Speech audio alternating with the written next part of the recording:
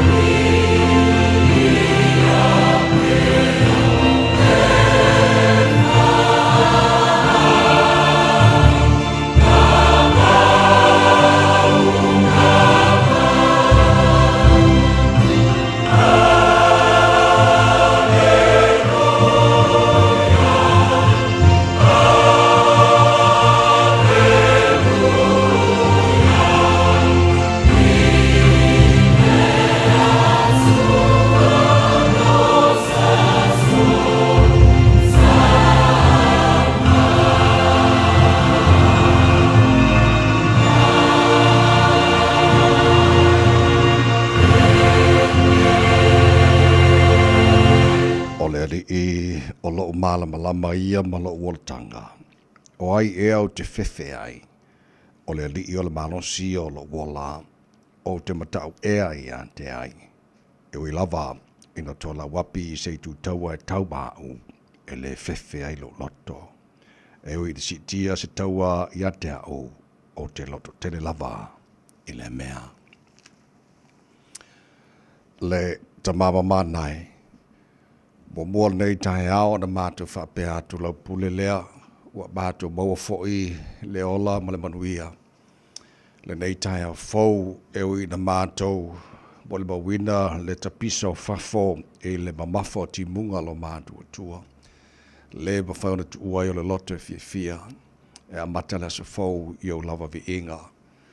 Mātou alangaina lo manu malore nei Taeao. Pese o vi inga lo mātou atua, ma mātou whape atu e pa ia lava oe le atua ma Malu. O oe le atua ma mana o le atua siri ese male matautia e le ai lava ma se tu sama oe. O le atua oe e ifo uma iai o mena e whaia e tu mau o lo walofa. O lo wha maoni e le li liu o na nafi o le so Taeao. E o lava ngata anga o mea ma lava.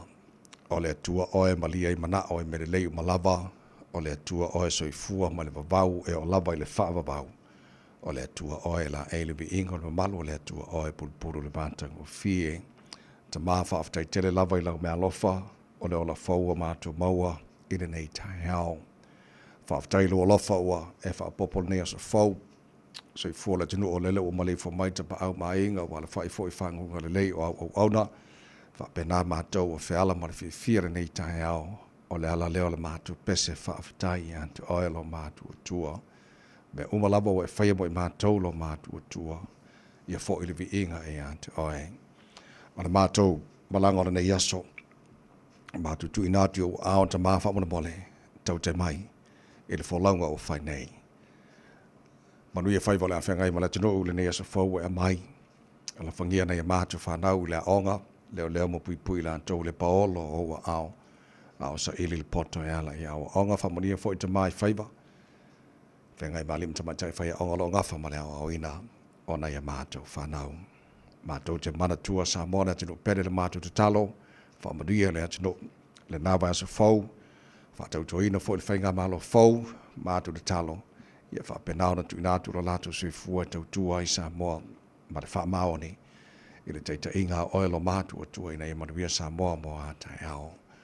Manuia ne mātu ainga ma ne mātu tangata uma le ngata i Samoa. Whapena foi le lala man papa au aiso se vaenga o le nei lalolangi. Ia mātou malau foi le tu malu muli panga ma le tapo inga ne mātu mātua tu a sinisina o le tunu i malu maonta malaora ni yaso ta mātai tōrua ina lātou le māwhana whana o au. Fa foisia pera lato se fu lau le tino siri lava ele anganga o me omala fara mato faia ne sa faulo mato tua ia mato faia lava ina ia foia tu be inga ia te oe tama family mai le tu tu ar sa mo ne yaso atoa wa mato wole mato val au ne me malava ala sa fa mana maro yesu ke vi solo mato ri mo mato fa ola amen.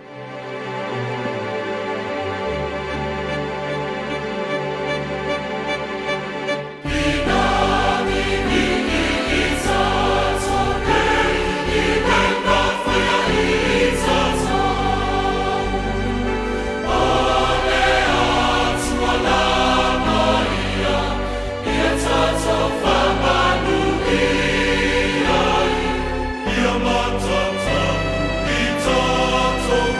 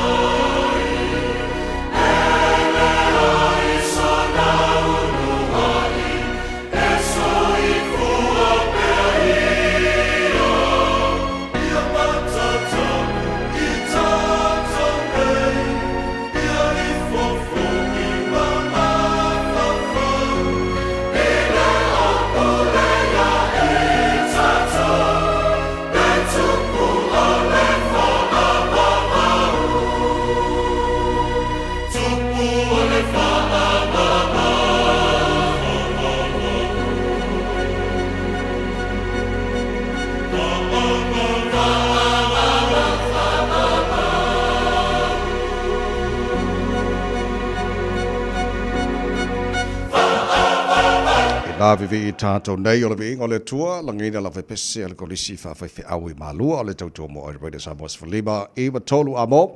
Saudi bai mo le tara pukalame Malu o le Taeao i nai se kone.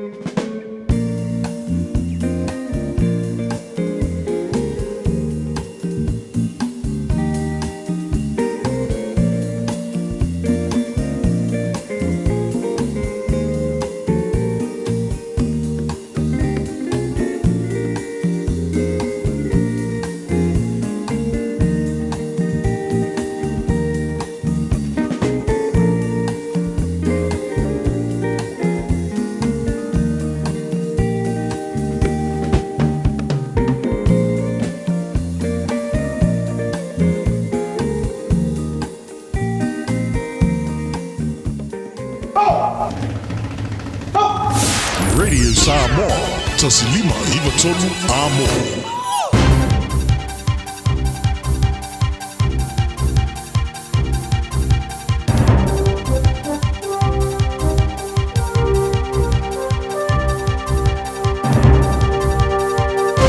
In this update, the police officer who was shot by Marakopa fugitive Tom Phillips reportedly had his life saved by his car windscreen.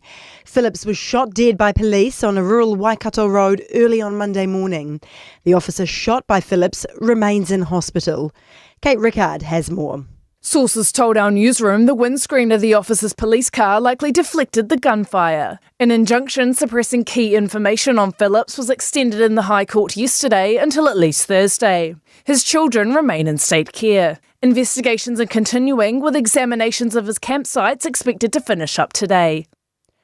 Overseas, and the FBI is releasing images of the latest person of interest following the fatal shooting of conservative activist Charlie Kirk. Kirk was shot in an event at Utah Valley University yesterday morning and later died in hospital. The manhunt continues for the person responsible after 2 people were questioned but later released from custody. Teachers have revealed they weren't consulted at all on new secondary school subjects.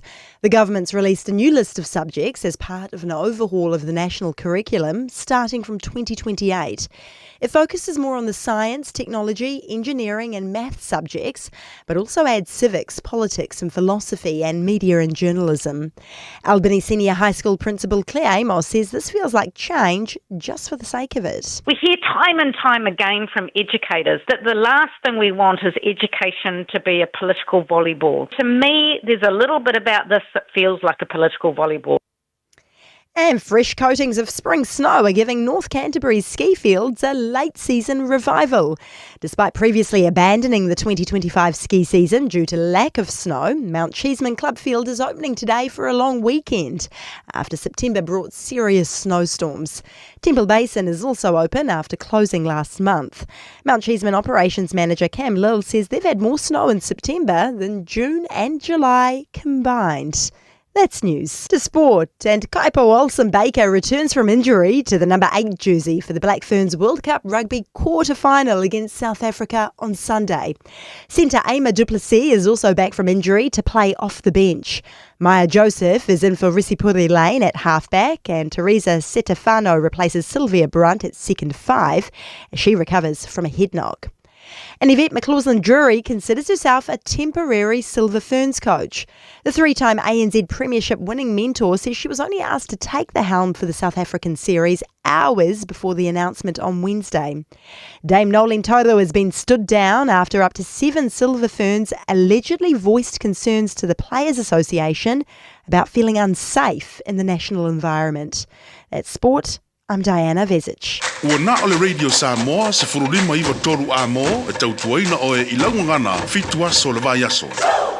Waboa o mo nei tai fo na ave vi inga mana fa tai lo tatu tu le langi lo na lo fo nei o tatu o le ni yaso ia mo fa ta lo fa tu fo le tino pele sa mo lo fa fo nga nei tai fo ma lo lava ia le sui fu o bria ave mo ma fa sagi le tatu ma tai le langi o tele lo na lo fa o tatu o le ni yaso le aso o fa le tu tatu o ma tatu Fiafia yai but le nga le o tatu ma tai le langi e oi le mamafo timunga le nei foi tae fo I au kila nei ia vi ia lava le lofo le tue le se mea nei o langa fa fa te se nei tanto ma le lofo tu no tanto ma tai langi e ala ia Yesu Keriso o tanto o ri ai ia nei foi tae fo ia manantu fa tano fa tu nei tae fo tupu te mali fa launga lau fu lo ma tu le to Samoa le lo fa vai lo lava lau fa ngarwenga le tua au na tofi al tano ma tai langi ia o fatura paulia so se vai au kilani ma sila ma so se tafora nei kelope a wale tau tu ino le tua ma le finagalo so se kane sia ia ua wala ui nei lo tu si fua ma ia le ano atu mo sa uninga na fai unga nei foi ia so fatara fatu ile fa funga mai fa tua ma tausi sa o ma tai malo so no ma fa na ro point tar fatasi ile nei foi tai ha fo ta lofa lava ia fa tai le lofa ta tu ma tai o le o mo malo tu si fua ma tu malosi wa ta tu si fai foi mnu na mala nei tai ha ia foi la ile bi inga ia te ia tau te mai no tātu matai I tātu whalaua nei aso ia ma tātu whalau le lalo na lofa o tātu iai nei fo ias whaleile se fulma lua I aso se tema o tātu whalaua le lua awhia lua se fulu male lima o smai lofa whangare porokala me manuala tae reina Samoa's whalima Eva toru abo ne whionga ngana mana tāsha vai lua so san mai isi ni o tātu Facebook mari YouTube reina Samoa sera atasi batea mana whionga pesta Taeao general sio ma tu ona nei tawai meni tu tuaina se pai ele tula hiva ele Taeao nei ia malolo si fomoria malolo su nei Taeao fo kama man Lange mama la sunga le ho tsavai I ia le tua wow lia le tawalunga o le nei fo I vai aso ia ina timunga le nei Taeao fa aftai le tua tato le nei fo talo fa Samoa le atunu pele sa sole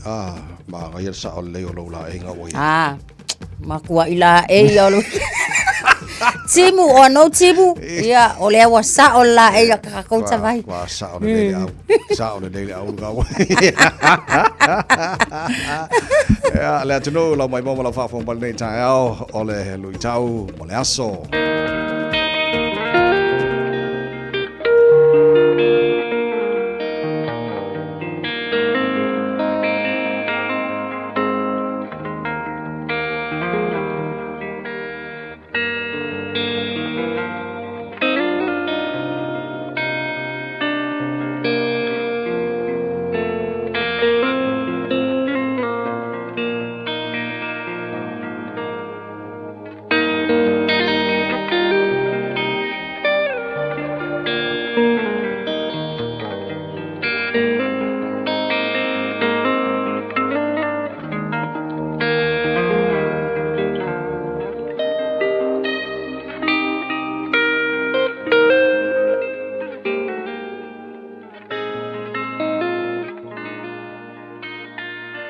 Lui tau mo le aso. O le fua e te fua ina atu. E fua ina mai ia te oe. The measure you use will be measured to you. Luka mata upu e ono, a olona foi upu e tolu se fulu ma le valu. Ia o tou fua i atu. E fua ina mai ai ia te o tou. E fua I mai e I lātou, ia te outou lava. I e pulu pulu le fua le lei. E lolomi malulu ina. E tumu masolo I tua. Awa o le fua e te fua ina atu ai. E fua ina mai ai ia te oe. O le fua e te fua ina atu. E toe fua ina mai ia te oe. The measure you use will be measured to you. O sea o ngā lawi loa le neia Yesu I lana launga I lunga o le maunga. O le launga lava ia Yesu I lunga o le maunga. O le anganga atoa e whaatatau I le mālo le atua. Ma momoli mai ai e Yesu le tele o ana o onga. E whaatatau I le hitu a inga o langa mo o mia. E tatau o na olai le tangata ua totonu o le mālo o le atua.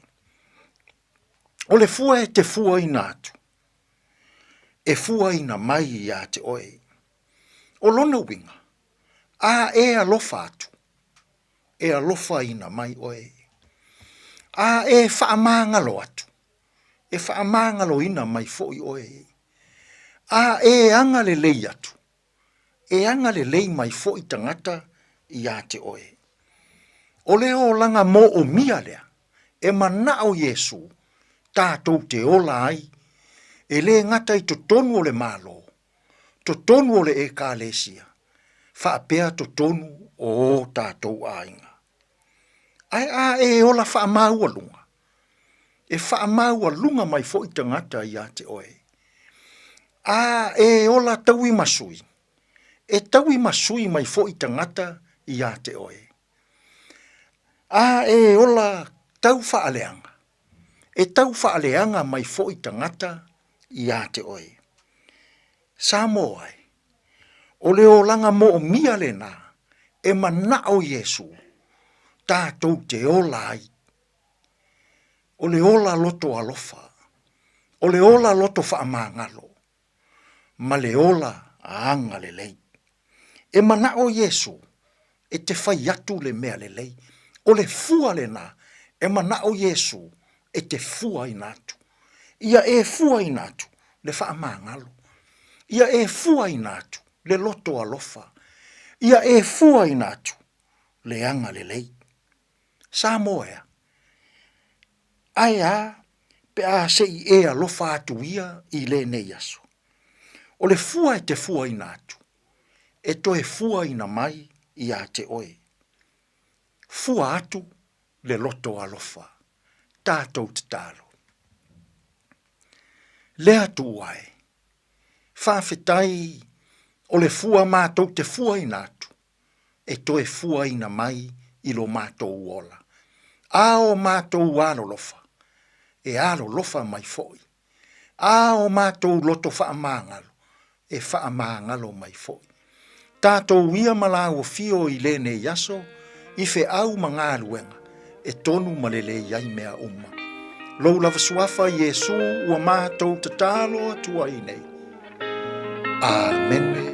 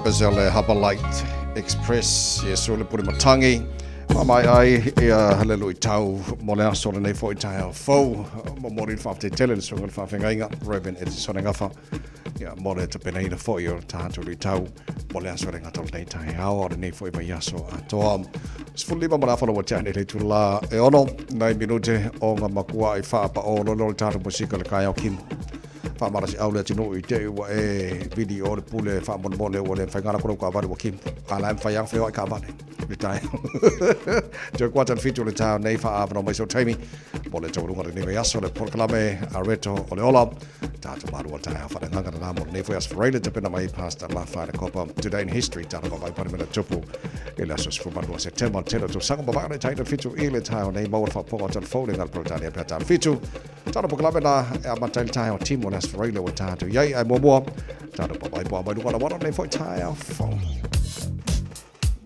Patalo fai apta vale le nei Taeao fo mai tau atu ia o le na fo yo fai lava si to ulu ia o wanga le nei Taeao o ye sela pata inga mo tato I lungo tato State Highway 1 le tato a wala lau Papa Harbour Bridge o lo mai tau atu o lea na lapta ia mai ma o lo fatu mau lapta inga lea mo le aso atoa le nei na amata mai na po o le a faititia po wa faititia fo ia le sawa sawa e pe ona le sawa sawa fatu langa ina I lunga o tato lanes e fa o lo matala pe lanes e fa a o le sawa sawa fatu langa ina ia o lea ua lapata ia ina ia faititia so mo tato e mana o mia le tulanga fo ile le nati ngaluenga o lea fo yo lo au mai ni so ala tele mafai na titua ia tato ia pe yo le fa nga ina lale na o le Western Ring Route le State Highway suma le ono ia ma le State Highway se fulu ma le valu ina ia fa ngofie fe malanga inga o le nei fo I Taeao lunga o le ala tele lava ia tato motorway si le nei taimi o le naolo o ta oto mai I se ta otonga fihi le mu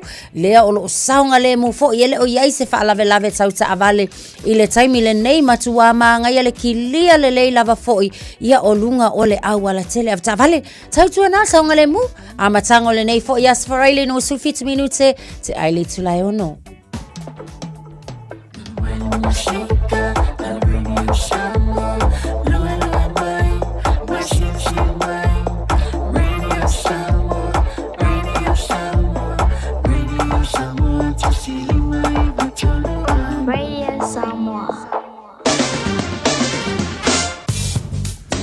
Pai ngā matala nei tala o tau mora nei foi Taeao fo mo tātou au ki lani no whanga whasalanga Radio Samoa o lo iei lapta inga mo timunga malolosi heavy rain watch mo au ki lani o lapta inga nei na amata mai le pōra pō midnight se ia pa ele tula iwa ele Taeao nei lo no inga lo ele wha moi moi pe tala iwa po le te ole iwa ia ua mau atu le malolosi o na foi timunga la tātou ti tilo a ieni swinga o lapta inga nei ia la fai fon fai lo mo lo Fiafia ele tautua Radio Samoa so lapta inga mo tangi malolosi o lo tu mau mo au ki lani Great Barrier Island and Coromandel Peninsula se ia pa ele tula iwa nei le Taeao ai se swinga la fai lo mo lo Fiafia au ki lani mo le so sfulfa o lo il malu lu nei vanga o le Taeao winga le tau le so ma mafa timunga ele nei fo iaso fa solo ina mama pa o timunga le Fiafia na nei ele taimi malosi le savili mo tātou I Kilani mai le tulangi mātou se sifo malu se 4 km le tulai niso vaenga o Kilani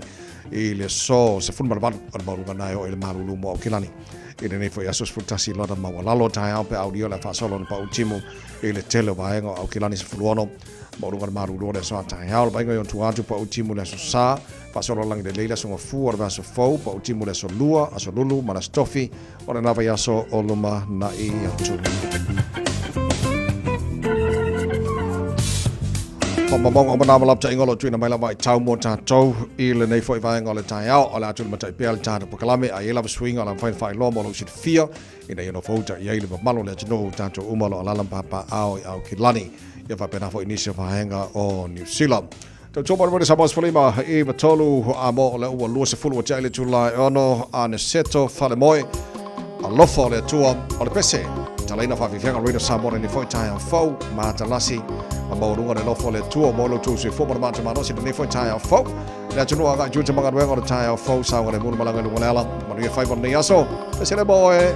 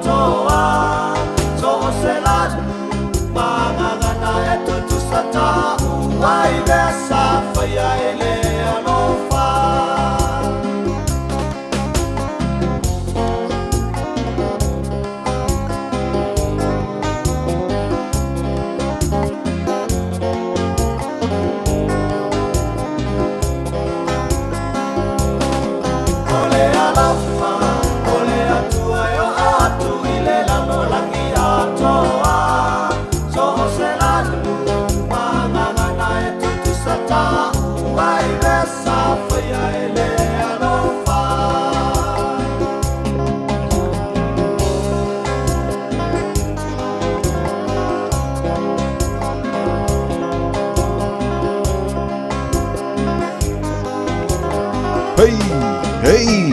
Oh! Halo. Los fulfalo o tia tulla e ono. Ma lo faftele tunu le fa tes mai tana programa le foi Taeao photo tele ta tu pa anga o fa fe line fa tala mai lunga le Facebook mari YouTube o de Samoa. E lo to fa fe line mai mulo to fa tala fa mai. O fa foi me fa mar si au mo le au fa ngalo nei. Ya wala to toino le tunu le foi Taeao o ka se ki mo ma ko ngi au ki lang ko fe. Fia mo marka ka re ki ke ka ya o so. maka ukir sa Amerika ka le. Ole, lau saula mai kai ba ko piko sifu.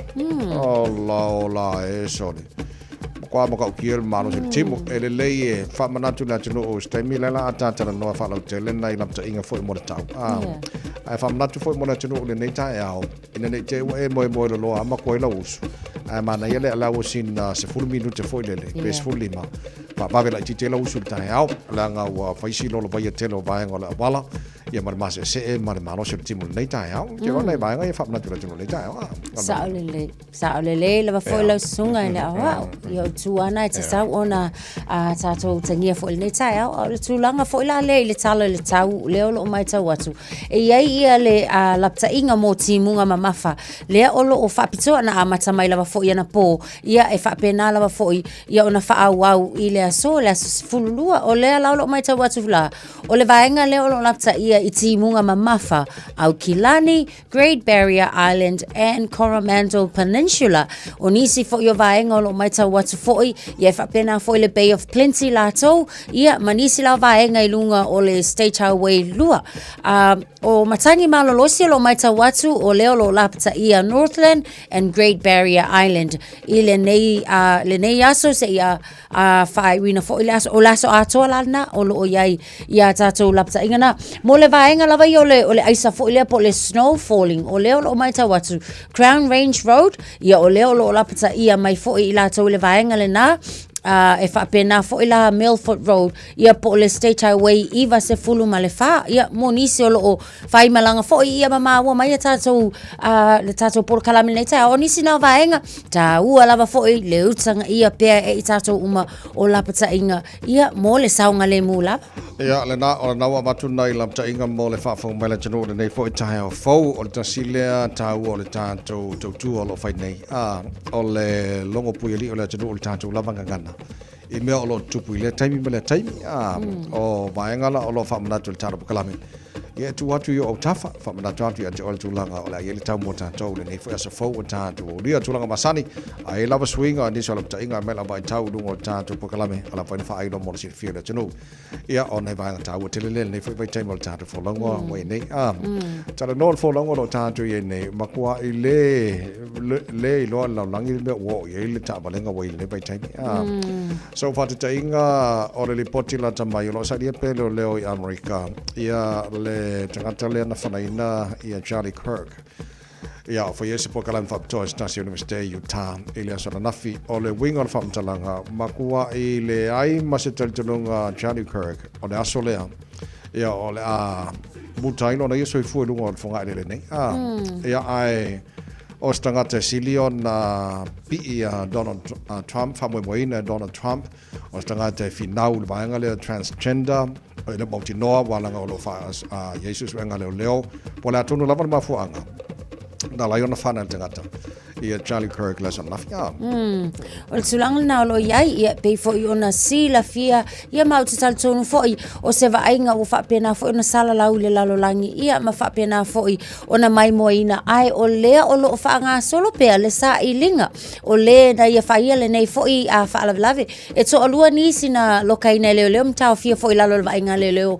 ina ua mai al whaalawelawe peitai ia o ila ua o le na fo ua toe tatala la ua ia o lona winga le iso la so tanga I le whaalawelawe le nei ai pe ona ta ua o Charlie Kirk o se tasi o tangata sili ona lawi loa I le tūlanga fo I lea tau debate I le whaalia o manatu malangona e pe lava fo ona moli mawina I nisi e iai nisi o filosofia e iai nisi o tō whamanino e to atele tangata I le mawhai ona o la tau whaaleo ina peita ai o le tūlai mai o Charlie Kirk I le vai tau o lona tūlai mai ua pe ua whai lea ma leo o tangata lau tele e leo langona o la tau leo e tusai foi o lana finau ia male moli mawina foi o ona tali tonunga ai le ngatele na ia o le vaenga lava foi tau polokiki e pei ona iai awa na tulai mai foi le taimi tonu ana amata mai le campaign a Donald Trump o le isi leo malosi sa iai le taimi o tau mawhai le campaign ia lea lava foi la ai mai sela o le tupulanga tara vau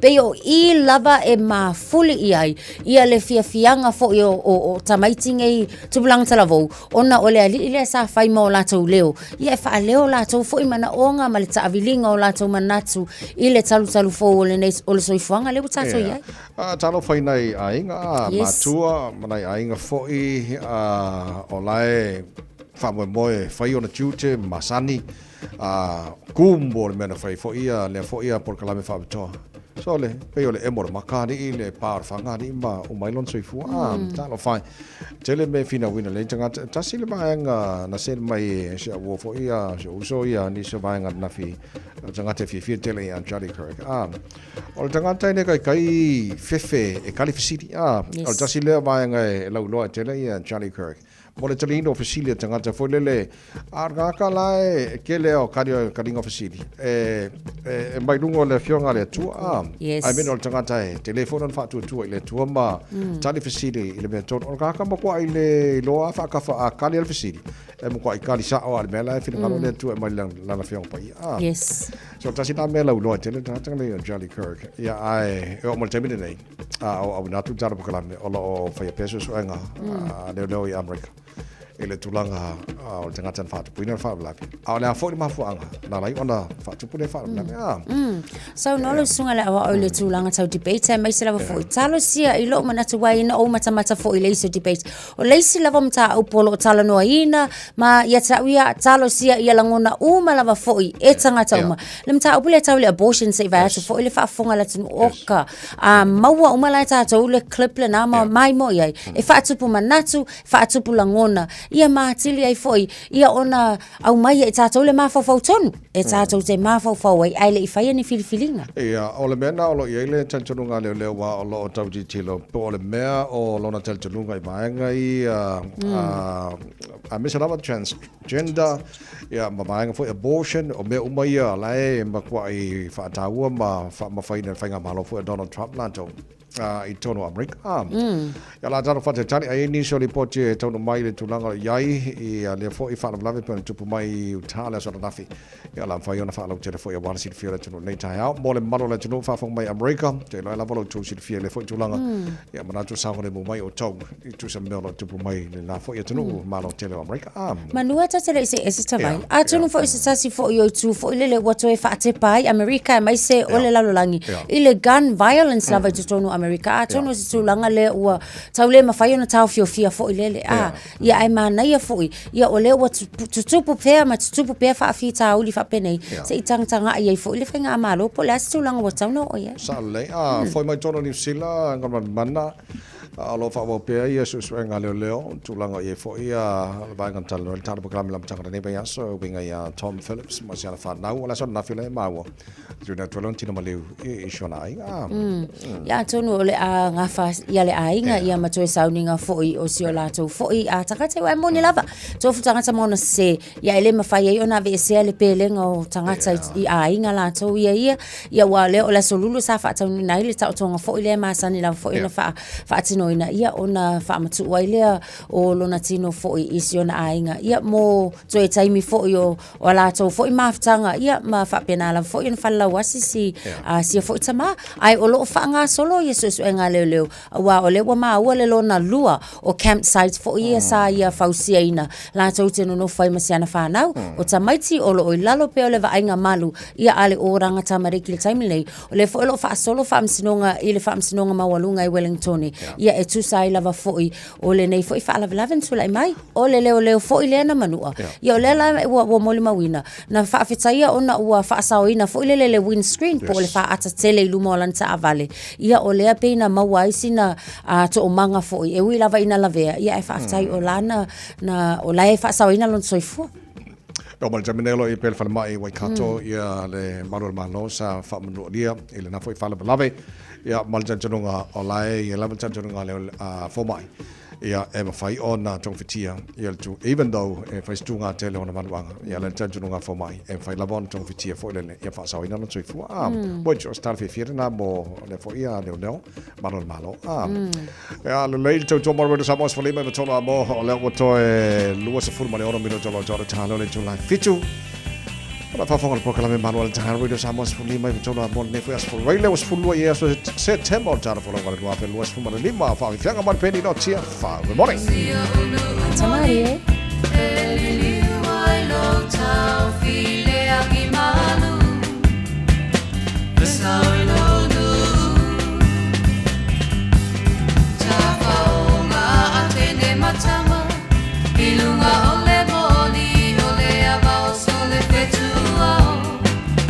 Samoa for Iua Le Masina e Wawaia I Lunga Maunga Ano Foa Ui Lauli Mo Uma Whauwhaunga Ai o Tere Whaanga Loina Ola Upele Tasima e Tutuila Le Lao Samoa E Pupula Mai e Ato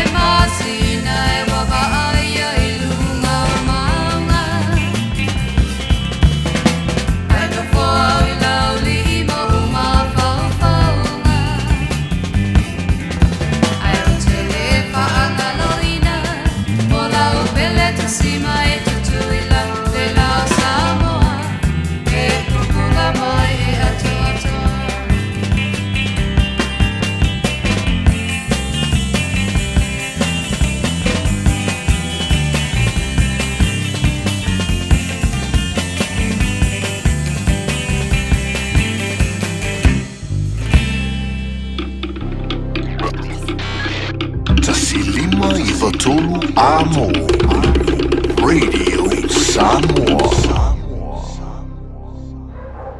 It's tough when roaming dogs don't get claimed by their owners. Often they're unregistered, so we have no way to reach them.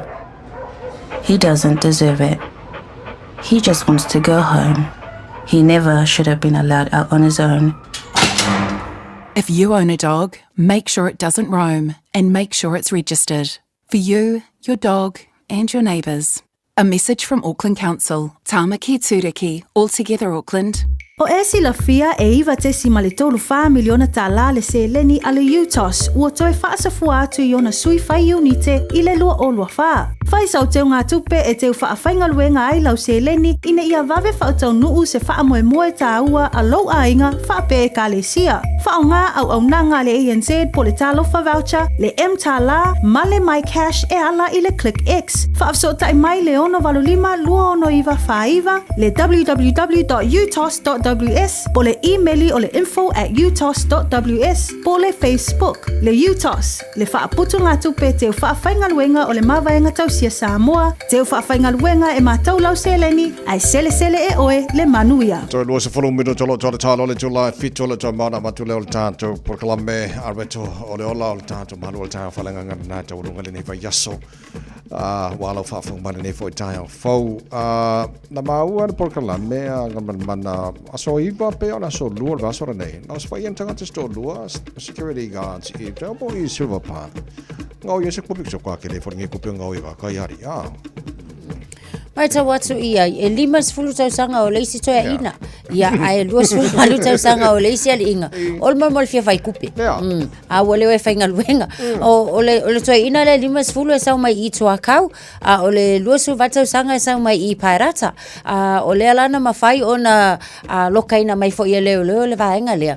Ai pei ina ua maa he ai, ona whaatau nuina, o leo so whainga lena whai i Fiafia Park i le mall. Ia wa atau le transit. So lona winga le taavale fo ile o le ave ai ia tupe nei. So o le la wo mo li ai le vaenga le ai ile mai tau atu. Elena o le paule o le la solinga atu la fono ua whaatau nuina.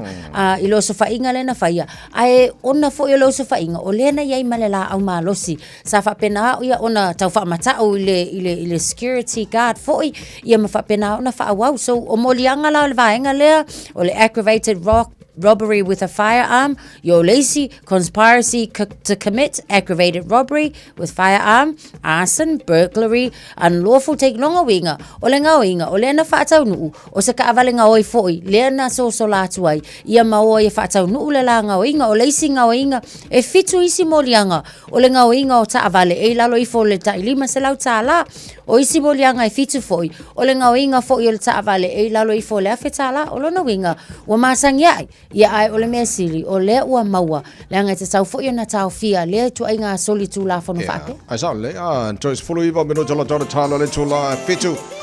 Mai anisho Fiafia o le Taeao, so mo le se tātou li foti manua o le awala. Ona tuina tu lo le o le tātou Malu o le Taeao whananganga a reto o le ola. Mo le nei Taeao, te pena mai le sunga pasta ma whaera kopa. Malo se fua! Tau sahi fuga o la au.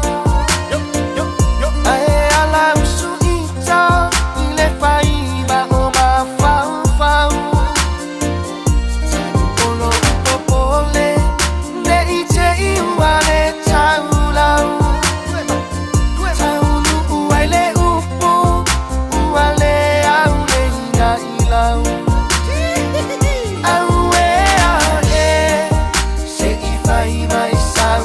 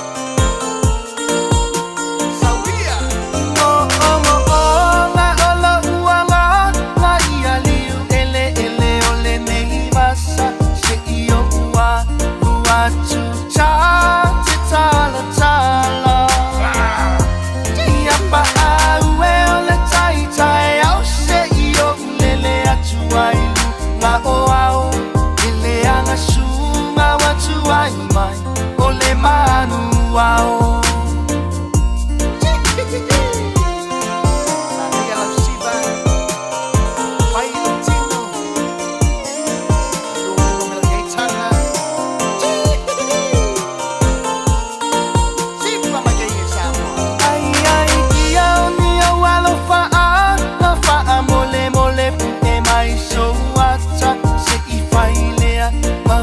la au ilo uanganga Etse si au limalia ifa alele mai ile matang ele anga sunga watu ai mai ole va afi au se ifa mai sau ayuli mai kasa etua ini mala Etua imanu Sau fugala upele Sau masina ipuba imalu Se inu ane ai Tama olenu Radio Samoa Tasimai betolu Amu Radio Samoa Tasilima tu. Amu.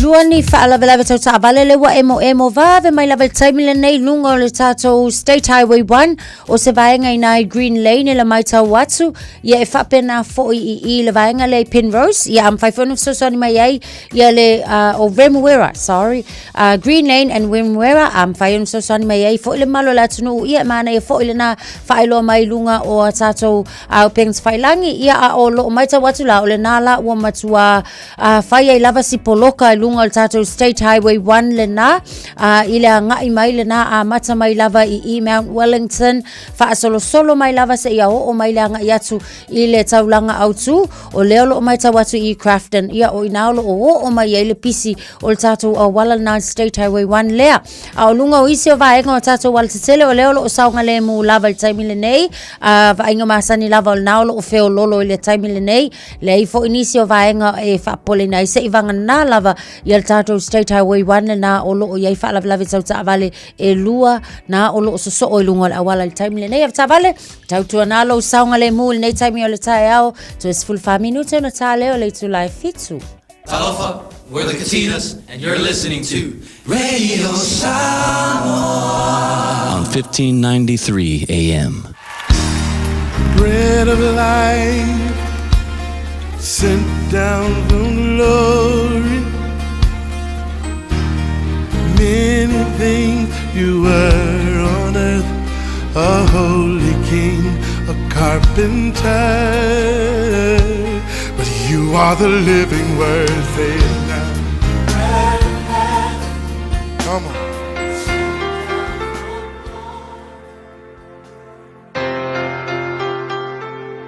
O te whawhiloa i tātou tinu mai tātou podkalami o le areto le ola nei fo yaso ia whaatalofa tu ia te oe i le suafa manumalo tātou ali i whaola o Yesu. O le luar konito e whai upes fulfitu e whapea o lo matou le manatu natu i mea ua vaaia a o mea e le vaaia a wa o mea ua vaaia e ngata mai a o mea e le vaaia e whaavavau ia. A le upu mo o e nasol nei ta pena mo lo whaavavau. E whamatalanga ta malo i longa fo ilea pilionea e ngoa ia Steve Jobs. O ia lea na whaavaina le me whaile le Apple Company fo ilea whai mai ai le iPhone. O lana tala ia na whai ina ua lata lawa ina maliu. Na maliu o ia i le 5 maleono o na tausanga. Ia o na whaamauina leo lana saunoanga mulimuri sa whai lunga lona moenga whapea. Whai mai lana tala.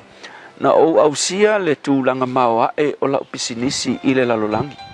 Peitai, mai le nei a whaeaina, o te le imawaina le oli. Ina ua o ta oto i le moenga ua o maiti ngaina, na o iloa ai, o le lau iloa ma le oa, na o maua, e le ai so na winga, ina ua o latalata i le oti. ele i mawhai lana oa o na tauwhia lona ola ia ma whaatauina lona ola. Lei te o whai mai le whamitalanga whai la Iesu se a le au ngā i le tangata pe a whai na te maua le lalolangi uma ai mau lona ola. Ini si upu tu so whai mai Iesu se a le au ngā e te maua ai mea uma e ke mga o ai i le lalolangi le nei ai uma i whonga e ke le maua le mea sili na tāua. Wa lusi lo soul o le soul o le tangata moni i te tonu ua e le maua le whaavavau ua vea le oa malkamau ai ngama mea ua e le amana i ai le tangata moni i te tonu e i ailo na whaavavau o le manuia e whaavavau ke lo le o langa le nei o le o langa le nei e pu'u tele peitai e pu'u ai makuata ua lava le kaimi le ke ola i le lalolangi le nei a wafo ila o lo ia i le lalolangi le nei le kaimi pu'u le te olai o le ava noa le na watu e le tua ia te oe e ta penai oe mo lo whaavavau e lo le mele ke anga e kuai e whaavavau ai whaalawelave e lua taunu unga o le whaavavau o le manui e whaavavau ma le malai e whaavavau o le awa onga le ala tuspai o le manguia e whaavavau e ke le maua i le tele o ni mea e te maua ina i le lalolangi le nei ai e te maua i lo talia o Iesu i lo wolanga ma maua se taimi o lo wolanga e ke whirwhiri ai e whaafio le ali whaola o Iesu i lo wolanga e te wha maua lalo ai i a wangasala ma e whaatuatua i le ngaluenga ma e ana i e whai e sa taura mo oe ina i a totongi ina wangasala ke loa o le mea siri le nā na tāua e le leanga le oa ai whako a leanga pe a avea le oa ma mea te maua o le mamalu o le tamau a inga o le maualunga pe a avea mea nā ma mea e whaalawe lave ina ai oe i le avanoa e te talia ina ai Iesu ma whai se whirwhilinga e avea oia ma lii ma whaola i lo olanga te le tangata ua misia le whirwhilinga tā ua le i le olanga o ngā ua pupu tele i mea o le olanga nei le tua ma tu te talo ma wala au i lau fio ina ia awana i whaasase ina i mātou le oa, le maualunga o le mamalu whai ma mea mātou te misia i le awa noe whiri le mea siri na tāua o le talia o Iesu i o mātou olanga mō lo mātou manuia e whaavavau whaafitai Iesu. Amen.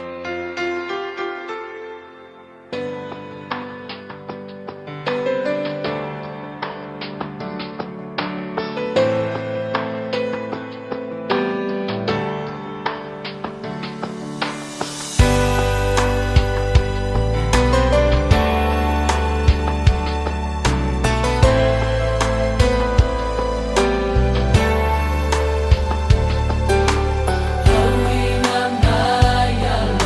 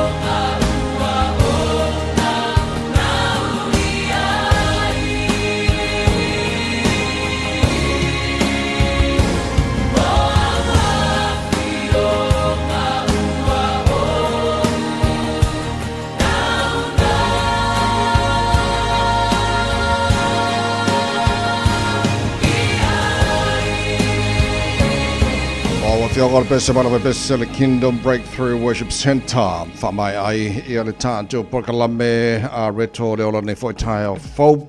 Taurunga fo le nao proklame mōre nei fo iwa yaso a toa. Mo mori whafte tere lava. So Pastor Lava e kopa mo te peneina o le tātou proklame a reto o le ola. E le ngata o nei Taeao nei fo iwa yaso a toa. Tau tō mori wera Samoa for lima. Iba tola a moina mo tau mino tola tola tāna o le tu la e fitu o le asos. Fulma no se tema. Ani mena tupura nei yaso. Tau sanga o bye.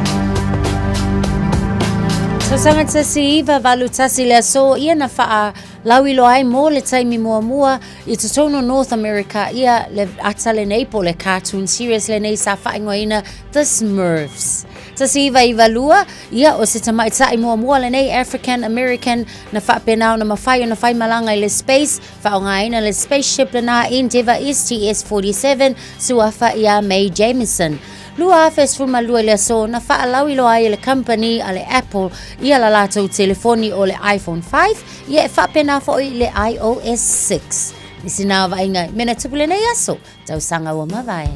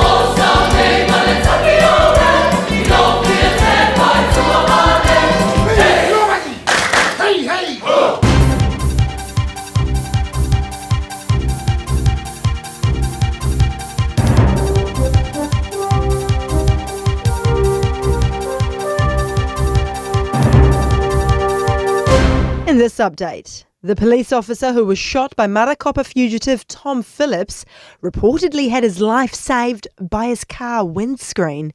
Phillips was shot dead by police on Monday and shot the officer in the head during the standoff, who remains in hospital. Sources told our newsroom the windscreen of his police car likely deflected the gunfire. Meanwhile, an injunction suppressing key information on the case was extended in the High Court yesterday until at least Thursday. Phillips's 3 children remain in state care. Authorities say they're making significant progress in the manhunt for Charlie Kirk's killer. The conservative activist and Donald Trump ally died after being shot at an event at Utah Valley University. The FBI is now offering a reward of around 170,000 New Zealand dollars for information leading to the identification and arrest of the culprit. Utah Department of Public Safety Commissioner Bo Mason says they've recovered a high-powered bolt-action rifle and have good quality video of their latest suspect. The suspect blended in well with a college institution. That individual appears to be of college age.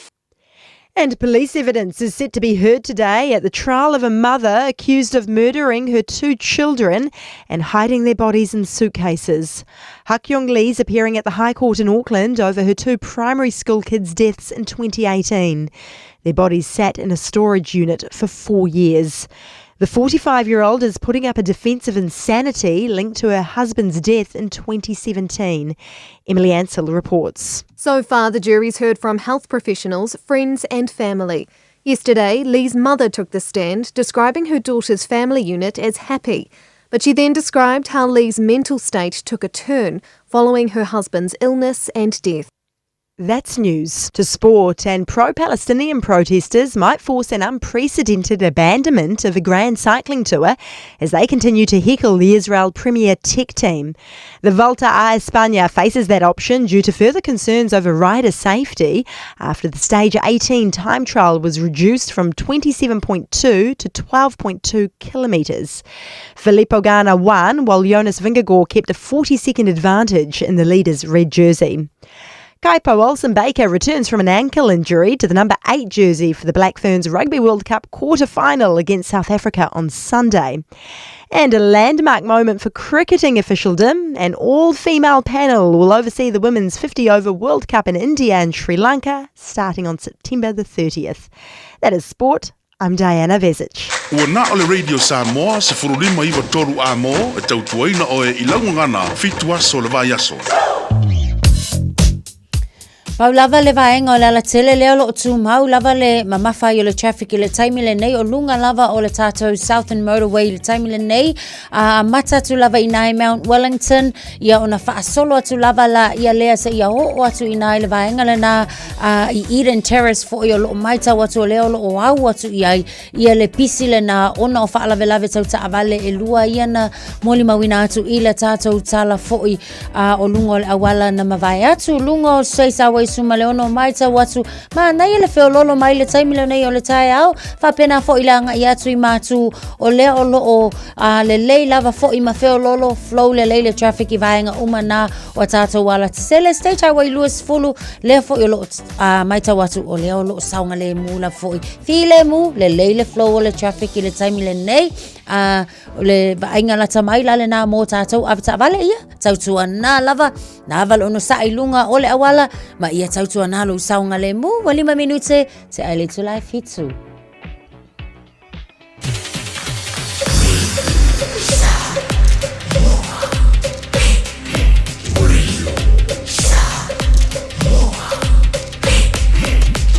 Tasi limo i votu amo.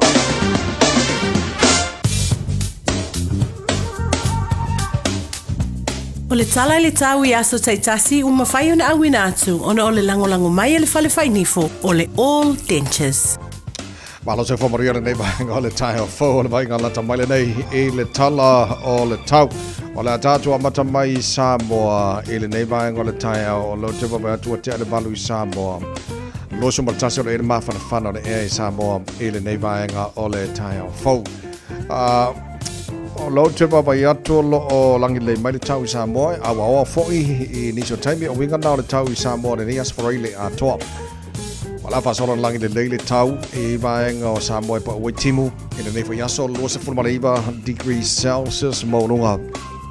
O le ao I le bevela I Samoa le ni asfareile lo se marwhai lona mawalalo le o te mamau. On tātou fsatai fwoi le Samoa le suri o le tātou radio Samoa I pia le whianga ngā malmana tumarawao te ngā whaia tipi o te ngā whaia.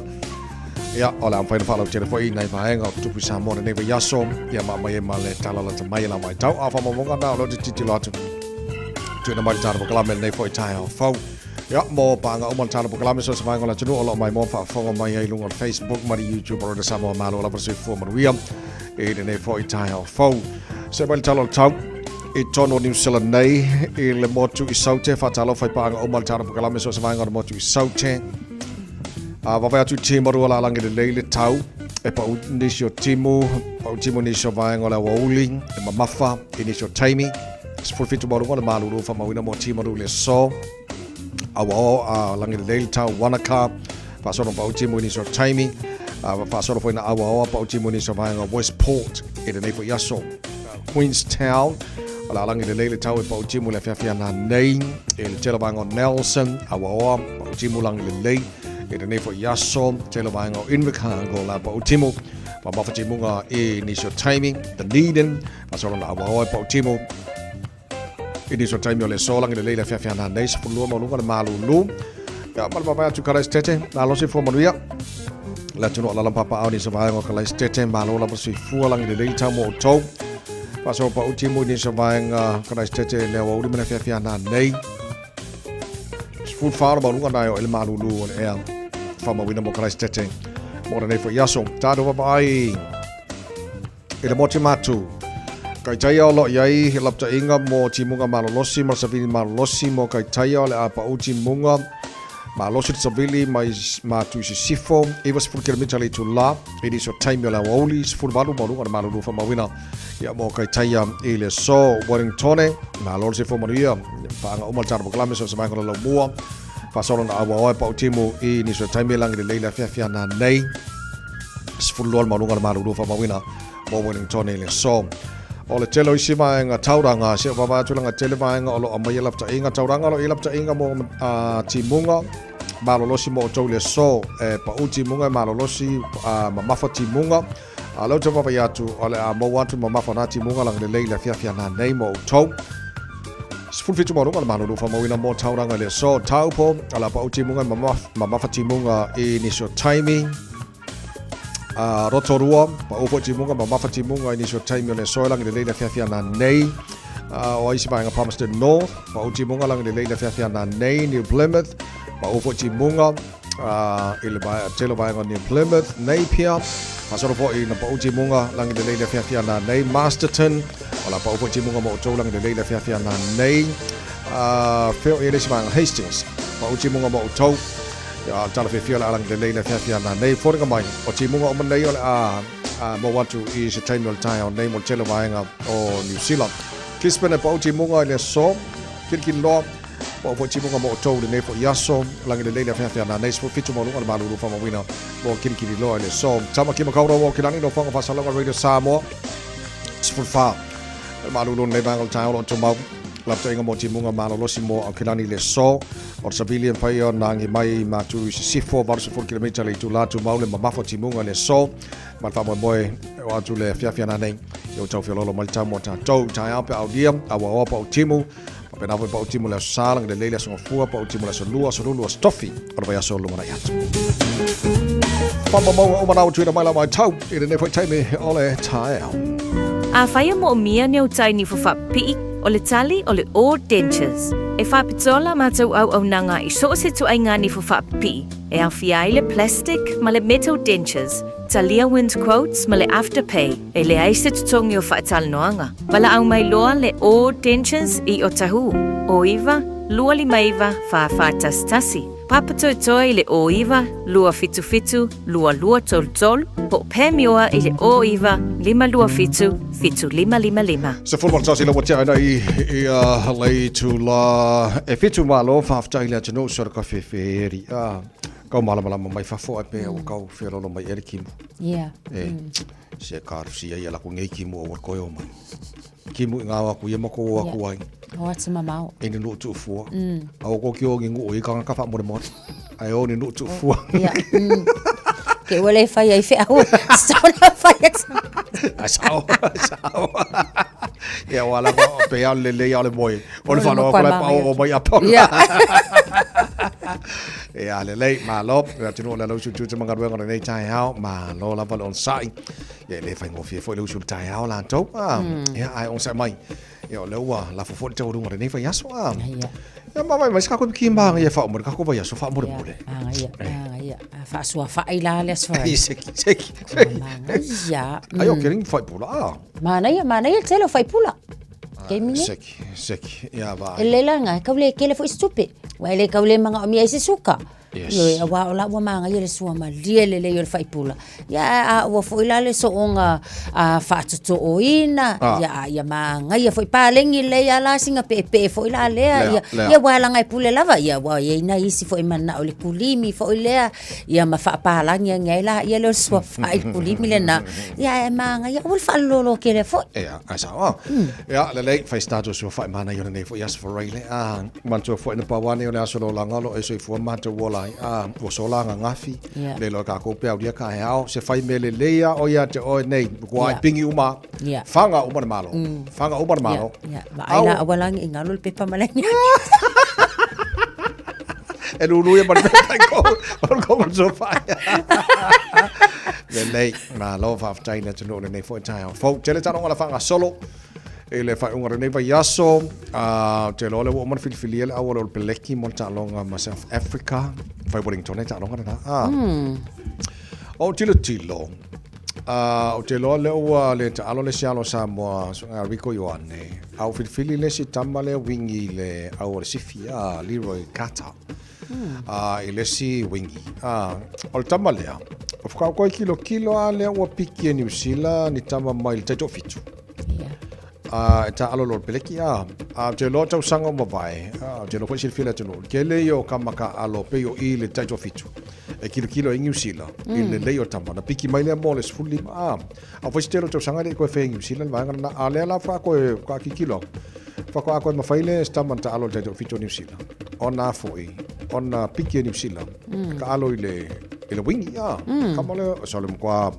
ole mo kwa le leo ka alo ka le so Leroy Clark yes Leroy Kata Kata sorry yeah so ole me te lo mala wa te lo me fo le fo awotene ole te le fo io tene ta alo il taito fitu international New Zealand le fo piki New Zealand la to audes fulima le black ferns o tama nei matene o mala le so skoinga malaika alo ia man to sa ka alo peka yo pe fios la wafika ka maka ya so o tangata la nei po fea o ka alo o makwa malamba le ku inga audience la yai or ko inga malaika alo tu so o makwa malamba le ila to te no manga na fa mo lu New Zealand le kelele tu langa wa fit la to ne ta alo ya ai le na o ka ko o pele ki nga o mo piki nga ya o ya o li so ka ko pele o te lobri ko yane lo ta alo Leroy Kata le wa piki e ka alo le si wingi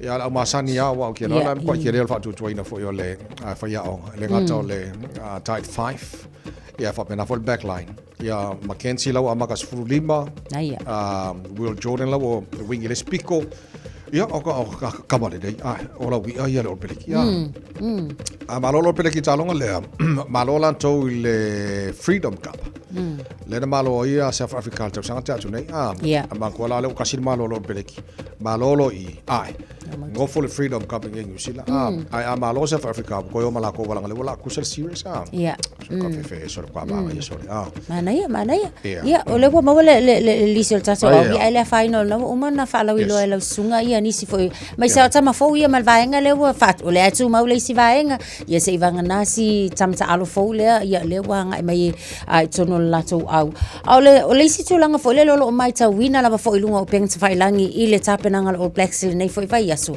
ole awai atu le ole sunga fo ia Richie Makoa ia lato tapenanga ia mai se foi ole sau ni uninga ia o tama waile ngata ile fitness ia ole mafau fau foi ia makua lava le malo sul mafau fau awale fatinonga wa ke faku ole talonga le fai Wellington e fe lolo fo ile pressure ngai kamai lunga nei au kilani ngai lolo pressure le la ia ila loi o ile talonga ona e sa ona manu malo foi ile malai Wellington e pe ona fatinonga a mesele talonga le lo ngaso asa le so isi talonga la fanga solo quarter finals ole ipo la langi lo fanga solo England au te lo quarter final New Zealand ma South Africa te lo pon al pe au ke lo va vela sa e fai quarter final na quarter final lua Canada ma Australia o le sa yo por aso fora na te me tatou quarter final on tolu na falani ma Ireland ya mal quarter final on mori o England ma Scotland so va ngara na quarter finals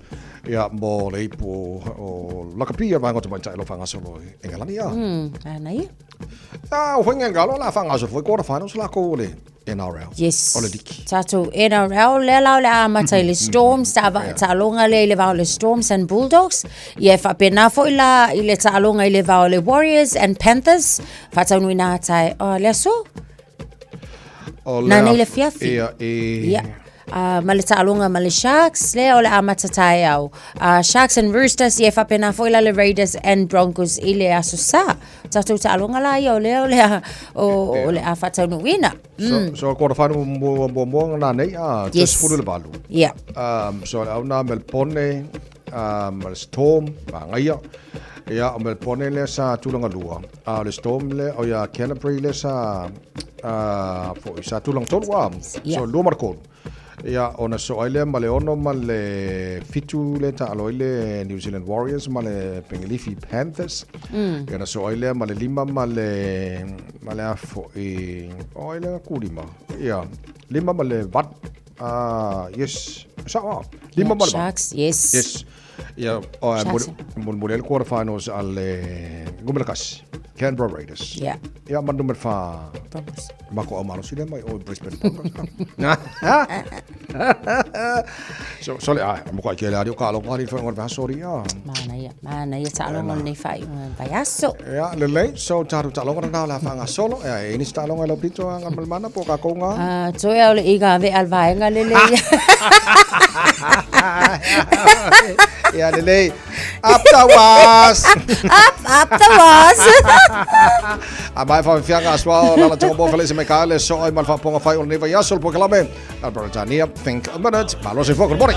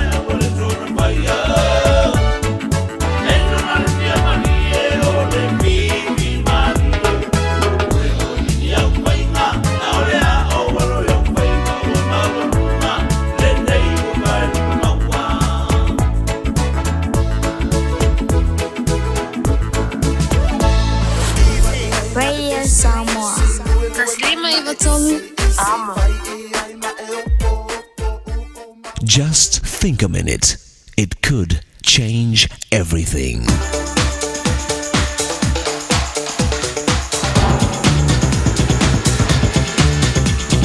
Think a minute. The famous scientist Albert Einstein did not always follow social customs. One evening, the president of a university hosted a dinner to honor Einstein and present him with an award. Einstein was not scheduled to speak at the dinner, but after he received the award, the audience began calling out for Einstein to give a speech. The president asked him to come back up and say a few words. So very reluctantly, Einstein returned to the stage, except this is all he said. "Ladies and gentlemen, I'm very sorry, but I have nothing to say." Then he sat down, and a few seconds later, Einstein stood back up and said, "In case I do have something to say, I'll come back." Well, about 6 months later, Einstein sent this message to the president of the university. "Now I have something to say." So another dinner was held, and this time, Einstein gave a full speech. There's an old saying, if your mind goes blank, don't forget to turn off the sound. In other words, if you have nothing to say, then say nothing. Someone observed that wise men talk because they have something to say. Fools talk because they always have to say something.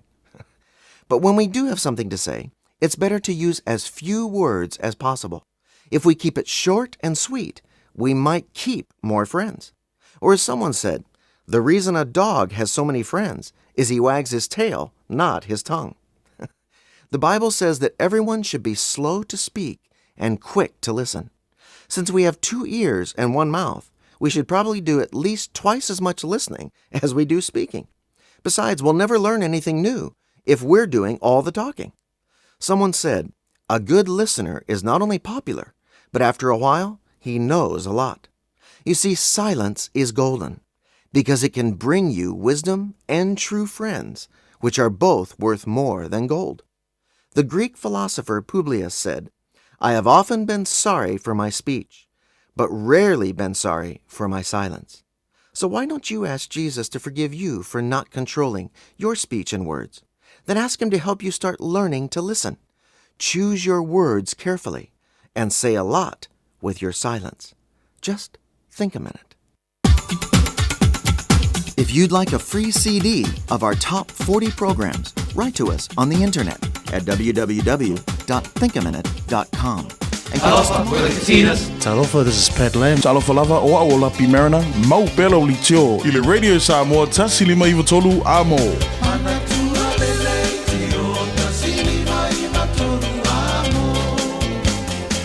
Lo sama le bala wachale tulai petu ngon ban bana lo fatis mai le fenga le aloli ia le sui fo le tanto Radio Samoa i pia tanto tara no ga fa ngora ne vaso tanto ia. Hatalo fatu le nei fo Taeao lo fionga la lo li ma lo le soi fo manuia io tato yal tawlunga le nei fo vai yaso. Soi fo manuia te sala ban so pe po sunga te poi ma lo le usi ba lo bonga. Ma lo le sui fo fa taile tu tato filo de nei Taeao fo. Ja, le lei on tato amata mai ia wa le na ma wa sa fa nga solo to fa te win fo I o palo tani so tu ma lo yo te lo va nga ye sa fe nga I male atu fo ne va ya so ka ban mata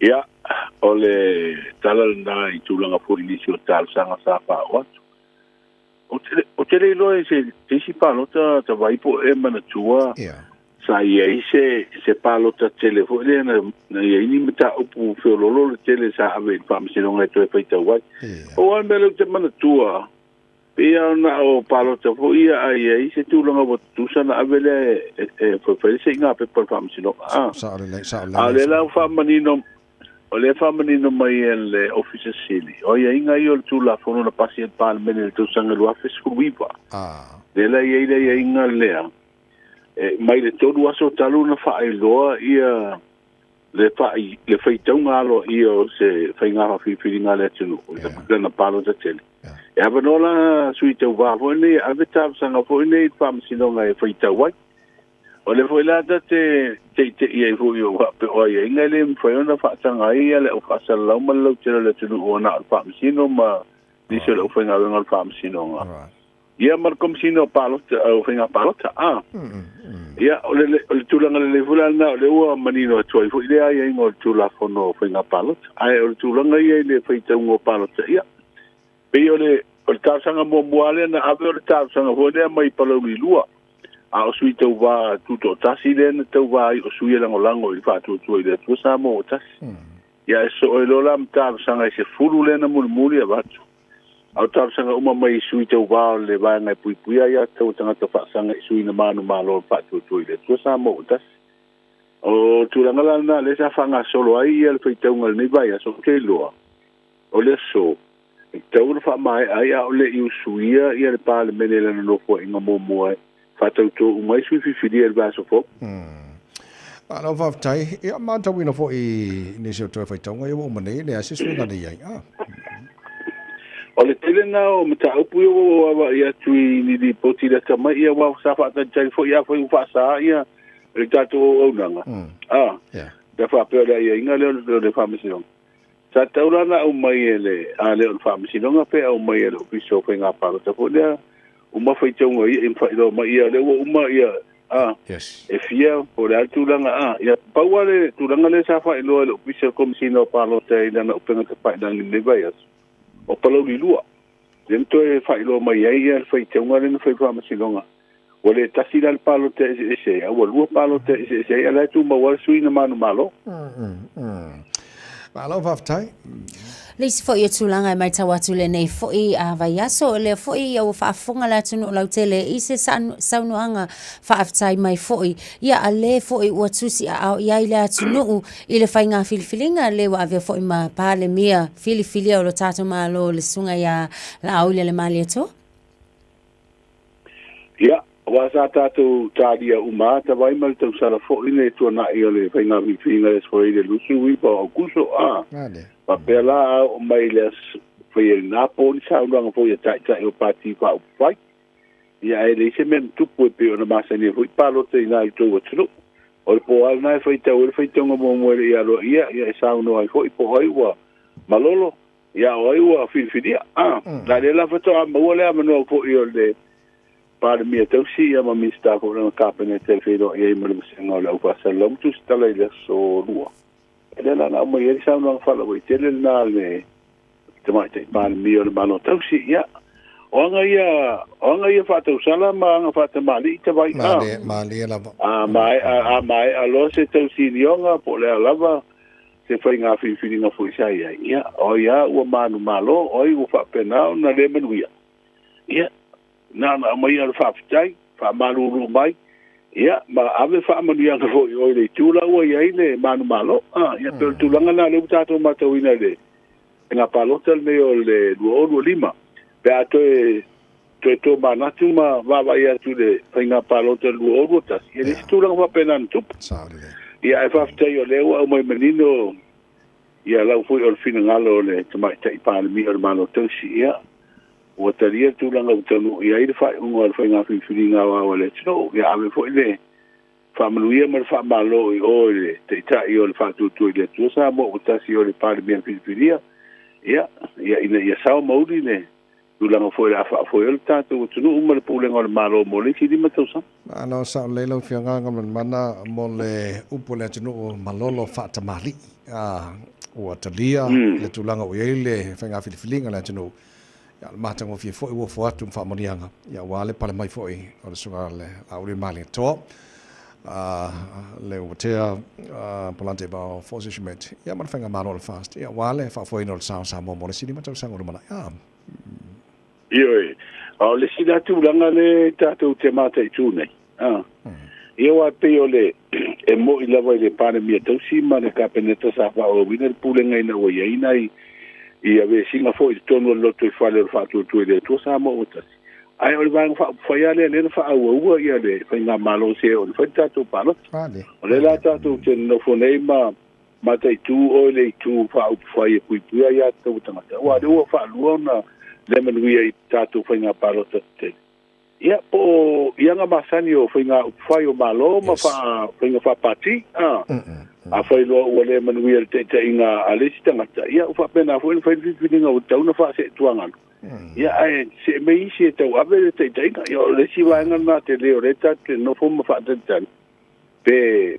la se te me au me se fininga lo fo yo va nga pu ia tau tangata wa le manino la tau fo le la to e ave mai tuanga yo malo lango atu fo ia i tuanga ia te mai te pa le mi malo tau si ia manai na suie to lua to lua da to ia wa o mal terminate o mai lo mai se tala isi sui tu to tasi le malo pe tu ma we pe tu to tasi pe na ngolanga tu o le tu fa o malo Malo ngal mana to talir va so fo le so lo na va yaso o suia ho lo e parmene lons fulbalu a le malo Samoa tato ba mai po e pe ma fa nga malo fo na fa wa nisi o a fo ngal wenga o mon fata oto ia fata se manisio lanto ana vatau sa fo le nai e fa palot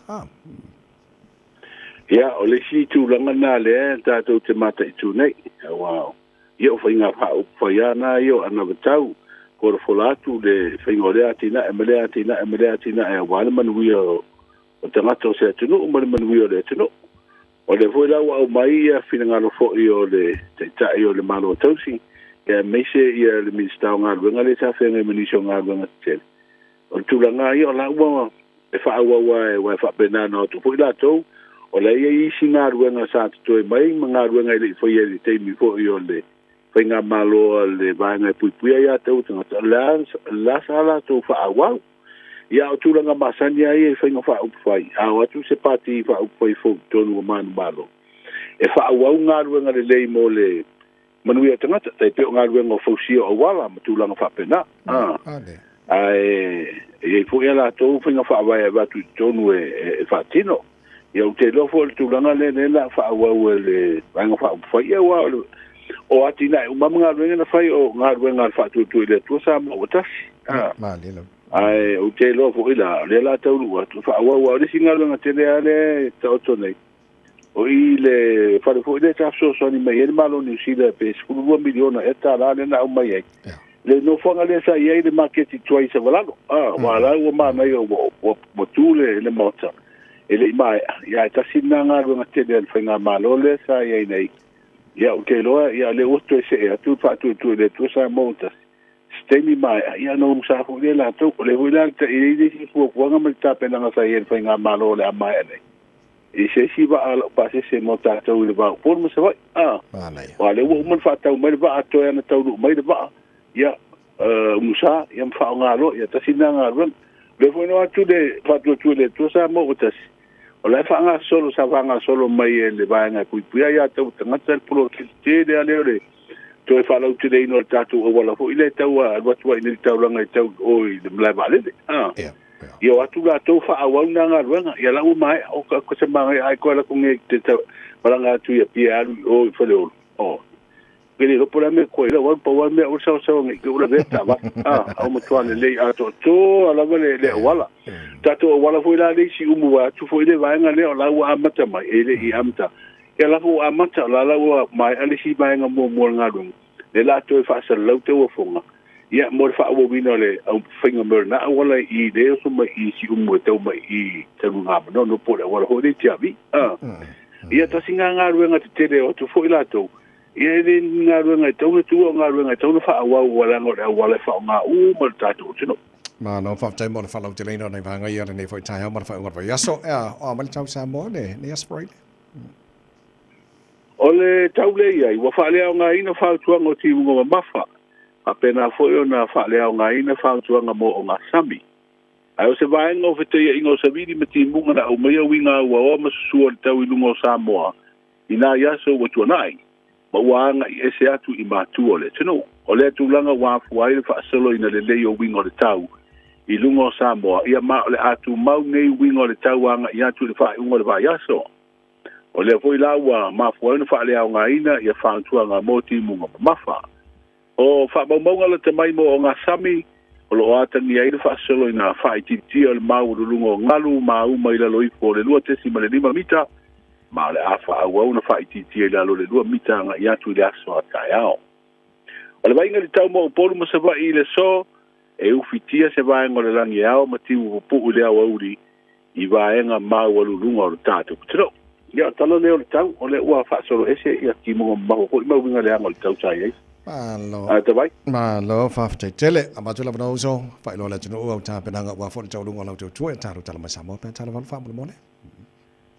Ia o le tau alunga o le tātou o nanga fo i masani, ia o le tala fo i mai le whaamasinanga o le tātou i whaawau le asa nafi, ia le suesueina fo i o mōni mau a leo le whaamasinanga fo i o le tamaita i tusi solo, ma tala whatu, ia papali i siafi keo. Ia tasilina waenga o le au nanga e tau alunga ai, ia le nei vai aso ma le tau tua. O le fo i bua tāpā e whaamasinanga whaitu malo mafo anga o le toi tāro sanga ino seisi whai tau ngā pālota e pia o le whanga solo. Mai le aso lua le nei vai aso. I tā longa o leo wa tau sini o le tāpusanga la kapita i tō fitu o le te wila, ia seurua i au a tamai tā i wa masi i mai le tunu o Australia. I le tātou manu Samoa. Matala noa na po mal te malang. O le wato e te penal tato o la kapia e whairoa i male au malo si Amerika. E sa i deiso na mano i le ipolo lang, o le talonga leo fua e whai e whai ngore vai aso i Amerika. E pia le songo fua le Taeao le i a tato i nai New Zealand ma i nei Samoa. E le talonga na i ala o le matala noa la ma te malang. Talonga na o le talo i ei.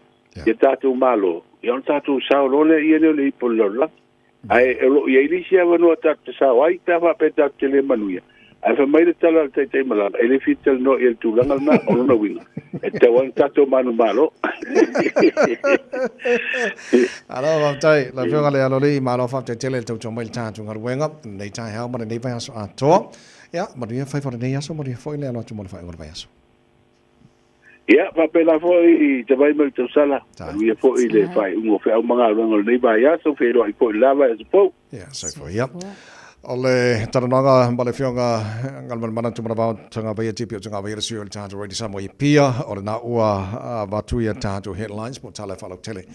Ile tolu ngolan tu pia tala balu e le town. Nei tu mo ready Samoa fle mai tola mo family angos fara on nei Taeao.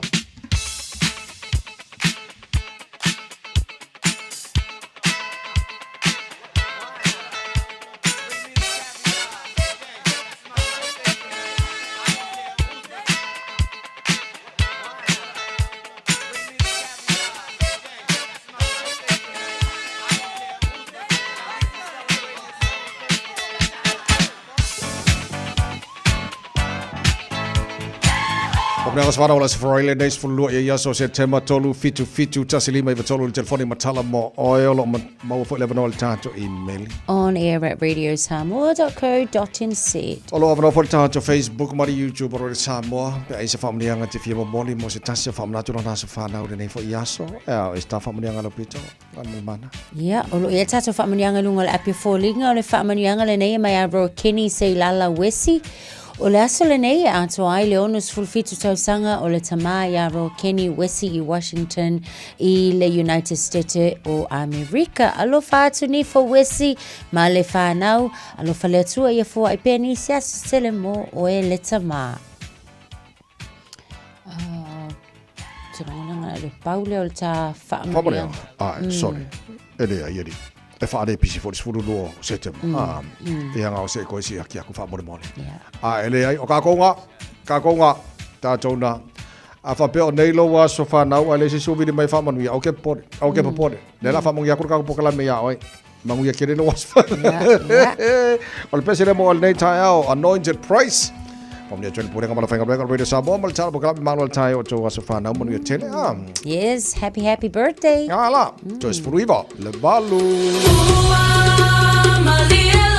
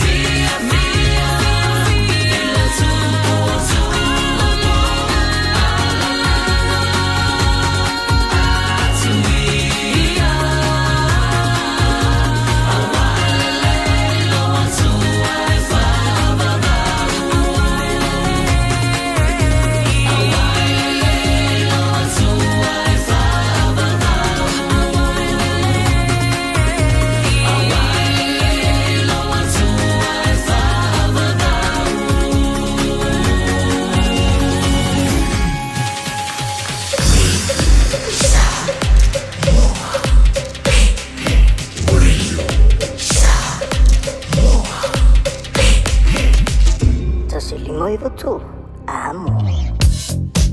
Ni se vaenga o lo matua mamafa I lunga o le tātou traffic le taimile nei, papkura to jury o lo mai tau atu o lo faisi mamafa le traffic, if apena fo I lunga Pakuranga Highway, mai tau atu e Ellerslie Panmure Highway o lo faifo I sipisi le taimile nei, Penrose, ia ma le vaenga le na Mount Wellington on State Highway 1, lunga o le tātou Southern Motorway o lo matua fai lava fo I si mamafa o le traffic le na o ai I le taimile nei o le Taeao, ni se vaenga o le na lava o lo saunga le mu ia mafeo lolo lava I le taimile nei o le Taeao ele o iai seisi fa lava lava tau vale fo o lipotia tau lava o le avata vale ia su mau le tau sia pe o le saunga le mu le nei taimi o le Taeao ia e maua mai e tatou fa sala launga I te tono lo sa to is for 5 minuto na tale o le tula valu Talo falava o lapi marina mau belo li tio I le Radio Samoa tasi 5 tolu amo.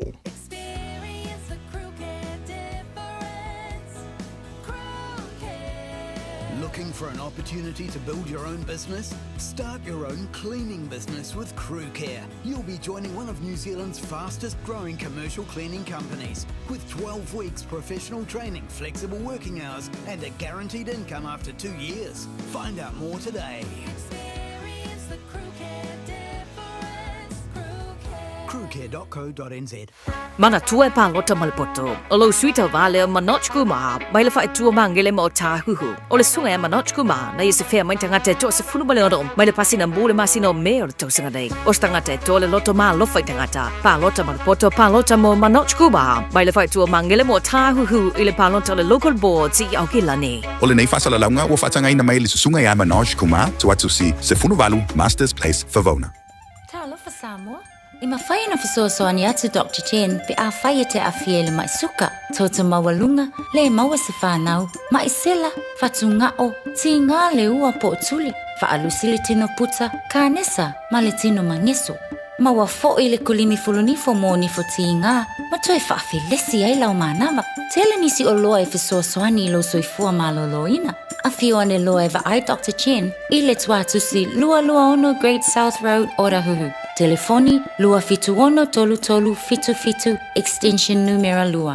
Talofa Samoa, o Ateshna Ryan, o le Licensed Immigration Advisor mo le Auckland South Immigration Consultants. E visosoani mo so se tu ai ngā visa e malanga mai New Zealand po Australia. Telefoni mai nei loa I le o valu o tasi ono valu fa fitu lua. Po le olua tasi ono valu fitu lua tolu o. What is Samoa's Valima, Eva Tolu, Amojo's Fulua Bino Jolo Jota Talo, Letu Live, Valu, Talama Samoa, Betal Valu, E, Taeao, it's coming up to 12 away from 8. News live from Samoa is coming up at the top of the hour. If you're late time, will Taeao, Fatis Masitashu Sui, Tamo Mol Henderson Massey Local Board, in Auckland local elections, Rebecca George Koteka. Kia ora, and welcome to the show. Rebecca, how are you this morning? Talofa, kia ora. I'm well, thank you, and thank you for this opportunity. Good to have you on the show this morning. What made you want to work with the community? I've worked, actually it started in the church. So a lot of my foundation groundwork has started in the church, in the youth workspace, leadership team, and also the worship ministry. So, the roots, my values have sort of been embedded and developed and grown in that space and naturally into the community. So I've actually worked in this particular community for over 25 years. Why did you decide to run for the local board? I put my hand up because I've lived in this community, and both my husband and I have done youth work and community development as our background, both in the church and in the community across West Auckland and different organisations. Our sons have grown up here, so really our heart is here, and everything that we do has been embedded here. So we definitely, there's a love and a passion for our community and a desire to see their voices lifted to the table where decisions are being made. Okay, Rebecca, how will you make sure young people and Pacific voices are heard? So one of the things that I'm currently still doing is my youth work practice hasn't stopped. So I'm still running and delivering engaging youth programs, workshops, centered around wellbeing. So there's still a very good connection in West Auckland with our young people. But that's not to say that that's enough. Always open to other community groups. So I'm also part of a Lemoana West collective. So there's a wider West Auckland collective of organisations and leaders who also have reach for our rangatahi. So really utilising the relationships that we have in West Auckland. Okay, how do you hope Henderson Massey will be like in 10 years? I would love to see Henderson Massey in the next 10 years with a representation of our Pacific people at the table and our rangatahi as well. I really think that in terms of leadership development, that would be a really good aspiration to see some of our young ones at the table in the next coming elections. So that means getting them ready, mentoring, preparing them around civics education. Rebecca, I want to ask you how important it is for our Pacific people, Cook Islands, Samoan, and all from the Pacific to have members in the local boards and also, in the council as well. That's a great question. It's incredibly important because local boards make decisions that impact on, a lot of things that we all use: facilities, transport, parks, water, rubbish. All of these decisions are being made at that particular table. And so it's really important that when the decisions are being made, there is representation and understanding of what that looks like and feels, in particular for our Pacific people. So just for example, there's a $50 cap on your hot cards, and that was a move done by local boards and councillors to support transport that's more affordable for our people. If you can imagine families with 3 or 4 young people, that's a lot of money. Okay, Rebecca, I realized that the last election, our Pacific Island people didn't have time to vote. They didn't vote. I don't know what their reasons are. How would you encourage them as they listen this morning?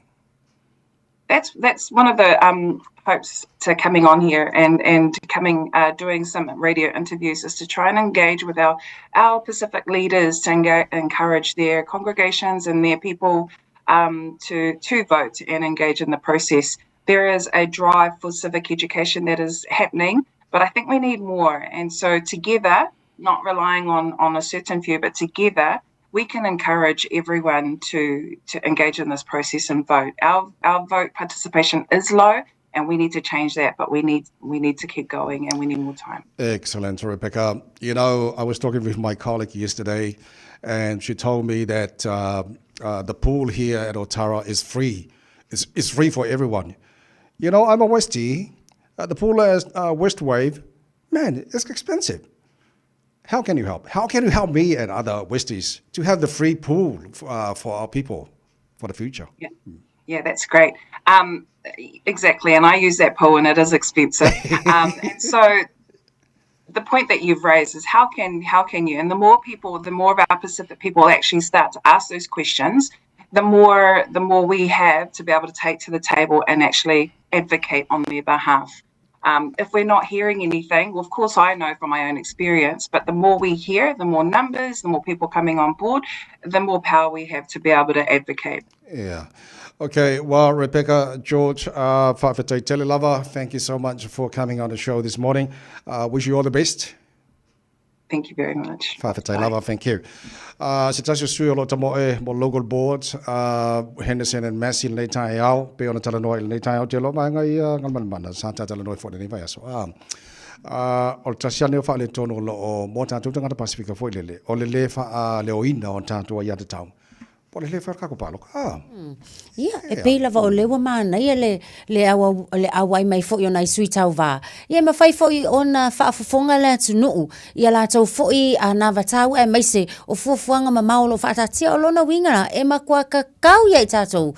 Ma kua I mautinoa whaatumu le pepa pālota a leo le nā fo I. Ia, whaailoa I le council o sui le address. Ina ia awange I maumau tatou e kisile le whaonga I na whaamole. Ai mana o mia le whaamale malolosi wa la wa ka ngua ku ispepa o le kai mea lange o le whaatumulo ave o le koe kufo ia wangalo e te loa leanga o pesiringa ia Rebecca wangkakalangoanga ngawhia leanga whamai free go pule I o tara wa ki ngā loka maa fau le kaunga kaa maa ko puli kai le west ale free sia kako wa bio I le south o le mera le wo maa fau ngei o ke le koe ali o sifo la manga bakwa I o so kui ngale whangare free whangare free Io Mangaia io whamalo si tino le pool le ise tutongi pa le whatatala whonga ai a whapeo le free nei le south a la kaunga mako o sifo o le aila e ka kaula o tasilana vanga le Sydney Rebecca and I'm sure ala fo la tam fai mai al mala to vanga malo mai o se ka vanga sfuanga ia mako o sifo io fe fo ngi me o kaunga ka mako o ale free o ko ngi io o mai fi a wa yo le siva nga tono le pole famalo se o la totino ke fo se fi a o la ko ngi kaunga ka ale se fa free fo io e mana ia fa free se fa maro si e tanga e le o le pule fa maro skingo wa ke re ngai ana le alu le si o ka ngaka se karsia ia ia le ma tu te pene na fa na le Taeao malo le onsai ia o molo fo ngai ka ko malo fo le weekend malo na tu tamai tila onga ia ngai le pu ngai mai ngai sauke angai mai sau ke le free ku sape ke le pensing el wai angai mai pe o le fo ke manga lo fo ya o so ko ngani ka penga mai le akola suga la wa le ai ka ke le fia mo fo sau ke wa ka le ya ku fa mo le mole so on fa mar si amo tato fa mo le mole on abo tau no lo pe pa lo tai lo maota la pusa meli fa le paro ka fa mo le mole se fa le paro ka to anga fo tato le nei saute ma kwa fa malosi le palota ina ia fa tu mawina ta son pulse le tongi le mara tuane tamali fo malo ma fa na o Samoa ma Pasifika yo lo tambo mai vaenga se o kilani ave lau fa mo ma lau palota o wa le na Sydney o le kele o le o tato Samoa ma Pasifika tono vaenga local boards yo le kele fa ngamele le fa mo tato wa ya wa pala langi fa me fi la ko ai ai le fai me fifi ka ko ngi Pasifika nga ko le ka ko fa le comum o ko ngi pur ka re fui le si va nga lele ya fai man fa mal ski o fa mo le fai man fa mal stilo ai lo fa mal stilo so mo tolu o tala mai sa bora nei foi ai asso asparaile Dunga Allo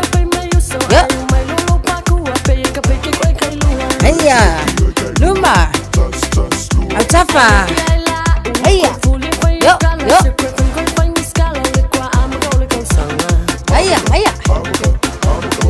Lazy Pico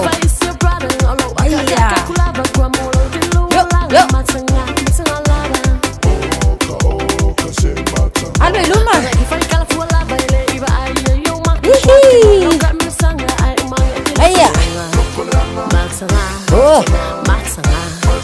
Maya pamalo si Luma Ano Yo Really Maya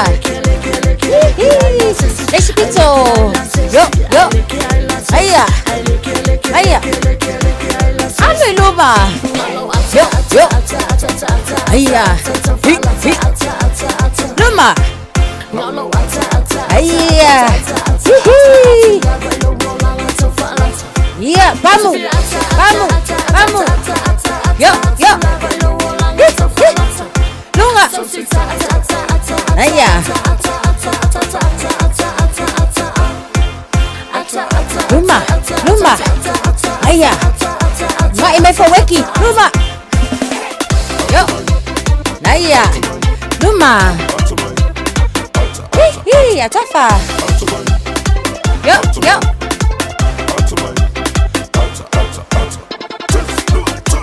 Aya.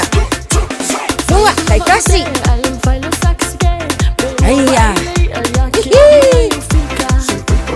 Aya. Lele. Aya.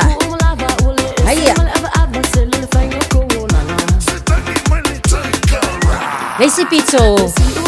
Ia, ko malia melisela ina. Aya. Aya. Sabali luma. Angay luma. Ay limang ay. Iya. Angay ya. Iya, gue mai tau. Ai, te se pun sekonde. Ole sela lale ia. Ia malo lava.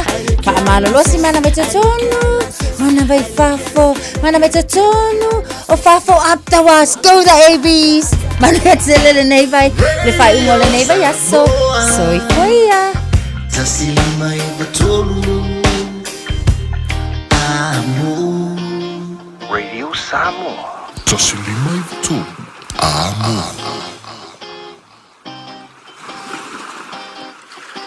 O mawhai na awina tu telefon mai Samoa. Ona o le lango mai ale ofisa malanga o le ADS Travel. Telefoni o iwa, tolu iwa, lua o, faselau. Tolu iwa, lua o, faselau. O te whiwhiwho e whatarofo i so tātou tino, tātou wheroa i mafuta i le tauarunga o le ngā ruenga o le nei vāi aso, i au si maia lau whaafonga. O le toe whaawa wina le stofi o le nei vāi aso i Samoa, o mōri maua leo i le whaamsinonga o le tamaitai tusi solo o matala whatu, o papali i sia whikau. Na whaate i ai le whaamsinonga i le tūlai o le ua mōria, ma savali ese ma le potu whaamsino, a mori mau se tamaitai, o se matai o loto whanga, ai o se tasia iai o no tomaia o auina whaafo mai wha mautui Hawaii ma Amerika Samoa. Na tula i ese papali i sia whikau ma le potu whaamasino nu me le wha, o le whaamasino ngā mawurunga, maanga i atu i le potu whaamasino nu me le tasi e so, ma lea potu whaamasino, ma tangi whaataita i o ai, a o mori mau le fionga ami tuana i Dr. Cecilia la ilima, ma whaamatala leo o atu o leo o moria i lo latu ainga, i loto whanga i le stona i luas fulimo meo le tausanga umawailu o lua wha. Lea sa wha i lo ai e papali isia i a amitua nai. Lana ngai o inga na ia wha o ai le mariu, i le tamaita i polofesa o Dr. Caroline Sina Vaiana Gabbard. Na tōre pōle mōri mau lea i na ua tūla i mai lea tūlanga, a o wha ngā solo lea wha amsinonga.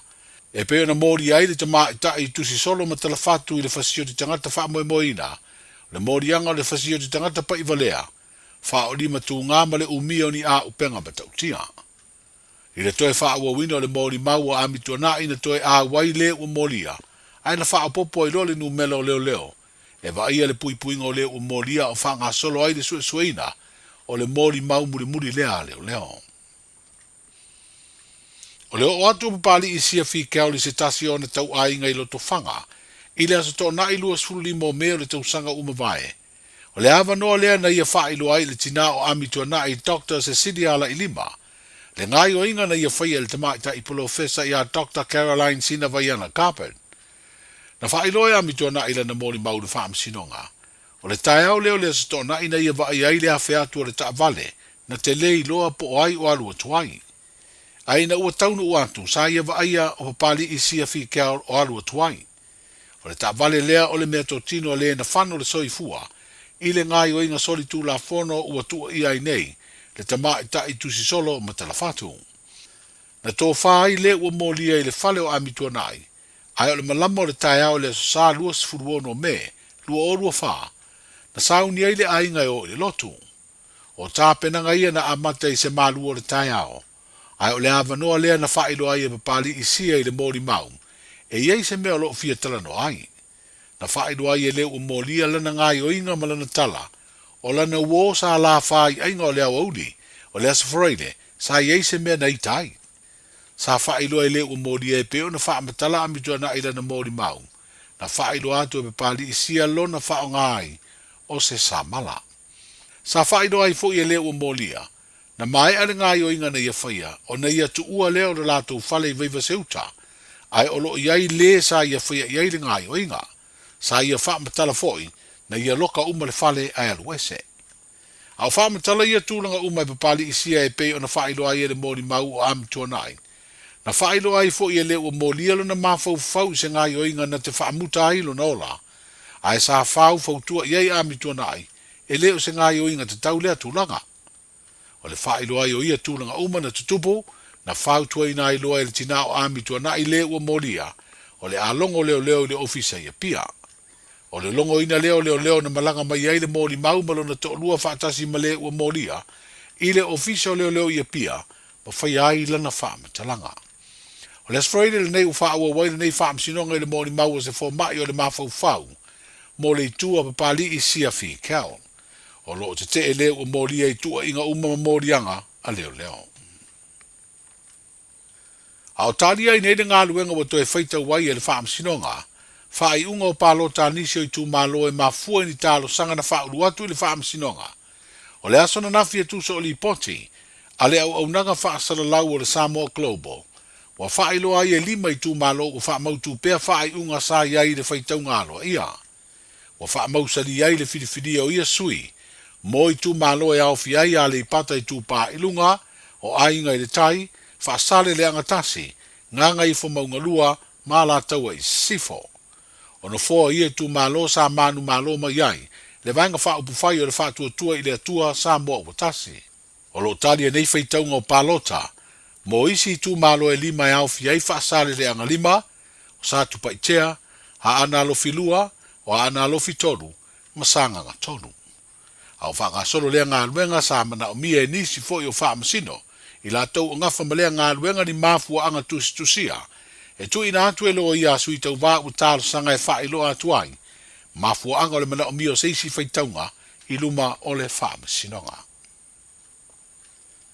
O le tau o le polokalame o tālonga o le Pacific All Sports e le malo Australia, ua mawhai eo nā whelo tātu o tunu mo le te mua, e se aula kapita i tō fitu o ta mai tai o Australia.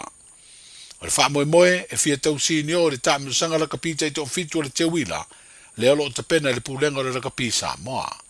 Wa wha ilo ai e Will Robinson, o le komisina mawalunga Australia lo tātu o tunu, tasi leo lango lo na malo, i le whainga paanga ma le malo Samoa e una ia, le ati na e o le tā longa la kapi. O le manuia le tau mwhai o le tātou o le kapi le manu Samoa e le tāmiru sanga o le ipo le Pasifika, i le pulu na fina wai matonga mawhiti, pe sawa tuwai i le isi tāmiru sanga o le ipo le langi. O le awatoe ta pena mo le isi la sanga o le alawa tāmiru sanga, o le awhetau i eima Amerika i le whaai unga o le neiva i aso i le asosai Amerika, a o le asonga fua i lo tātou o tino. Mo wa whaai doa e le teitai malanga i se whaatalitalanoanga i le poa na po, e te tau na tātou manu malo ai ma wha mautua i loro tātou wāwanoa, i le isi ipo le langi, peitai, a le manuia, e iei le isi la sanga i toe sa idi ai so tātou wāwanoa. Le te tau mate ta alunga tau mai moa ma silsila iai. O le isi lava no leo so mai. Ia o le ta alunga Amerika, mantu oe lua pulu al lipo al Pasifika. Le le tu tolu tātou le tātou pulu tātou tonga mawhiti. Ia Amerika le tu tolu mai tātou pulu ma Japani mkanata. Ia o le lai nei uma au na e fai semi-finals uma ta alo ia fiti ma Kanata ia ta alo ia pani matonga ia tātou ma Amerika ai o le lai whao ngā le PNC po le Pacific Nations Cup le po le Pasifika e fai e mara qualifier leo le po la langilu olo fitu i Australia ia o le au ngā le ta alonga lea ia ma Amerika ia o le au e manumalo ia o le a whapenau na qualify ia pesa o whanga atu le po le langi lo olo fitu ia wa o te minei le Oceania ia o lo sa whanga fiti ia le walwa atu i matonga ia toi lau tātou ia le foi i le Americas ia le su e tuai ma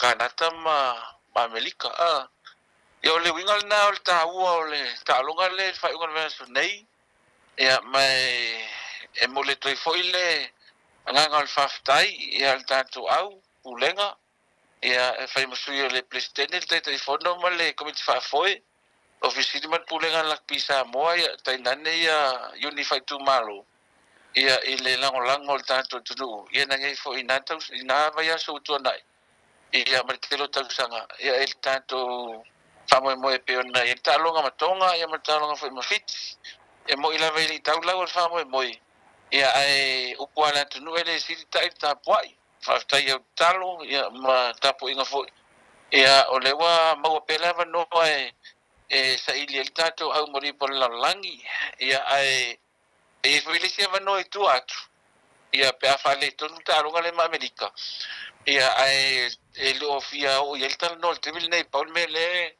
anga ia el fina ngalo le malu ma tātou au ia le maru tu spisima captain ia ole malolo i Amerika ia ma sau whangaro li po langi ia matu to foi toi matu ainga ia mtatu felo ai Se whaataltel noanga ma le sunga i asua heze di Jeremia o le te malanga o le tātou au le kapia o le Malu Samoa.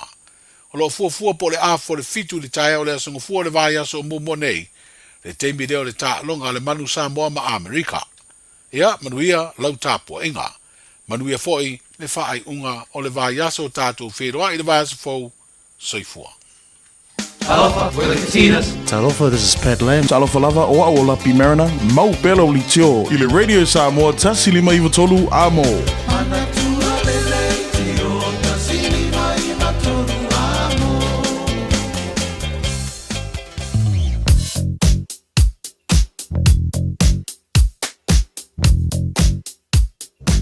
O li poti mai lunga o le ala tele, ua awina atu on o le langolango mai ale ofisa malanga ale A-Dash Travel. Telefoni o iwa, tolu iwa, lua o, whaselau. O iwa, tolu iwa, lua o, whaselau. Tātou le poti lata mai lunga o le wala nei taimi o le Taeao e ile tā vale na pē. Au le i o le Green Lane off-ramp i le State Highway 1 city-bound. O lo poloka pe la ba ngana le Taeao mo tātou le malanga tu nei State Highway 1 malanga tu nei Sautianga le taulanga i o ki lani. Au le i o le Green Lane off-ramp e ile tā vale na pē ai o lo poloka pe le left lane. O le vanga fo na ne poloka ilo titi lo atum tā poloka lava i le anga i le taulanga i o ki lani. O le o mai i Tamaki on-ramp. Highbrook poloka fasola atoa. Ia nei vanga o le Taeao. O lo ilapta inga mai le waka ko tahi ma leo fa mo le mase se la wala nei vanga o le Taeao. So tangi le tanto of tabale. Fa o tuta le fa fo ino lo sa. Ne sa ngale mo malanga inga venga nei fo Taeao. Fo Fio lolo lunga la wala leo tele ni si vanga o pisi pauna vanga o lo pisi o le State Highway 1 city bound. Ono tabale na pe na batu tato di poti nei fo Taeao. Fo Baba ia tuolo o faifais poloka le luase fulu le ba Mayoro Road on-ramp, Dominion Road on-ramp, Hillsborough Road on-ramp, southbound. Pasi mai no Hillsborough nunga la wala papa flow le lei after te poloka lava i le State Highway luase fulu. E le pasi mai Puini Road on-ramp fa bena fo Lemby Drive on-ramp.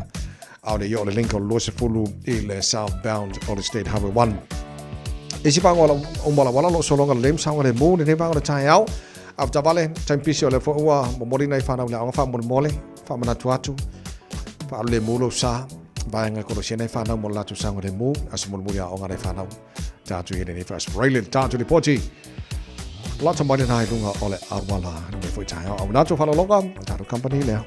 Whaio fuafua sa malanga mo Samoa ma le Pasifika. A fio ane loe le la lao le R-Dash Travel i le tasi Malu lima Great South Road i Manirua. Po o le fitu lua o Shaughnessy Street i Papakura. Ma ua pasese pa u. Wala au loa le R-Dash Travel i le o lua lua whāmalu o.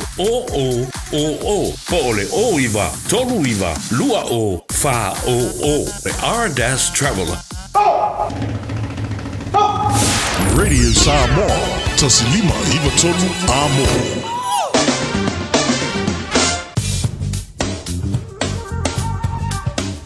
O le tala le tau i aso taitasi mawhai ona awina atu ona o le langolango mai le whale whainifo o le All Dentures. Malova taile tino lau mai mo malova whongana nei taimora Taeao le vai ngala tamane nei le talo le tau wawatu i Samoa wa te ala iwa i Samoa. Lua se fuluma le wha o iele vevela. E le nei vaenga o le Taeao tu mauinga langi le lei o le tau i Samoa le so se wangarani se vaenga o le tino e pa ua timu. E le nei fo aspirele e whaina o le lua se fuluma le valu lua se mariva degree Celsius mo runga le vevela le e Samoa le so. Lua se malima e lona maualalo. Ya, o winga na tau Samoa le nei fo i aso. Tu e whatalo patuele tala bukalame le mano le tino mai mo mai wha fonga mai le tala bukalame le nei fo i Taeao fo mano lava i ale sui fua manuia o le atatu wawaiatu. E le tulanga o iai i le tau i Australia. Malo lava sui fua manuia, good morning. Paanga ale maru o le Taeao. I so se maenga Australia. Wawaiatu le la mua Canberra o se malu lusole. Minus 0.7. O le malulu le lomo i Canberra ne vanga le Taeao o le afa solo no pua o le Taeao langi le lei le tau fitu. Porunga na malulu fa mawina mo Canberra le so -1 i lona mawalalo. O le malulu fo i o le ea i Hobart, fuluono marunga le malulu e awaoa ni so taimis, fuluono fo i le mawalunga le malulu mo Adelaide, o le awaoa fo le tau le ne yaso, fai wisi malulu me le pone, valulo i le malulu le ne vanga o le Taeao, o le afa solo i na awaoa, pa utimu ni so taimi, se fulfitu mawalunga le malulu fa mawina mo me le pone le so. O isi maenga ye sini Australia, la fo i malulu le ne vanga o le Taeao i volo iai, o le afa solo langi le leile tau fio lolo la, se fuluiva. O le marunga na malu o le ea mo sini Australia se furu lona mawalalo. Brisbane Australia se futasi o le malu lule ne vanga o le Taeao. O le matele na awa o le tau luas fufa. O le marunga na le vela fa mawina o Brisbane le so. Perth Australia ve malu lu o le Taeao iwa o lo iai o le popole. O le asu sulu le la o na mokwa i ve vela i le ea mo tau luas fulono. I lona marunga ne yaso matele na awa o le tau i Darwin. Tolus fulima marunga le malu lu a ve vela. Ve vela. Tolus fulima marunga ve vela fa mawina. Mo le nei fo yaso o vaenga mana o stadia mal tulanga o ile tau. Mo le nei fo yas Ferreira se mali talo le tau. No whanga whasalonga Radio Samoa tama ki makaurau au ki lani o lo tu maupea. Ia lapta inga mo timunga malolosi. O leo te wawa yatu o lapta inga nei na amata mai le sifulu al pōna pōse e pa ele iwa nei le Taeao. Ma le whamoe moe tauna tāle iwa ua mo watu ia na fo ia timunga leo te wawa yatu i whafo le o maanga ia sole. Mo le sikimu. Ala ke va kwa makala ngi le mai le spiko karosia ia se karosia ia umi sfuli mo el maru lo ne bango de Taeao tu mo wingo de Taeao pa uti monga e le nei fo yaso e malo sit sabili mai matu si sifo bar se furu kilomita le July ni so vaengo au kilani ale fa mai ia la vai tau tono atu le auri mala Fiafia na nei ia ua mo watu ia na fo iti monga male malo sit sabili sfulu balu malunga na o ia Malu lufa mo wina mo au kilani le so Taeao pe au liam ala fa solo pa utimul tela vaengo au kilani pa o utimul so salang de leila so fuor va so fo pa utimul so lua so lulu ma stofera na va so no mana yatu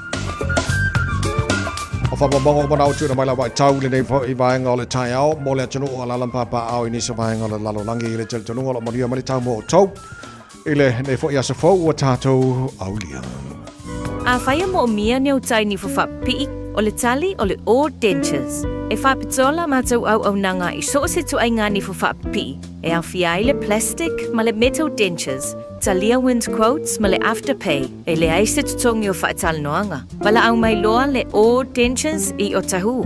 O iwa, lua li maiva whaafatas tasi. Papato toi le o iwa, lua fitu fitu, lua tol tol. Po pemioa i le o iwa, lima lua fitu, fitu lima.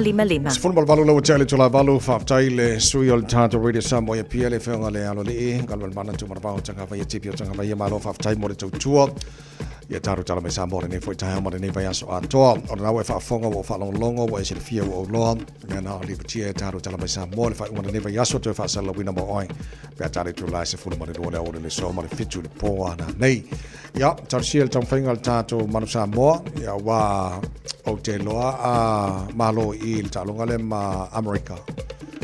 Ia manga ia la lua pokai le tātou whanomo le ipo laulangi le host Australia lua whiro fitu. Ai a malolo ia Amerika. Ia a wala whai o le malai Amerika. O ile kaso kako mausa mono manga ia kai mini ngai. Ia a manea tausia ia maria le hano atu tam whanau na tino. Ia mo talonga peona ia ile a talonga ma Amerika a malolo ia Amerika. Ke loa ile malolo le malo. Ia ai ngai ke ua e se sikulang. Ia ona toi ole nei vaenga fo e su mai po ngi qualifications round. Ia ko su me se ska ko vango au ke lo ka ko vango ale. A vango ale o ka ko. Ia malo. Tau siele whionga le whaia le manu tu spesi ma purenga foi. Ia mariel tau whainga le tāru manu Samoa. Manu tāronga ma Amerika. Ele sa nei. Tau tōmara redi Samoa sfaliva iwa tolu a mos fulu iwa lo te anele tula e valu. O se mai la whaafonga o le taurunga o le nebai aso tātou mawha Samoa.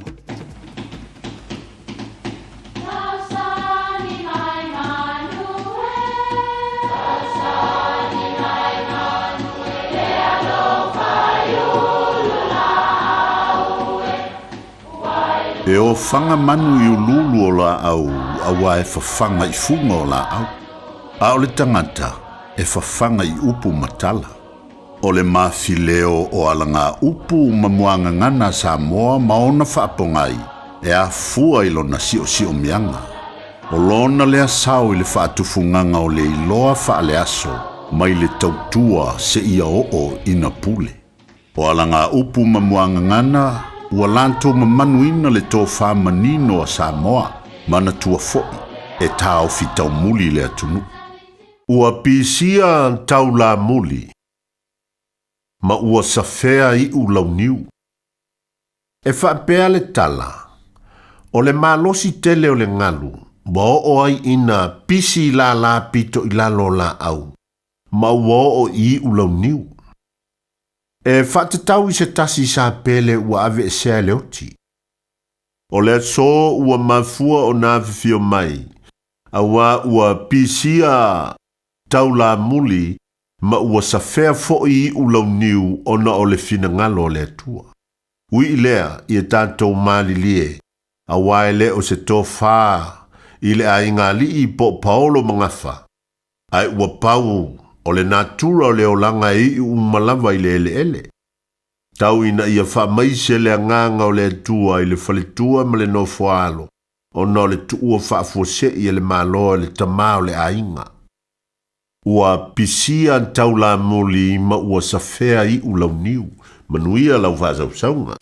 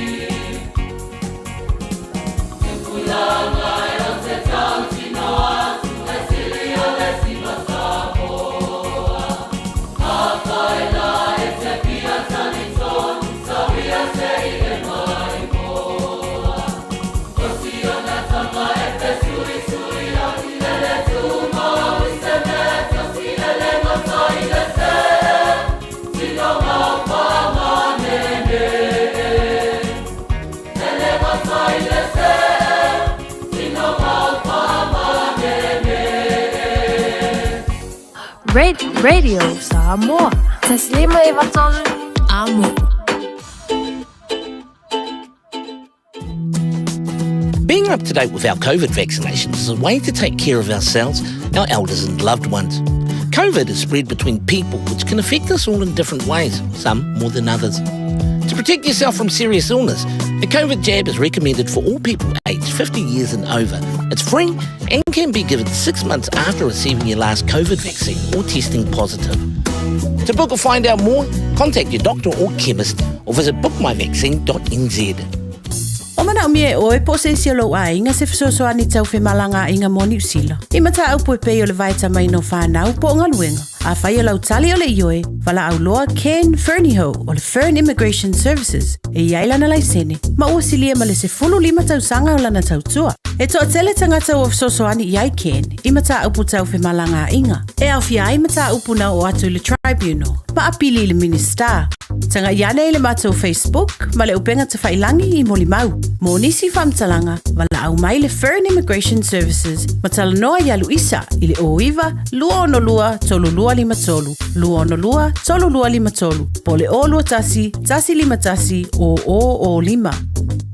E whātula watu lau whāwhonga anga Samoa. Ai mātou te Fiafia e whaelo atu le tau whonga po le tender a le Moana Rentals. Ori tā wale o lo fia whātau e se nātu. Sila aja e le tātou api o whoringa po le Facebook page a le Moana Rentals. O lo iai a toa lava le lisi o tā wale whou e fia whātau I nātu. I le tau whonga. E whangata le nei tau whonga le aso sfumalima o se temalua whenua sfumalima. Ma e iai a inga whabitoa. Mo lo sila fia. O nei tā wale o lo vaia ma tausi wha le lei e tātou insinia. Ai ua fo le vai teimi o le tausanga e whātau e sei nā tuai. Ai au mai isi ta wale fau. Au a le wha wina o le tautua a le Moana Rentals I le whai unga le nei tausanga ma le tausanga fau. Mo nisi whapitalanga wala uane te vanga po niu Johnny a Kau I le telefoni 515 o iwa lua. 515 o iwa lua mo le Moana Rentals.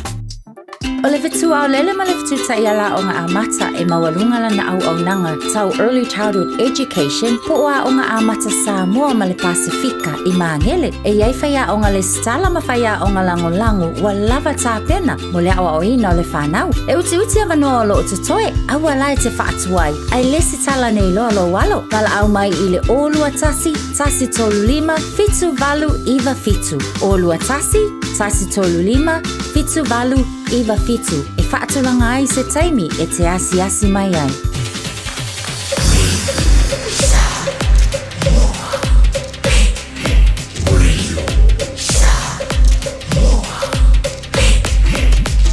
Tasilimo I votu amo.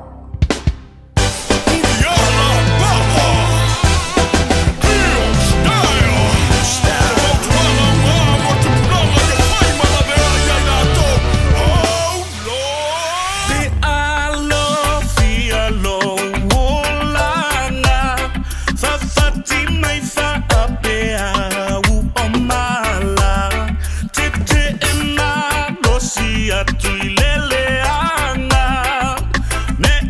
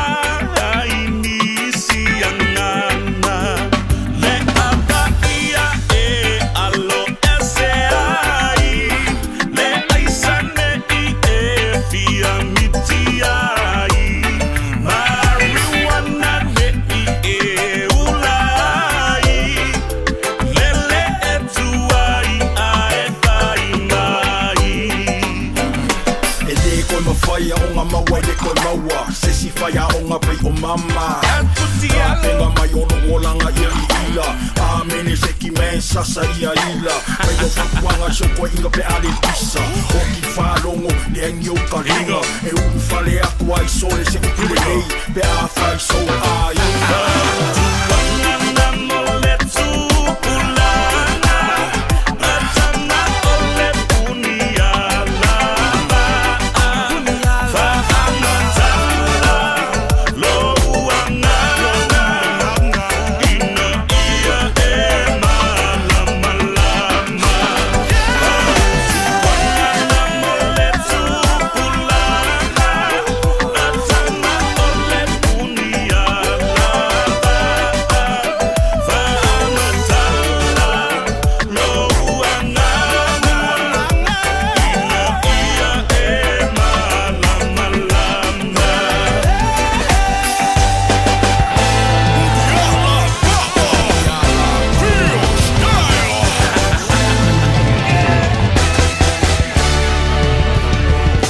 Tuanga jupulanga al pese mai lava pese ale punia lava ina wato lua se full valu mino jolo jor tale ole tu lai wato pauna mino jolo toi ole taro proklame malu ole Taeao with Samoa nes for raiders for lua yeso se tema taro folonga ole lua fe lua se full male lima so fraile va yaste tasio taro proklame wa lesimos oi so aso alo se tumono fatas mal to ofisa ne foi Taeao so alo malo le sui fomoni nei Taeao lange mata vai ele tuai lo soi futa tua ia fa aftai fo tato mo nei so for really fai fo inga vengo nei va yaso ia fo il fa malo au tapua I mane au to imu panga le tato le tio sa mo mane o nanga ta vai ai tu mo pelvi ingo le tua yes malo fo la nei va yaso li ia so da pa ko mama fo ki mo ngi kai ori ko kai kai kali ko mo Fiafia po mo ia ele se o kai so le o la ke le ko fa va le vai ia ngar ki mu ila auma me ko me fanga ai sa le ai tatele tele no tu langa fo ia local elections lo fanga solo mo tato nei New Zealand ama se la foi akilani aso sfulua ne tato New Zealand na sutasi America o te loa September 11 o le teimi fo I Manatuai ia trade centers fo I lenga ka pomu lalo la fa ku fala blafe ai America o le losu fane to sanga ta vai ele mo wa se kat o America o le atunu u fa sino lu fo le conspiracy o fa faunga lilo awa atu tanga I fulingo le fa le anga ino Twin Towers ia o le Pentagon le mi fa ma ngi ngos fa inga fa ita vai o fese me suru va le lungai o ai malipe mai lalo I ai vai ke le o so enga o mau ki ngola o me nga fa we fight o nga kula palangi ia umakuya ai se me ka ko o ngo ye kaimi po se me le po se me valea ia ka ko o la ya pe foi la ko nga ka mi e se me ka ko e o ke me nga sa fai de o ke lo o so I fua lo fa mo ko mai mai ai pe o history de o America sa tala noi me ne fo nga nga conspiracy fo le sa I le tanga tele na fa na ia jali kirk la sa na fi Utah State University Utah Ola foi mas sa no le oni fo nga mani me na plan ia ai le o fa moni le temia ia voi peno foi ato le tu no e o lo le upula conspiracy ia tal no nei la il fana ino sia fo I tamali na jali ke mana tu ai presidente America sa fana ina fo o presidente ka o le fanga ina o Lincoln Kennedy yes o Lincoln nga presidente kasi valung kas o Kennedy nga presidente kasi ivon kas o Lincoln sa fanga inga pe ka valinga kongo le Fort Fieta o Kennedy sa fanga ala ke lunga Fort ka yes ai fai kaum ka ikusi ngora ori ia Lincoln e fikum ka ikusi Kennedy fikum ka ikusi fai kaum ka ikusi ra ori le fanga e kai sul lima kai sul lima so pengi me nga plan le fau le me nga fau lilo ia le la ve ko folinga me America e fai e ele secretary Kennedy e fai u ya Lincoln Ai Secretary Lincoln e ngoi ke miro ne Kennedy o I foringa ia se lau ko sanga va ia perfect number le va ia wa kasi valung kasi e kasi vong kasi conspiracy Kaukia.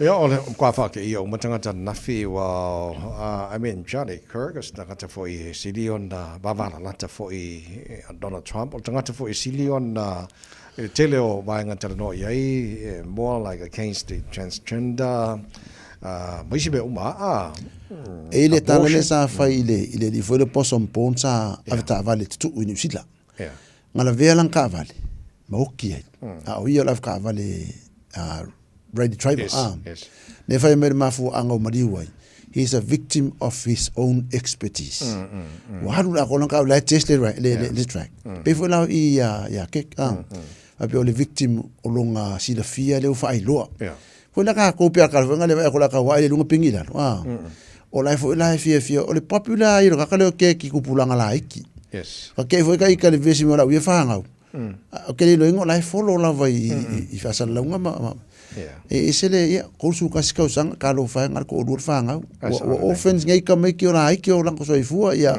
we do see a thing ya e disa ko me fainga ka kano ya sango le mula langa sa nei mana sa le sa no le Taeao so alo le ta fo mai nei New Zealand ya o le sa tara no nei ni su sui o lo tambo e mato pitenu sifo ya o te lo o te lo me mana ya tara no fo nei ta la valo si fitu le so fa mala mai tangata le fainga le palota ya sa o fainga le palota ya sa o tangata o la palota ya ta sile manga ta o te le e ta o si fitu no ele tasi lau palota e fai pe o masania I palota le o palimini ava pe o ia pela ma ko pingu I mangeli sa ro mo o kai ko Fiafia o su a Peter Williams ia o le maunga li so sen kai miningi o paloka le o finka ia lange e va ko pe fa kumu ngala fole le wei ku a lo fanga ka ko ngu vai ka ko pe panga wa ko fa kumu e mangeli ala vai ka inga mo tau e ka uma fiku ka paloka I mean se fu ke paloka le meia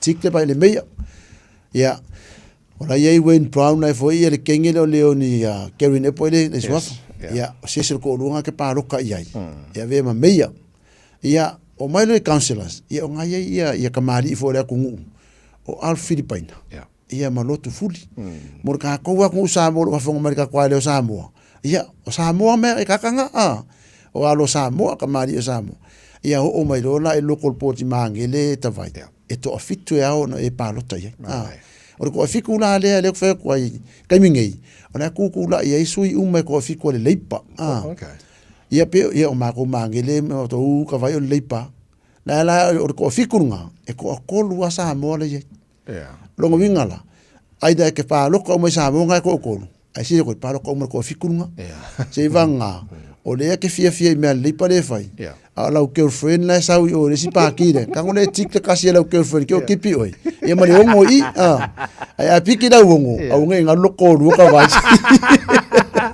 tale so alo ai e si fi ai fa ya buanga ia lo fanga ia male so ngal pari kele ia ai me so ko nga ya ko le fo Harry Teo o ni se suina to va malta to fisam fa tala no ta to bakala mel ne so alo sa tala no ia le Taeao o le iai o sui Samoa mal Pacifica tono mene o local boards ia fa bena for council o le wingo le tala e nga o ka ko wa Samoa mal Pacifica e mala malama le I me le mo tanga Samoa mal Pacifica pe ia me foi le ma sa inga ma ko mi se o palangi o ne so fa mai so alo Jadi ai let us tell you what is good for you. Va ku vai.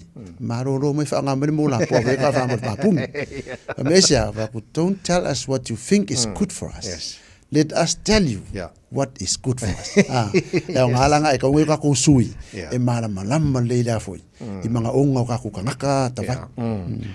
So ole fa fitauri na ma we pano to ma vai le pano to ta to Samoa ole alama tu ya ma fa mana tu pel tar bu kalame ole bu masani ale o ye lo pu atam fa nga al fa mana tu. Mal tu ala lo. Fa le pano to la a palo ko ma palang. I lo winga la o sa ma palang. Ya le mar malam palang I mele le mo ka ko ka Samoa mal Pacifica. Pia melen ku pu Amerika nga malo mai Trump li lo afis ruongo. O fei kai de democratic ia la ia le fa longa lang vonga le ka unga lu se kamalo ai o so ku ia Hillary Clinton le pa lo karo Lela, ole paloka, o malo wai tau no drama. Pe ia kala foi ngale. Silent, saying nothing, doing nothing will never solve anything. Yeah, exactly. The problem will never be solved with doing nothing. If you do nothing, expect nothing. Yeah. Na foi la, mo so kala spalai. Lelei, o ani vai ngā tau ile Martin Hortus ne bea so. O lai whaanga solo a ia lai sene. O lai sene a lai whaanga solo. Ra ka vale a velifi. Ia male vaenga la le le program me ka incredible years program. O le ke aina o whalum whanau. Ia, pia tale masentata no ta vai, don't talk to them. Talk with them. Pia kala foi ngale I mau fa filosofia. Don't walk behind me, I may not lead. Don't walk in front of me, I may not follow. Walk with me and be my friend. Le liu ngala fo liu ya. Fiafia me so mangi pe pelo ngai makai sa. Yeah, but that's how we have to change the kako edu ngai fanga. O me fo ngole is fanga o var ko lima. O le fio mai ya inga. O ngai le se kai me ka mamre nga kala ngo ya la ko. O ro le me la fia ka kala ngo ya ko. Ya ka makula isa. Ka banga je fa pele ka mai. Ya pe ku la ngata vai o ngai me nga lo nga ngai ka ku ale Martin Hortus Foundation Trust. Ya le ka o le pastoral care. O le kasile vai ka o le holistic learning. E le ngaka nga o le mafaufau. Ia ai o le loko, o le kingo, ma le anganga. A mangu o le pau. E mwhaianga pe maila ai pe. Ai a mangu o la ngonga mafaufau. Ia e fiu su se fai ka ia le ma for mental health ma le a. Ia. Ka vai pe sa e ngei me. Kwa o va mar sa la ri mesu. Ko ingai a le a sa ia Fiafia a le sa fa me ku. So fa mata program pa lo te fa nga solo pe te lo ma sina fo fa mai. La te le al te me. Ioi. E ai ni sila o meli me te fu ngali. Se o le Israel mako sui o fa ko sui ka me fa ia va ngai lalo lengo o le pa va ngai lalo lengo sien a o le na ro tu le aso lua va so nei le wei tu be palota o ka ngo o ko le pusa meli fa mole a o ku o la una pisi pe ka kala fa le paloka a o mo fa le paloka a ke un ka le la fo fa pipi le lo ke kusi wala au me so alo ko lunga Facebook po so swang e ko ave o fa med wala me ngale ku po fenga ka yang paloka is e un ka tik ia un ka fo ele modi ai le la ko lo la pisi pikira ngala pisi ave fa kio e wala ngol me ngala kansoli ka vai e fesiring isi ona me fa o ma o le central government o ngaya nga imi o fani o le kape versus people versus places o le council pe nga I places o le wala kele o paka o swimming pool me nga al malo le la me le mai lo peng fiki malau pensiongi Malo fa tai mo ta por kala me nei foi tai fo ya manu ya le nei ya so mo le foi le ala tu mo fa ngora baso ia fa pena fo I mo le atfa mo nga lo fai sa mi atu tala le sa pati mare la ngoi no upole ia ko nga umbangi fai ka fa ali mala ko fai sa mo ma ngwe le so ka vai mo le fa nei ya so le so se tu mo mal ta por kala me ma le mo so oyo nei foi tai fo Tau mo ro sa was fully me tola motos fully ma minuto lo tor talo le tula e va tanto na morina to mai la ongar ko sila mo e ba le tati ana band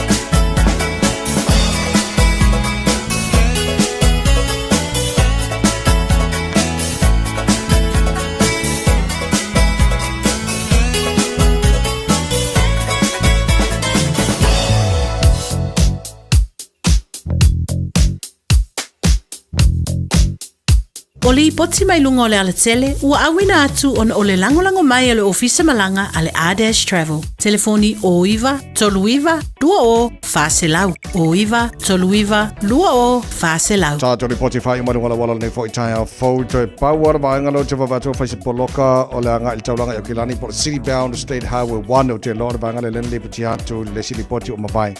Tāwara lena pe au le i Green Lane off-ramp. So te longa pauna banga le polokai. O isi banga umora wala so longa le lem saunga le mume umara nei fo i Taeao fau av tavale. Au le ngalo i ante oe saunga le mua oilo a vena tavale saunga le mua pase solo i tono lau tavale saunga le mua tavale umara wa fe malangai. So se vaenga la wala le ngai le neaso o loo i ou a au. Fua saungalanga mo Samoa ma le Pasifika. A fio ane loe le la lao le R-Dash Traveler i le tasi Malu lima Great South Road i Marirua. Po o le fitu lua o Shaughnessy Street i Papakura. Mo wa pase se pa u. Wala au loa le R-Dash Traveler i le o lua lua whāwalu o. Po o le o iwa, tolu iwa, lua o, wha o. Le R-Dash Traveler. Ko le Samoa Spalima iwa tolu mo nei fo i Taeao fau Joyce Fultasi i le iwa o le tātua siasi le tautua a le Digicel e mwhaiona ave ai malanga i Samoa ma ave lau sim kare mana i tere le nā o le ifo e la tu bundle se mo au data se whaunga mo lau Facebook i Samoa ia Fiafia patis mai le whiaunga le pule le whiaunga la pepe tuna tala i lene whalau tele tero bahenga o le tautua le Digicel ia wafu whafu mai le tino le pepe whaftai mo le temili nei tae o malo sifua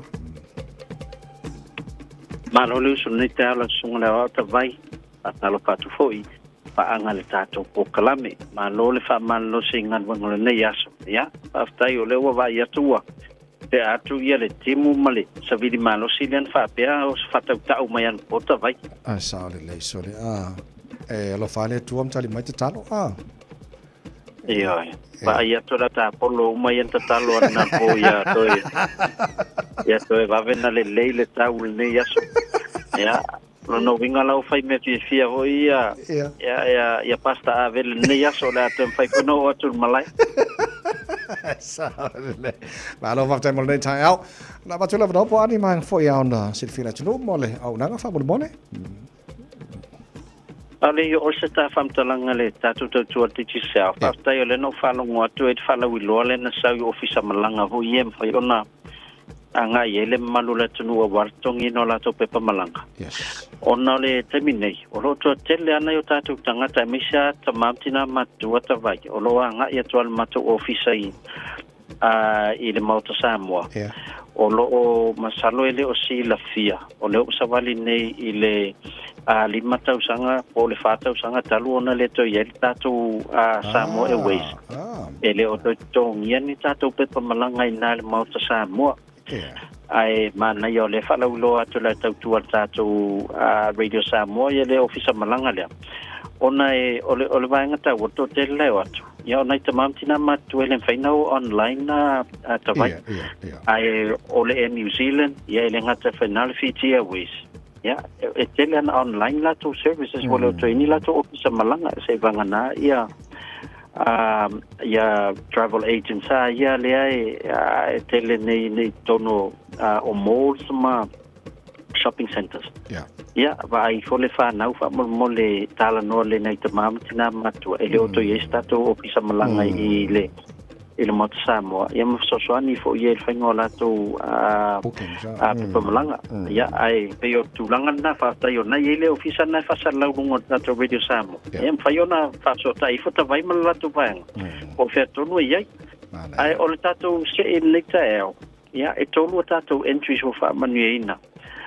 i tai lua sala tala e tasi tato entry mo Australia ya o le tangata sa faungale click X la foila na se le ni Samoa ile aso valu on masina ne se tema ya le sa faungale click X la foila se le ni le fitu lua valu tol fa fitu lua valu tol fa o le ngole ele stalai o Sean Lindema my safety bay i Australia manu malo ile lua se lautala Australia e lua tato entries mo New Zealand o tapapu masafa tau faloloa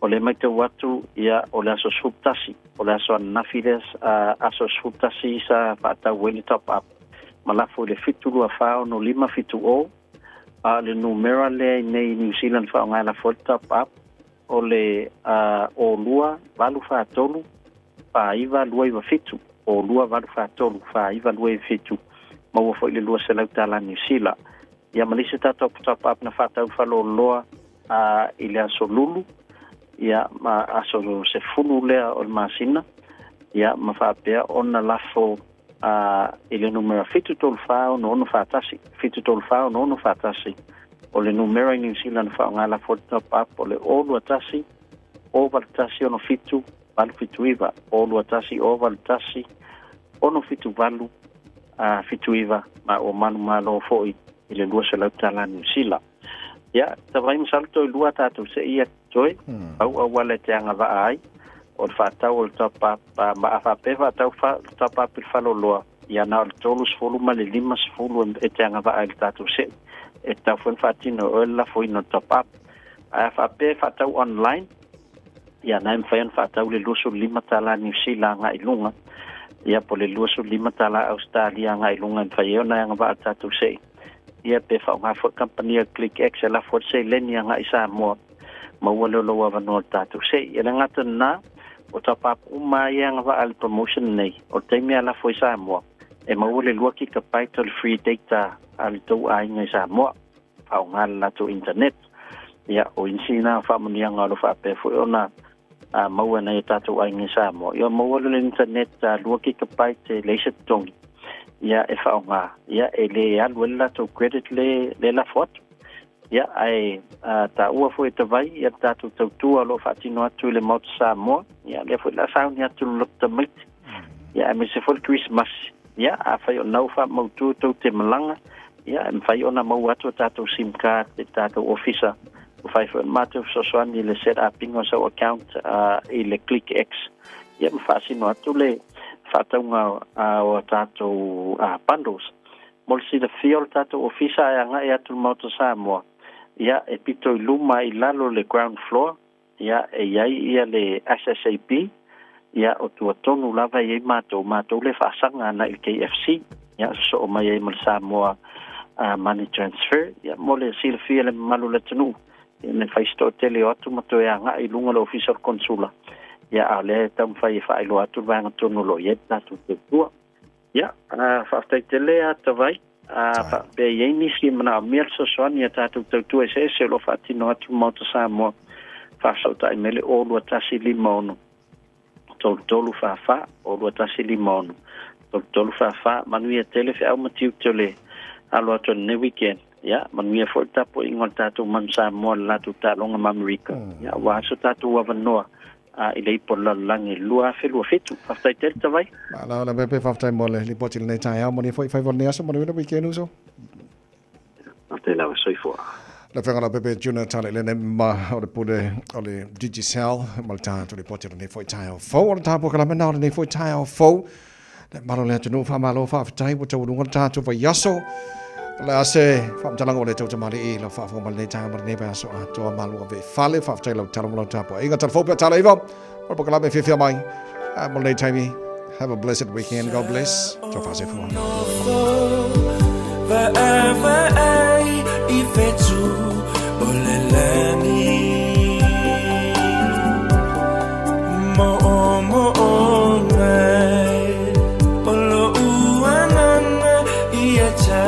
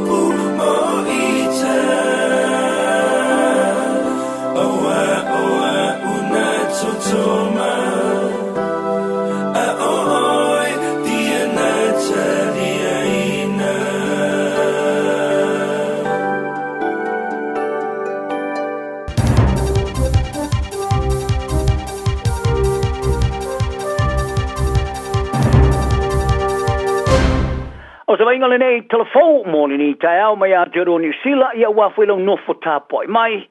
E whoringa mai o tūle i New Zealand i lo whaina tūle telo se lango lango ngā ruanga whaale o leo i le Pasifika. A o ia le pāre mea New Zealand whontanga le whono tai o le Pasifika o usuia i le Solomona le Vasoneng. O Christopher Luxon mai sta i le Pasifika sa whaaru le Solanafi Munda e tūsamari tūlai alwai i le vaalele mai i honiara. Sa whaalua i le aso e saolo toi ona tauta noa mata upo e noa lea mani suyo o ni ofisa ma lau tustala e awa iai. Ai ese mai ai whonatanga au tū, ai o le whonatanga Luxon ma le pāre mi o fitis i veni rampuka. Sa taula ia lea i le ngāru lue whatasi tū la whono ma whatonunga. O le sao o le whaongai no le pauta whasai no le methamphetamine, ma le whela awa ia whasol tū la whono tangata ola, o se mea sa whaari ai Luxon o lo tau wivi pēr mali tūlangi. Mai e tā wai ini nai masina o tōnai, sa whaino ai e le Port Kalame mō ngā runga whaale o leo le Pasifika, le Pacific Policing Initiative, o lo o iai. Ma o lo iai fo inu i tau, o lo fteia i mani usila i le tango fia leo le whaala o whasai no le meth, ia pole aisa pe o nei lo ai foi. O le mea lea, e au lavo na pui o tātou tua o i le Pasifika.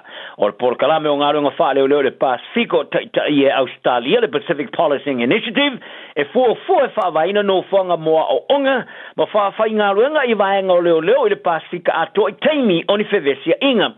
Whaalawa lave whaale nā tura, ia e poni whaalawa lave ma tau tia tupu mai. O se whaatinonga sa whai le teimi o whanatanga ta i uro malo le tau pulenga i sa mori tūsanga umawai. Whaaria Luxon o kulupu e wha maupu poina sori ngā tūla whono e wha mautu i Amerika, ma kulupu e whela ua ia whaala u whasain e Mexico, wanga i mai e Pasifika, ma ua mo'mi ai e motu rei tūlangi o na ngā lua whatasi, ma whasanga tau i ai.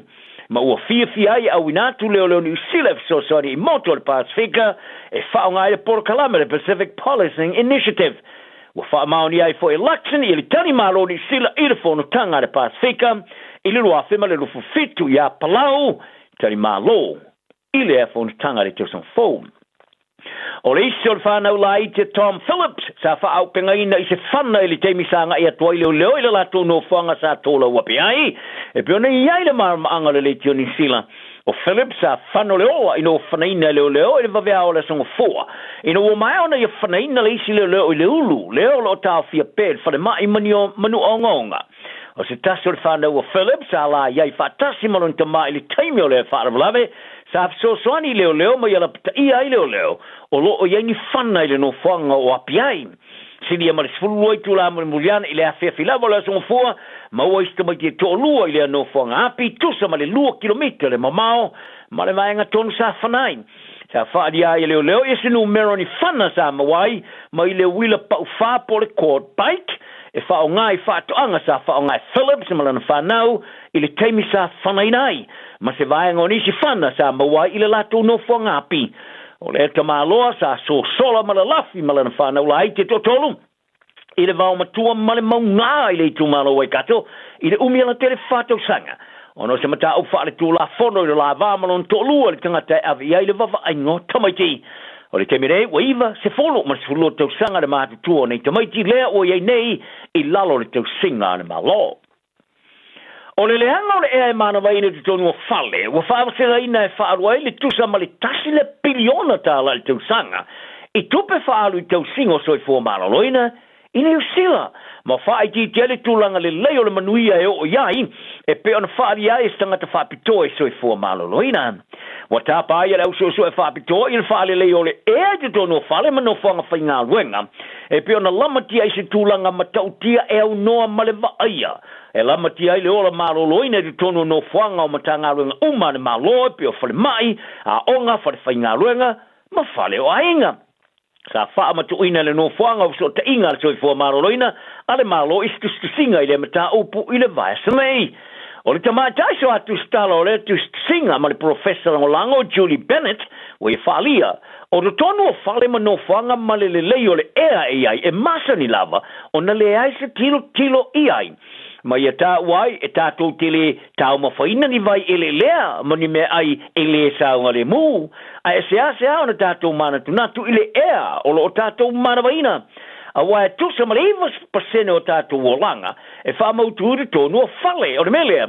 O le leo le ea lo ia, e tāu o tele ilo tātou wola maloloina, ma le ola manuia. Whaali e Bennett, o le Fiafia ile ea mamai te tau lava o le tātou tau sia, o se haia le tau o le tangata. Pe lava o le sanga le mua le tau mwhaina o le sua vai. O le pe o tau mafa ma le sua vai e whātu la whanoina. O le lei ma le mamao le ea te tono whale. E le o yeisi tūlanga malo siaina ma whātu la whanoina. O le melea, ua mana vai nai e le whaitau miliona tangata New Zealand lea ea e whiro ngia i virase, siama, pefu, lenga. Ma vai la au ona e o pea i le ea, e bena whaalea i e Bennett. O le whai pule mo le pātia le Labour Stuart Nash ua wha mai lana ngā ruenga i le ofisa e whiwhi ai tangata whai ngā ruenga a le Robert Walters. Ina ua mai ona whaia i aisana i loi longa alo ia a le company. O lea i loi longa ina ua whaato ese i a Nash. I sana whaamatalanga le mawhau e anga i tamatai.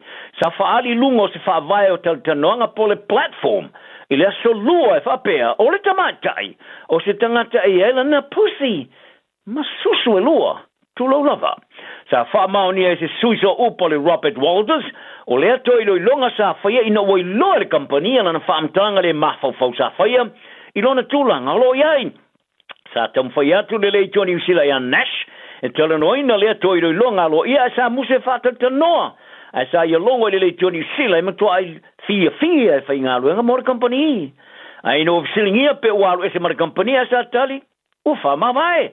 O le solulu sa tu sia e Nashi san whātu e senga i lungo o penga o le Lincoln i lona whalia. Sa ia whaia se whaamtalanga le mawhau to e le whaaloalo. I no silingia o ia whaamanino ia le upu tamātai. O Nash sa whaia san te utalanga konferenisi mo moare pātia le New Zealand first. I le whainga le vaso. Ma e na te leo te ena lona whātu sina mo le pāti i le si whainga pārota. I le silingia le te ilo le New Zealand first va wasamane o Winston Peters. E winga e a Nash, e sa tadi e leiso na iloa, ua whamawai malana ngā wenga.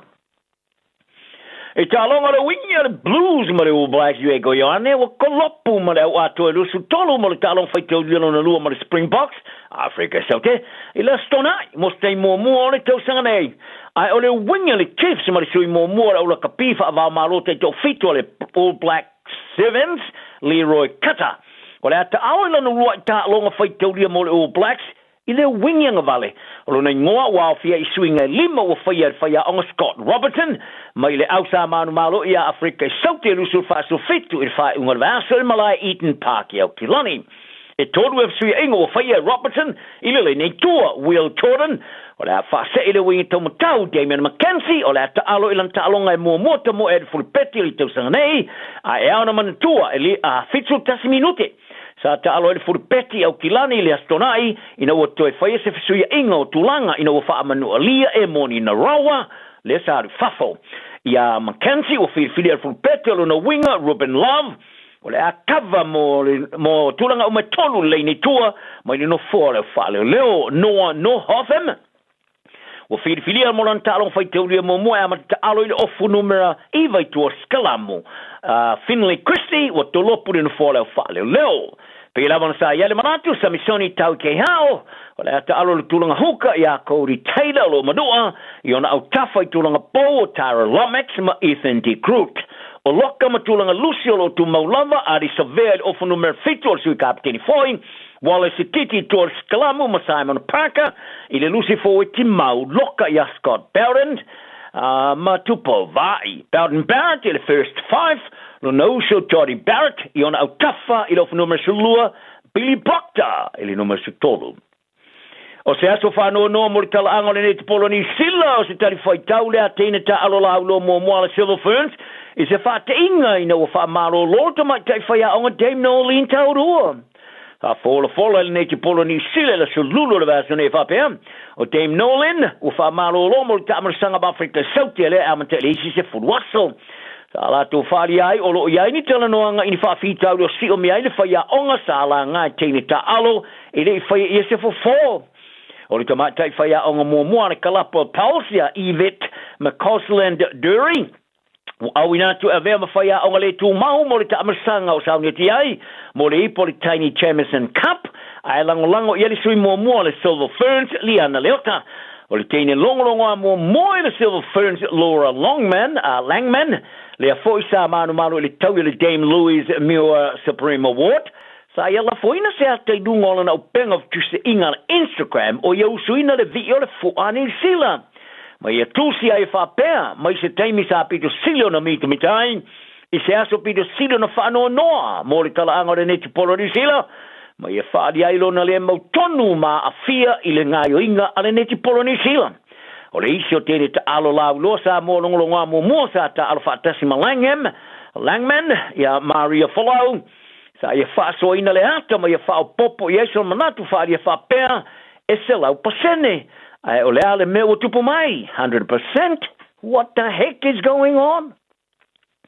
O fa pea ona ioe ona le o ia se mau tonu o pesori ai Larry Joseph Parker o le a fusu ia le champino lo langi le pangamafa o Alexander Usyk ia tia ai o ia falia o lo tilo le la fusu anga ma Fabio Wadley o sana fusu anga mo champino lo langi ele ai lava se me pito sili ona siliatu ona mana o iai ia lea numero tasi il fatu la fanoina ona fusu le WBO o le fusu le champigno lo ia uma fusu fare langi Usyk o Ukraine petai e masani ai ona e wala fa politiki tulanga tau tupe mara mia fe al o fa e tama fusu o di vaenga ne o fa fiti ai le fa no paka e lui tau wina ai lona le lei o iai mo le fusu le ile di champini a fa di ai lona pule ni shile nei David Higgins I the Sky Sports I lona langona o iai e leo fia fusu ia Usyk ia paka po le alava le mafuanga ai o le ala matia ia paka ia lona tulanga mua fa tula fono e fusu ai le fusi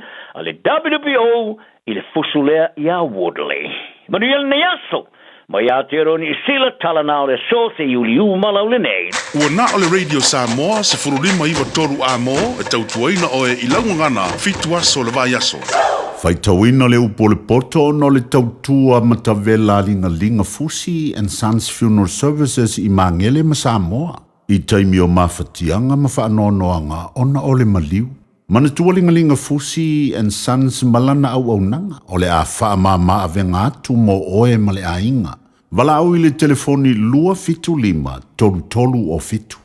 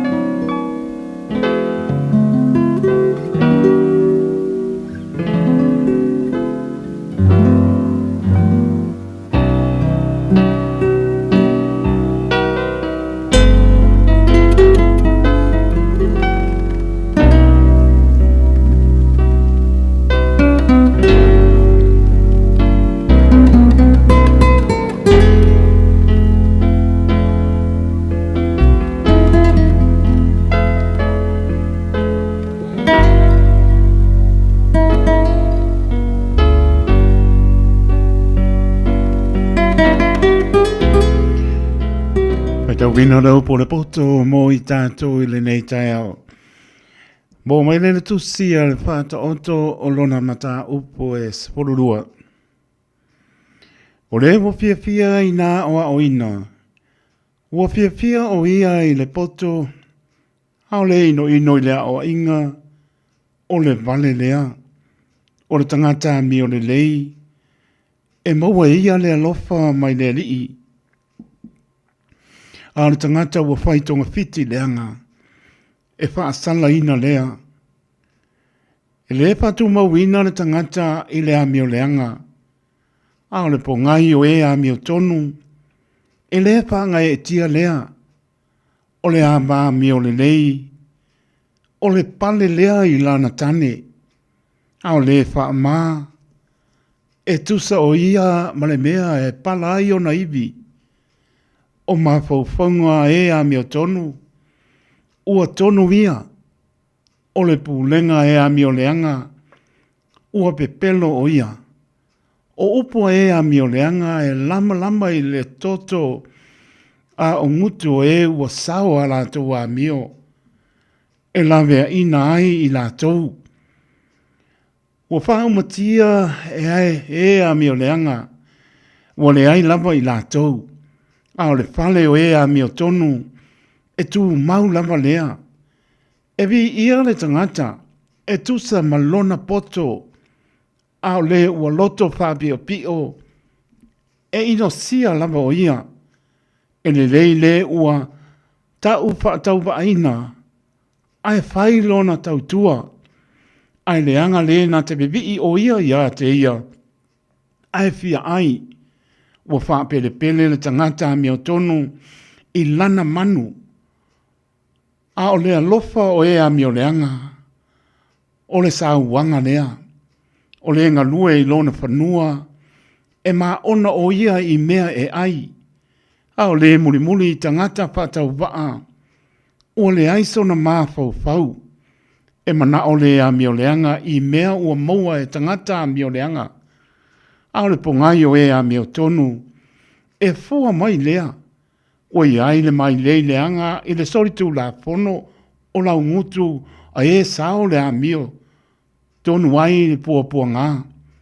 E ma ona le tangata I mea le lei, ai le fua o lona ngutu. E tawi atu foi I tangata o mea na whaia e ona lima. O le ala o le vale, ua tonu lea I lona manatu. Ao leo wha longo I le pule, e poto o ia, e wawe I loa le ita o le vale. Ao le tangata maa fau fau, ua ufiufi e ia lona maa. O le tautala wha maoni, ua whaali mai e ia le tonu. Ao le mori mau pepelo, ua whaali mai e ia le wha ole ole. O iai le so ona tautala, e pei o tutui le pelu. Ao lau whaiva o e popoto, e malo lo ai. O lau ngutu wha maoni, e whātu mau wina ia e whaavavau. Ao le lau whaiva pepelo, ua se emo le mata lea. O le wha ole ole, ua iai lea I le loto o e whaitonga fiti leanga. A o e pule I a file e mu, e iai le oli oli. E le o se mea leanga e tasi I le amio tonu. Hau e amio leanga, e tumu I la tou I le leanga. E ino tia e le alii o lau ngutu pepelo. Hau e whai mea wha maoni. E Fiafia I ai o ia. O le tangata maa fau fau. Nā te ufiufi lona poto. Hau loto e vāle lea. E whalau I tele lo la tou valea. E manu malo lima o e whiri ngā, I ngā nuenga o le paie, e whaitau langa o ia. O le atu atu wale I le loto o le tangata ua wha vai ai o ia. Ha le upu le lei, e wha oli ina ai. O le tangata mi o tonu, nā te whaali le ala I lana uo. A o le ala o e a mi o le anga, e wha se ina ai la tou. E le tunua e le pai e lana manu sa turi. A o le loa tā ua a tangata. E ai lea i le ua feeling ai ngā ruenga. O le ala o le ame o tonu. O i ai le ola. E le ai po i se oti i ona mga ala. Upu le poto. Mo i tātou i le nei Taeao. Ua awina atu le upu o le poto i le nei aso o no le langolango mai a linga Fusi and Sons Funeral Services. Ua mawhai o na tu whātasia o au nanga tāla whea ngai i ni tautau ngō fia tele. E fsosoni atu ai, a o whea ngai oe ma le popole ma le wheme mea. E mori whātasia atu ai ma wha mai senga, ma wha mawhana whananga mai a linga Fusi and Sons mo a inga uma o Samoa ua whea le maliu ma le oti. Malau mai loa ia lingalinga Philip Fusi lingalinga, to ia whaapo lingalinga, to ngia si ulavea, pesusu mai i le luas fulvalu Canning Crescent i Mangele.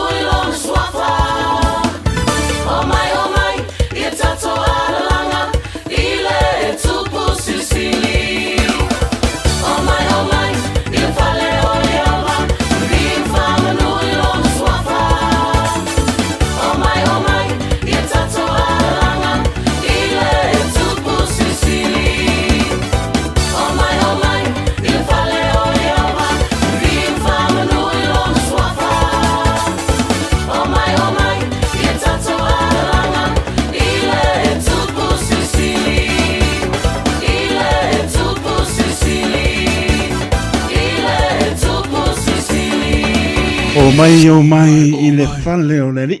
O mai tātou bibi i le tūpu si le sili. Si ponga malia everlasting praise le poi bai ngona Taeao pa mai atuai.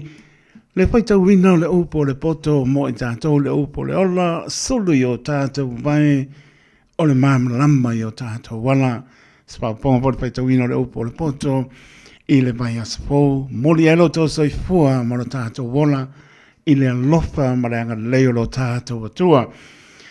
Tai mitu lai mai luas por pāmara minute wa te aile tu la iwa i le tautua whaawao le Radio Samoa sun lima. Eva tolu a mo por klame le Fiafia mai show sui to lang foi se oso bane talenga ya tia fa lo tusi tia nisi o fuanga la inga lo fenga ya to foi me folan tautua ile vai ya so fo pe au dia anga le mai o lo tato matai so pa man malo lo tato ri Yesu Keriso le nganga fa no o te pata lo fa to ale pa e maulunga lo tato to no mai lava i monga maulunga pa ia se o pi to titi ta lofa lava ma nole soi fo moria Samoa ma nole fo lau vielo tato tua ala fa i mai fa no moria Taeao le aso foraile la sulu se tema lua o lua lima mi ia ne li fa o popo aso lo to soi fo ma to vola tato ta pa i lungo pe ngano e ala le tautua fa wa le radio Samoa so lima Eva tolu a mo ta lofa lava pa ta lofa ya pa au tala leo lo pa tona pa lia so se tapa o au te ronelo langi ato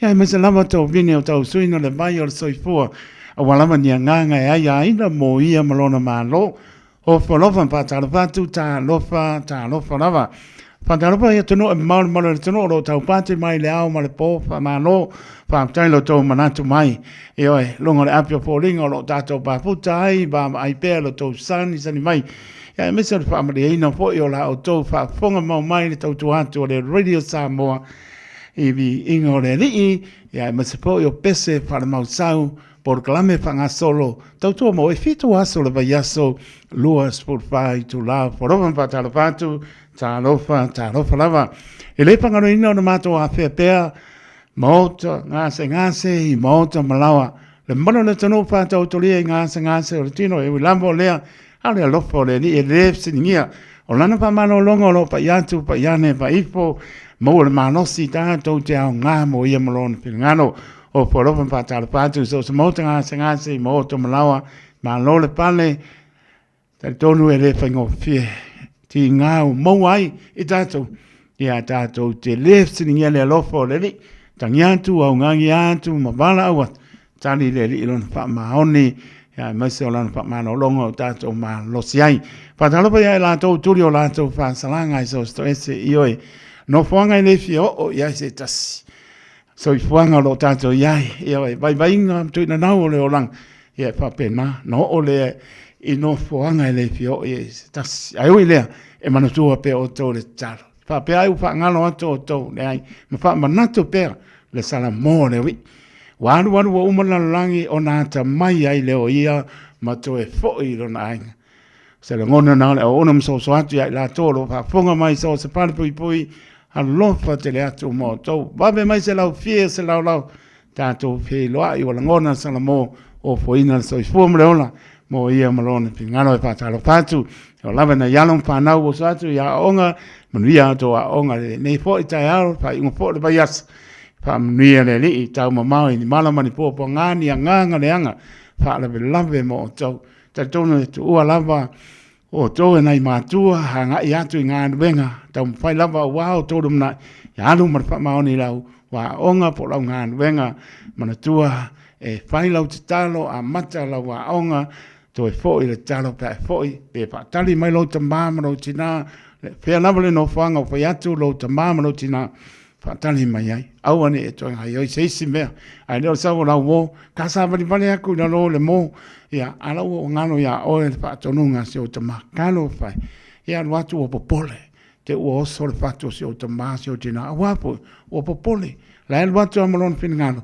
o I de ofisa no fai lo a fini no fai lo tali fa tali mai pangane o le lo lan me wanga ia vai nai le longona o to tama mteni ya to na sta fa longo le upu a mato le tama mani tina te le lo fa ma vai le Taeao na wa onga po langan venga mana tua le ngana lo fe lo e ta to le ma no fa le tua no mena tasina e mo o to le a lava se fa mlianga le I o to na angai ngoto yo to roto tama mana teine le ngana mo mon soifo e ai to matua mola e te to oni ngano mai so ngana fa alo le va o tato mo tato matua o tato matua le au ngano pa ia le tu le malu le tu ona na te alu mo upu o umo na tu ta linga tu o to matua tu lo au ni ngalo a o ile tama tu sa monala e o ana matua ele te ai pa ni le li yo toa onga le nei aso. Leu apatonu lava le tula iwa le tautua le Radio Samoa su lima iwa toru a mor programa Fiafia mai show tato mafuta se pa e foi le tula spodulua su e foi le no poa talenga fonga ya fonga mua ia por talenga pale sana fai se manu Francisco ane to te mafuta pe atale tula su malua fanga solo tato programa ale ia o leo mai le au pai sumpo yo ngalonga ingora fora ia kulei kuan musika la kuan musika fanga yoi lungor kamakau lungor nga vale vai pau ana me nga yoi yoi ta la kurka pesel kai miol e fail ka go suma yoi ia mo le fa marstino nei aso ia ta mafale pu vai malo le ia mana tu file mu le lofo le aso aso ai manuia la singo le nei aso le urfafo ma le urfale manor tato no la tau dunga le ala fa manatu o fa nga ina telefoni fa mole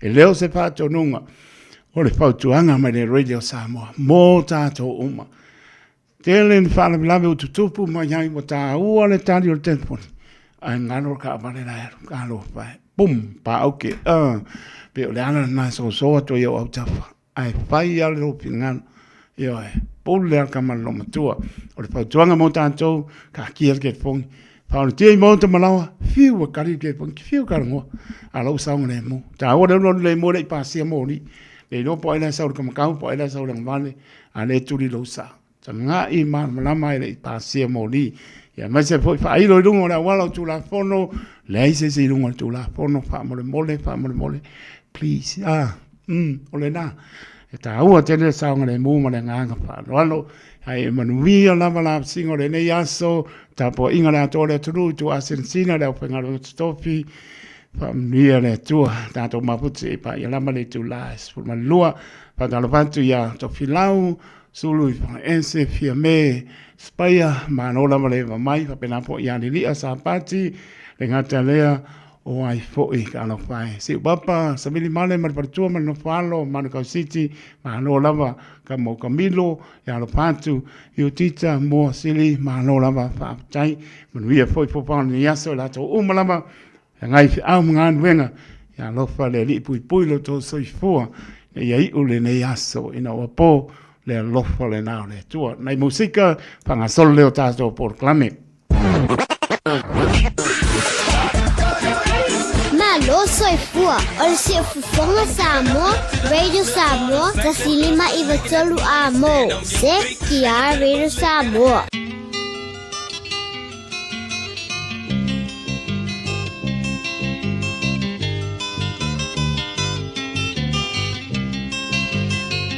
Ua lolo ngole fua male pao, Samoa,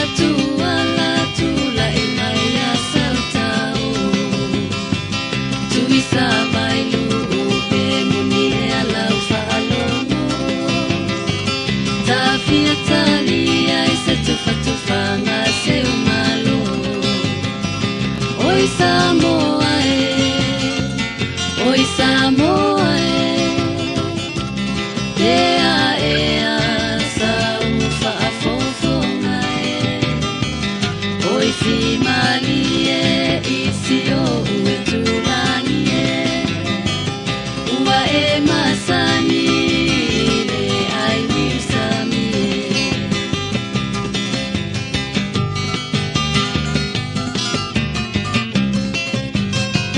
sio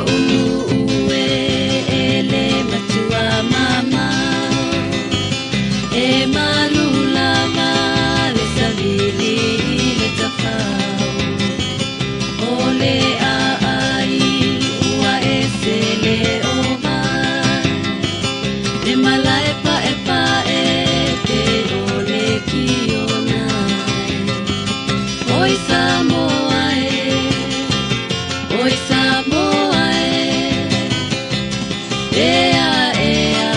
sa ufa afofonga oi fia malie isio uitulani ua masani le ai ni usami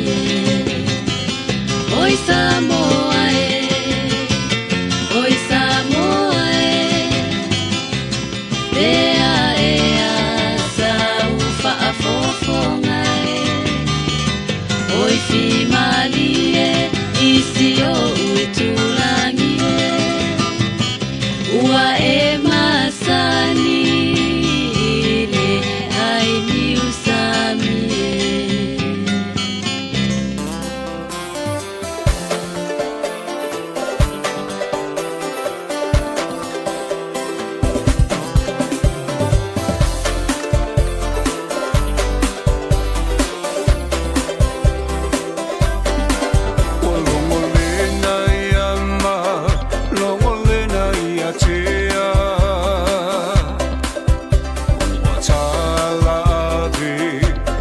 tangi lea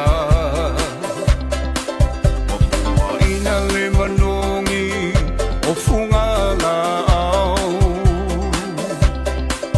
e o le whaaya e Samoa o tama whanau nei ti o le toia ina pe po a patita oto ilo nala sa tausi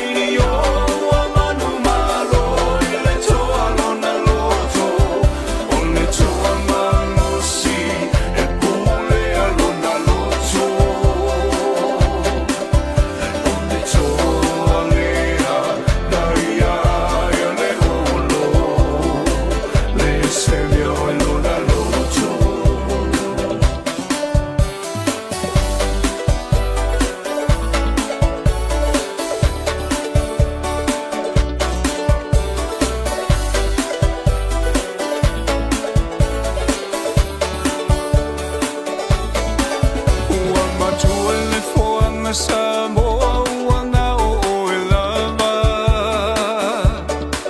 I lalola mi tele o whanga tamba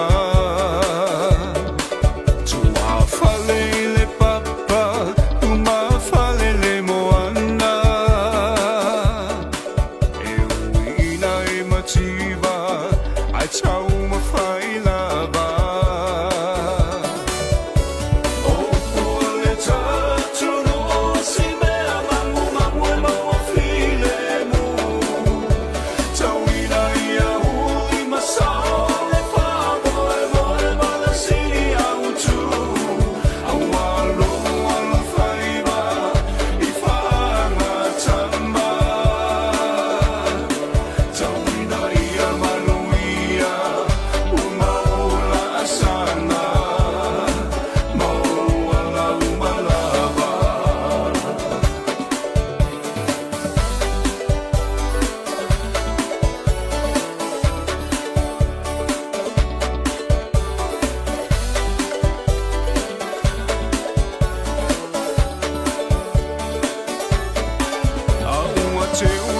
Taeao, ai a whai a mawhai O mamana, awa e te whawai vai Ai a mana Samoa, lau tapua inga Peo na talo lua tūna mawhatai lo la lo whai vai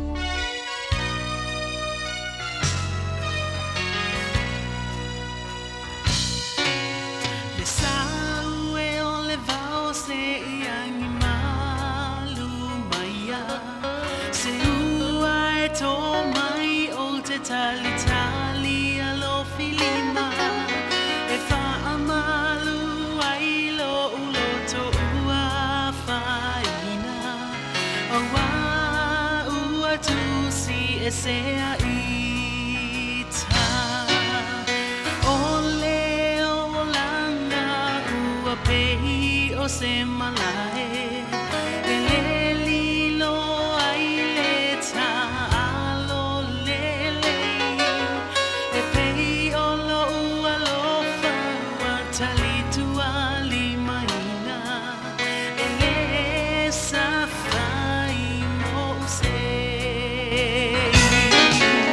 sama ua o la ngona ua o vai vai o a ua le tangata o le foafoanga na e whai o a maluenga mamana ua whaalia ia ita lea ua whai mapona i le vaainga o o whea ea lea lo whamoni tu ua ina i se oli pesili ai le oti sili ai le oti o oe o le mana mea o le pele i lo ufatu tinga o a onga e te whao malo i o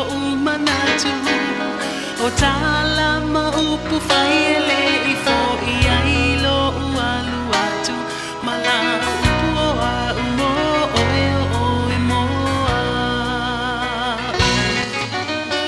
ele ma futanga pe ana moni lo ualofa so ia ai ona o la ususuma o le whai a onga wa ele mata laina tura o le nei o langa ma le tupua o lo o tau mate mai e tangata sama ua o la ngona ua o vai vai o a ua le tangata o le foafoanga na e whai o a ngā luenga mamana ua whaalia ia ita lea ua whai mapona i le vaainga o o whea ea lea lo whamoni tu ua ina i se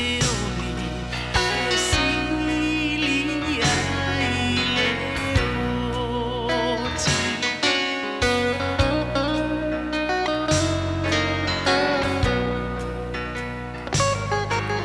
le au soe o mai a mali e a whenoa vina ngalo o ni whesasi a inga wha a mole mole i a mangalo whai vai o alo ali i ua le tu u au lafo alo whamana tu a mai i ta i sau te ta Sawia o ele Sawia o ele o ia lo fangia o ele a taimo mea taimo mea uma o e lava o le lupe lava sale na ua e tu ua i ta wha a poe te mana tua e te le mana tua lava solea la o Yesu Yesu alofa i le sa fai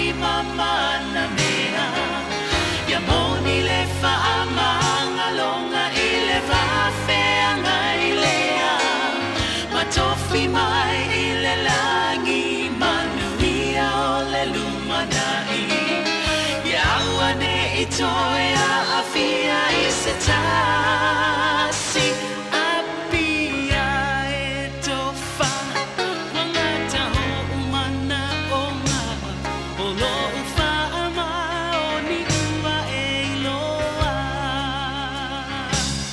hope to see you in heaven honey tofa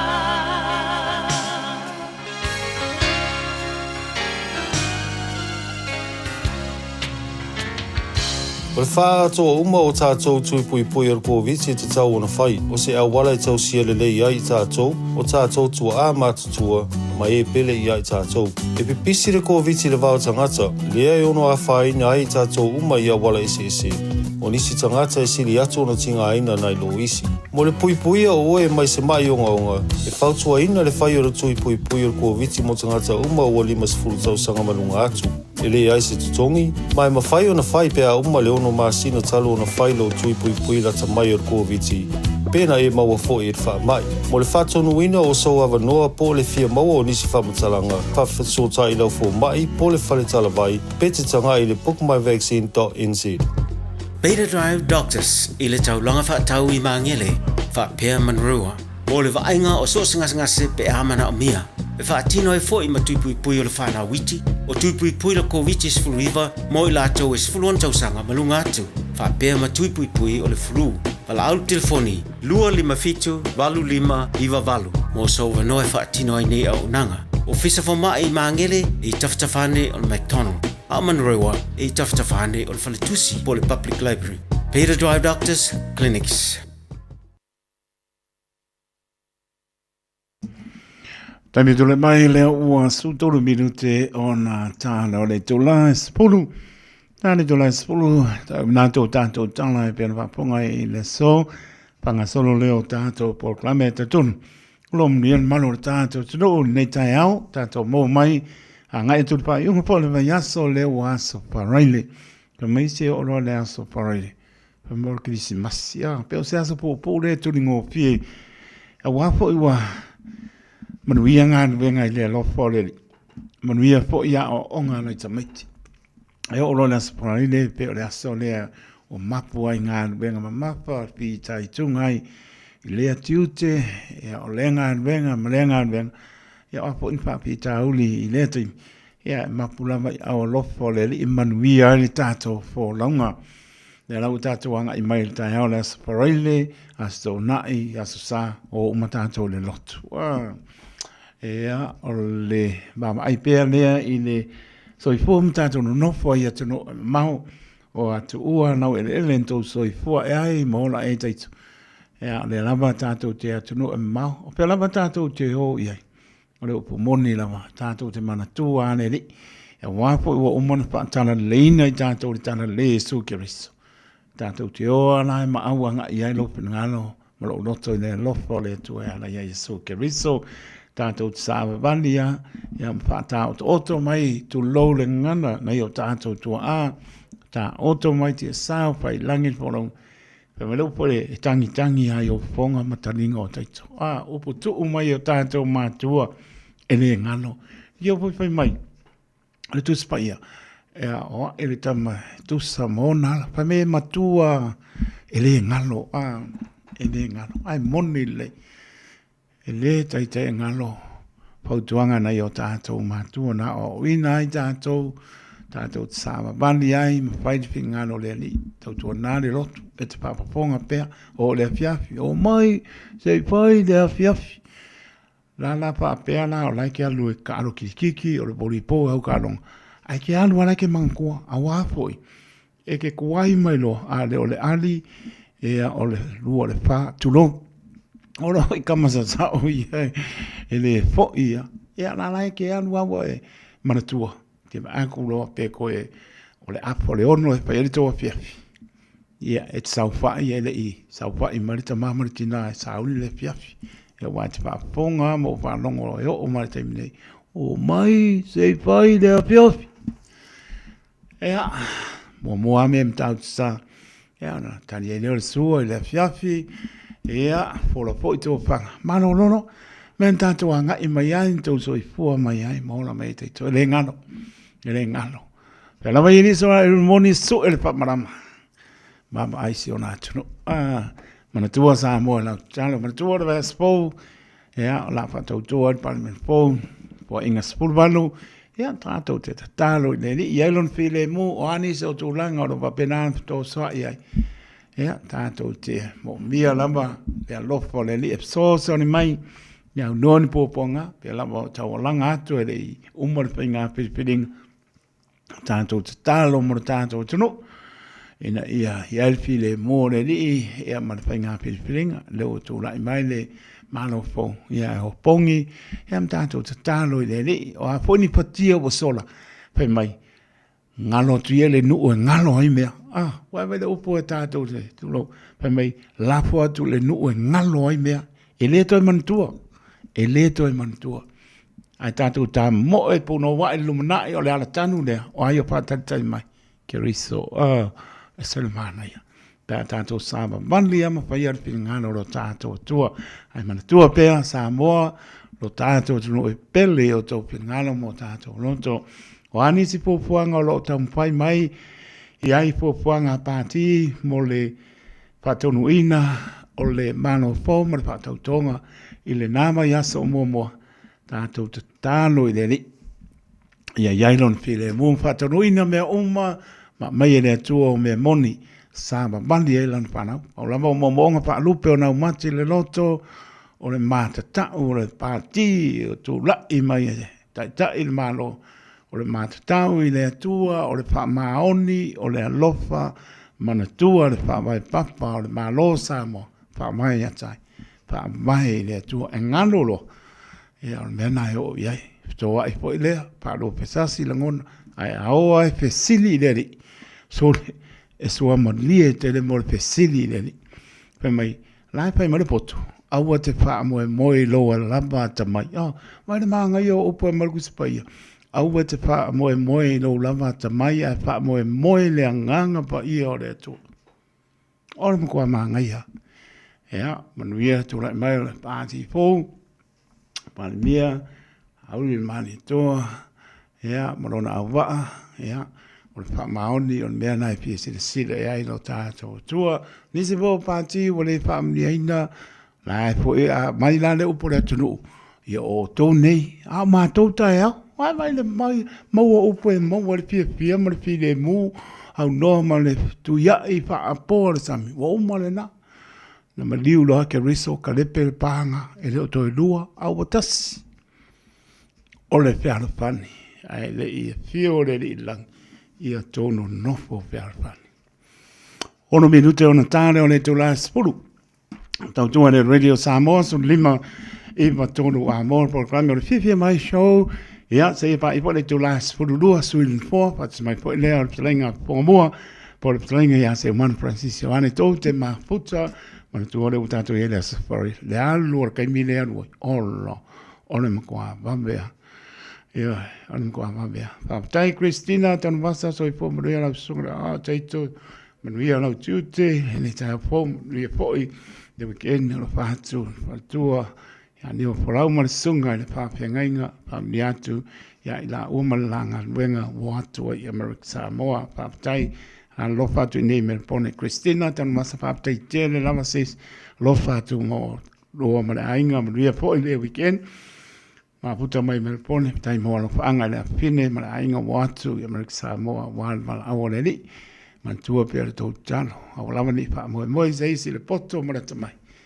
pe sili le tua pa talo pa po wina tanielu mai pa to pa tai ma to mai Patalo panto di sunga pa pengainga ya Teofilo le pai mar patoa pina mano poalo tai la sunga pa pengainga Teofilo patao to na me mai o lua male kane sia pa ia le to nga lua lo patu me foi le lua nga wenga ya me foi le weekend aso pe si o Josefo o amai ya alola vale le eve mai was for really what gives him you tita mo sili ya alo fatelato ma alola vale ma mai se papa sabili male ya male ainga lo fatelato lo fatu sungani puli tausen anga kanamba ma fatua ya mai ma no falo fa tai uso nia le rua ngan wenga man we foi fang foi company mo le luma lo fatelato le ngalo ya e ma tanga e man we lava ia lofa malanga leo lo tato tua leo to 5 minute ia ona ta leo le tu la e se pulu to nato tato tala e pe ona fa fonga ele so ele tautua le sunga ia se yuli umla e ole na o singa pese la le kasi oi ole hafo na mana kana nga vai oi mtau tia le hapoi, Tom Phillips, le kama le whātau sanga, sole, whātau sanga o ngā ngāra kama ka miki e kōkoro. Le nau si le fia, o si le fia o mana talanga.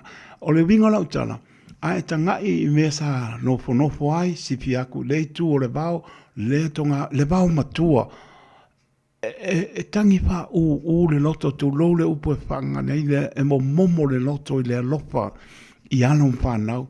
Ai wha pe tai le atua le saonga le mo mai e leise o le ua mariu le li ia ua whanga I leo. Ngau si le fia. A wafo o le si tu. O le mkua laki o le leo le la vea. Lenga la vea. Whai mai ua se e le urupo, e le kingi po, whai mai kingi po. Anga maua le li, wale aunga. Ai whai mai ua lepe le tau au tulo. Si leo lenga whanga kui kongora kamale le kamaleo. Tom Phillips, o le whanga ngā ngā ingar kam. O whanga po e whanga ngā kam. Ma whanga I mō meo kā mela po I e kongora ka ngā. Whanga ngā kam. Ia, o nei la se tūlanga pēa, o nei ei tūla whono I la kore squat o lo whape nā na la tō atu e pui, a mai lo whale tonu I le saunga le mua mano le malo. Ia o taulon whatonu I nā loa le South Defense. Le lau ua maliu le lile o Tom Phillips. O le winga nau tala. Whātau sanga, e whā winter, e whātau Malu sa pia ngai ai nei tamaiti. I le bao matua o no nopo solo ai, halo whae, whaani mai mea sanga po e maka o kia po I le ngeka. Ale e sau ere tala I tua. E wheo lolo kaka ngai kua ako e la tau sa langorango ina. Sa langorango ina I a Tom Phillips, maka maike ko koru. Ale le sau se kala la tau tina. Po pere tū langa o iai, e ele taimi po le amatanga le tausanga, nei lea sa tala noa mai ele ti nā o tamaiti. Malon tali tonu, o lo o ola le leisi ana whanau, le ave ina e ai fo I Tom Phillips. So le e makau ki oka baba ai le ti vima tū langa le mea sa no nofo ina tamaiti o le taimi e paimea ai, o le taimi o le tau Malu. Oka. Ia le sa wei tuare tala. Rongo winga e kaka lea e sa palaia o lava o mea ai o mea uma mai lole nei. Nana ero sa I dinga leo. Ia o le filia al kamore mo. O le filia al kamore mo. Ai se ka dia lupe o mau. Ia po le apo se kuulanga e o iai. Ia a maualo. Ia ma ngai a po. Ia kalakalango iai. 2 minuta ni tane le to lans pulu. Toi pa pongal malo tato. Tono I tana I vai panua. It's another one. Phil, Samoa, Max, VM, Studio. We're back. Simple mind. Doctor. On the jam line, boy, que se você vai. Vai eu fica Fiafia mai. Fica com minha solo vai fire nice. Say my easy, nada mais, nada mais. No, shake it down. Make your body go round, round. Luma lano, fire yo.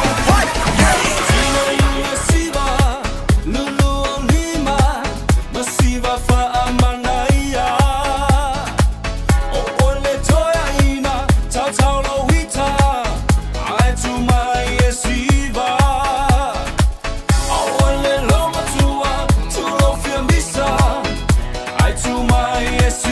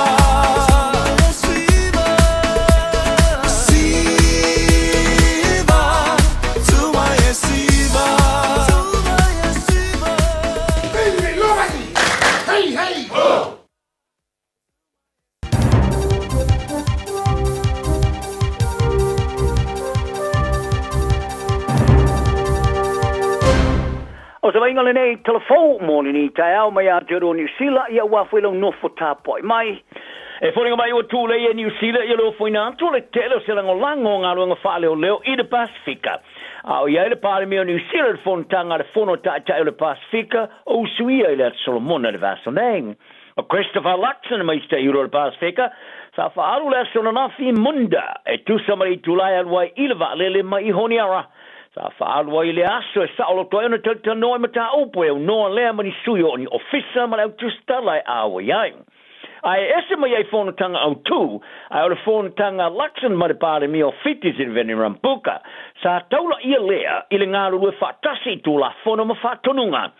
O le sao o le whaongai no le pauta whasai no le methamphetamine, ma le whela awa ia whasol tū la whono tangata ola, o se mea sa whaari ai Luxon o lo tau wivi pēr mali tūlangi.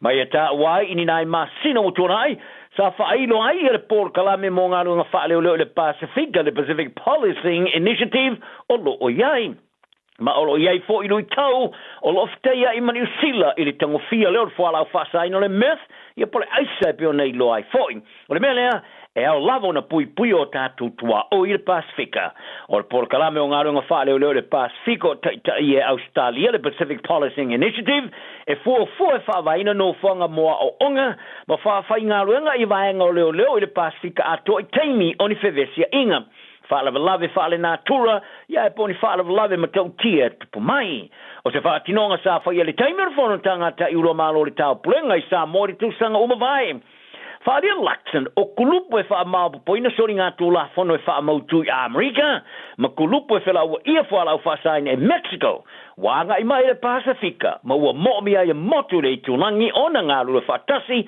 ma fa sanga tau i ai ma ua Fiafia ai au inatu leo New Zealand so sorry i motu le Pacifica e fa ngai le Port Kalama le Pacific Policing Initiative ua fa mauni ai fo e Luxon i le tani malo New Zealand i le fono tanga le Pacifica i le lua fema le lufu fitu ia Palau tani malo i le fono tanga le tusan foam o le isi o le whanau la i te Tom Phillips sa wha au penga ina i se whana i le teimisanga i atua i leo i le lato no whanga sa tola wapi ai e peona i ai le maramaanga le leitio New Zealand o Phillips sa whano le oa i no whanaina leo i le vavea o le songa fua i no mai ona i whanaina le isi leo i le ulu leo lo tau fia pēr whare mai manu o ngonga o se taso le whanau o Phillips sa la iai whatasi malon ta mai le teimi o le whaarablawe sa soani leo mai ala pata ia i leo o lo o iai whana i le no whanga o api ai sini ama le sfulu ai tula mo le muliana i le afea filava le songa fua ma ua ista mai te to lua i le no whanga api tusa ma le 2 kilomita le mamao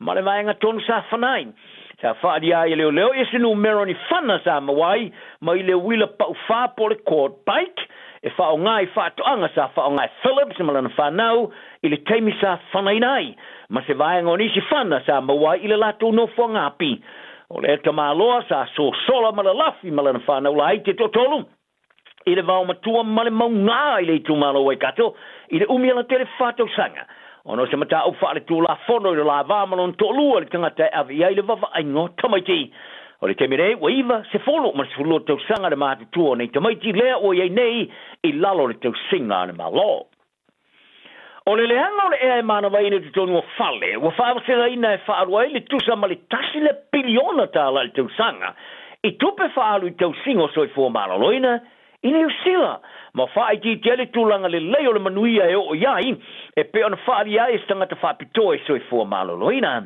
wa tapa ai au so e whapito i le whaale leo le ea te tono whale ma no whanga whainga luenga e pe ona lamati ai se tūlanga matautia e au noa male vaaia e lamati ai le ola maloloina te tono no whanga o matanga luenga umane malo pe o whale mai a onga whale whainga luenga ma whale o ainga sa fa ma tu ina le no fuanga so te inga so fo maroloina ale malo istu singa ile mata upu ile vai semei o le tamata so atu stalo le tu singa ma le professor ngolango Julie Bennett we falia o le tonu fale ma no fuanga ma le le o le ai e masa ni lava ona le ai se kilo ai ma ia ta wai e ta to tele ta ma faina ni vai ele lea ma ni me ai ele sa ngale mu ai se ona ta to mana tu na tu ile ea o lo ta to mana vaina a wai tu se malevas perseno ta to wolanga e fa mo tu to no fale o mele O le leo le eolo ia e tawa tele ilo tato wola maloloina ma le ola manuia. Whaali e Bennett o le Fiafia i le ea mamai te tau lava o le tato tausia o se aia le tau o le tangata. Pei lava o le sanga le mua le tau mwhaina o le suavai. Ai o le pe o tau mafa ma le suavai e whātu la whanoina. Ai o le lei ma le mamau le ea te tono whale. I le o iesi tūlanga malo siaina ma whātu la whanoina. O le melea, wa mana vai nai e le whaitau miliona tangata New Zealand lea ea e whilo ngia i virase, siama, pefu, lenga, ma vai la au ona e o pea i le ea, e bana whaalea i e Bennett. O le whaipure mo le pātia le Labour Stuart Nash, ua wha mai lana ngā ruenga i le ofisa e whiwhia i tangata whai ngā ruenga, a le Robert Walters, ina ua mai ona whaia i aisana i loi longa lo ia a le company. O lea i loi longa ina ua whaato ese i a Nash. I sana whaamatalanga le mawhau e anga i tamatai, sa whaali lunga o se whaavai o talitanoanga po le platform, i lea so lua e whapea o le tamatai, o se tangata e Elena Pussy, ma susu e lua, tulau lava. Sa whaamaoni e se suiso upo le Robert Walters, o lea toi loi longa sa whaia ina oi loa le company, ana whaamatalanga le mawhau sa whaia, i lona tūlanga o lo iai. Sa tam whaia tu le lei New Zealand ia Nash, e tala noina lea toi roi longa lo ia sa muse whātata noa. A sa ia longa le New Zealand ma tua ai Fiafia e whai ngā luenga mora company. A ino silingia pe walu ese mora company a sa tali, ufa mawai. O le solulu sa tu sia e Nash i san whātu e senga i lunga o penga o le Lincoln i lona whalia. Sa ia whaia se whaamtalanga le mawhau to e le whaaloalo. Ino silingia o ia whaamanino ia le upu tamatai. Nash sa whaia san tau talanga konferenisi mo moa pātia le New Zealand First. I le whainga le vaso. Mai na tele o te ena lona whaato sina mo le pāti i le si whainga pārota. I le usiringia le ta ilo le New Zealand First va vasa mane o Winston Peters. E winga e a Nash a sa tadi le so na iloa ua whaima vai malana ngā wenga. E talonga le winga le Blues ma le All Blacks yu e goi ane, wa kolopu ma le au ato e lusu tolu ma le talong whaitau lilo na lua ma le Springboks, Afrika saute, i le stonai, mos tei mua mua o le tausanga nei. Ai o le winga le Chiefs ma le sui mua mua au la kapifa a vau malo te tau fito le All Black Sevens, Leroy Cutter. O le ata au ila na lua i talonga whaitau lia mo le All Blacks, i le winga vale. O le ngoa wa fia i swinga lima o fia on Scott Robertson, mai le ausa manu malo ia Afrika saute lusul faso fitu i fai unga vaso i malai Eaton Park i au Kilani. E todu e sui ingo o fia Robertson, i le nei tua Will Jordan, o le a fase i le wingi tomatau Damien McKenzie, o le ata alo ilan talonga e mua mota mo ed fulpeti li tausanga nei, a e au na manatua e li a fitu tasi minute. Sa ta alo e fulpeti au Kilani le astonai, ina ua toe whaia se fisuia inga o tulanga, ina ua wha manu alia e moni na rawa, le sa fafo. Ia McKenzie o whirwhiri al fulpeti alo na winga, Ruben Love, o le a kava mo tulanga o me tolu leini tua, mai ni no fore whale leo, Noah Hotham, o whirwhiri al moran talong whai teuria mo mua, ama ta alo i le ofu numera iwai tua skalamu, Finley Christie, o tolopu ni no fore whale leo. Pe lawan sa yale manatu sa misoni tau ke hao, o le ata alo le tulanga huka i a Cody Taylor lo madua, i ona au tafa i tulanga po o Tara Lomax ma Ethan D. Groot. O loka ma tulanga Lucio lo tu maulava a di savea il ofu numer fitu o sui kapteni foi, wale si titi tuor skalamu ma Simon Parker, i le lusi fo i timau loka i a Scott Barrett, ma tupo vai. Bowden Barrett i le first five, lo no show Jody Barrett, i ona au tafa i lofu numer sulua, Billy Proctor, i le numer sutolu. O se aso whanau no mo le tala ango le nete polo ni sila, o se tali whai tau le a teine ta alo lau lo mo moala Silver Ferns, i se wha te inga i na o wha maro lorta mai tai whai a onga Dame Nolene tau rua. A fola le nete polo ni sila la sululu le vaso ne whapea, o Dame Nolene, o wha maro lo mo le ta amarasanga Afrika Sauti le amante le isi se furuaso. Sa la tu whari ai, o lo iai ni tala noanga i ni whawhitau leo si o mi ai le whai a onga sa la ngai teine ta alo, i le i whai i se fo. O le tamatai whai a onga mua le kalapa Paulsia, Yvette McCausland Dury. O au inatu a vea ma whai a onga le tu mahu mo le ta amasanga o sauni ati ai, mo le ipo le Tiny Chamison Cup, ai lango i ali sui mua le Silver Ferns, Liana Leota. O le teine longo amo moi le Silver Ferns Laura Langman, le foi sa manu le tau le Dame Louise Muir Supreme Award. Sa ia la foina se ate dungola na upeng of tuse inga Instagram o ia usuina le video le fu ani sila. Ma ia tusi ai fa pea, mai se taimi sa pito silo na mitu mitai, i se aso pito silo na whanoa noa, mo le tala anga le neti polo ni sila, ma ia whaadi ailo na le mau tonu ma a fia i le ngai o inga a le neti polo ni sila.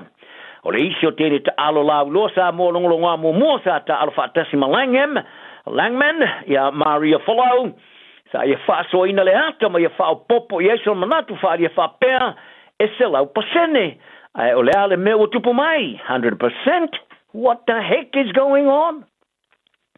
O whapea ona i oe, ona le o iaise mau tonu o lupesori ai rauri Joseph Parker, o le a fusu i le champino lo langi le pangamafa o Alexander Uzik i atea, wai e whalia, o lo tilo le la fusu anga ma Fabio Wadley, o sana fusu anga mo champino lo langi.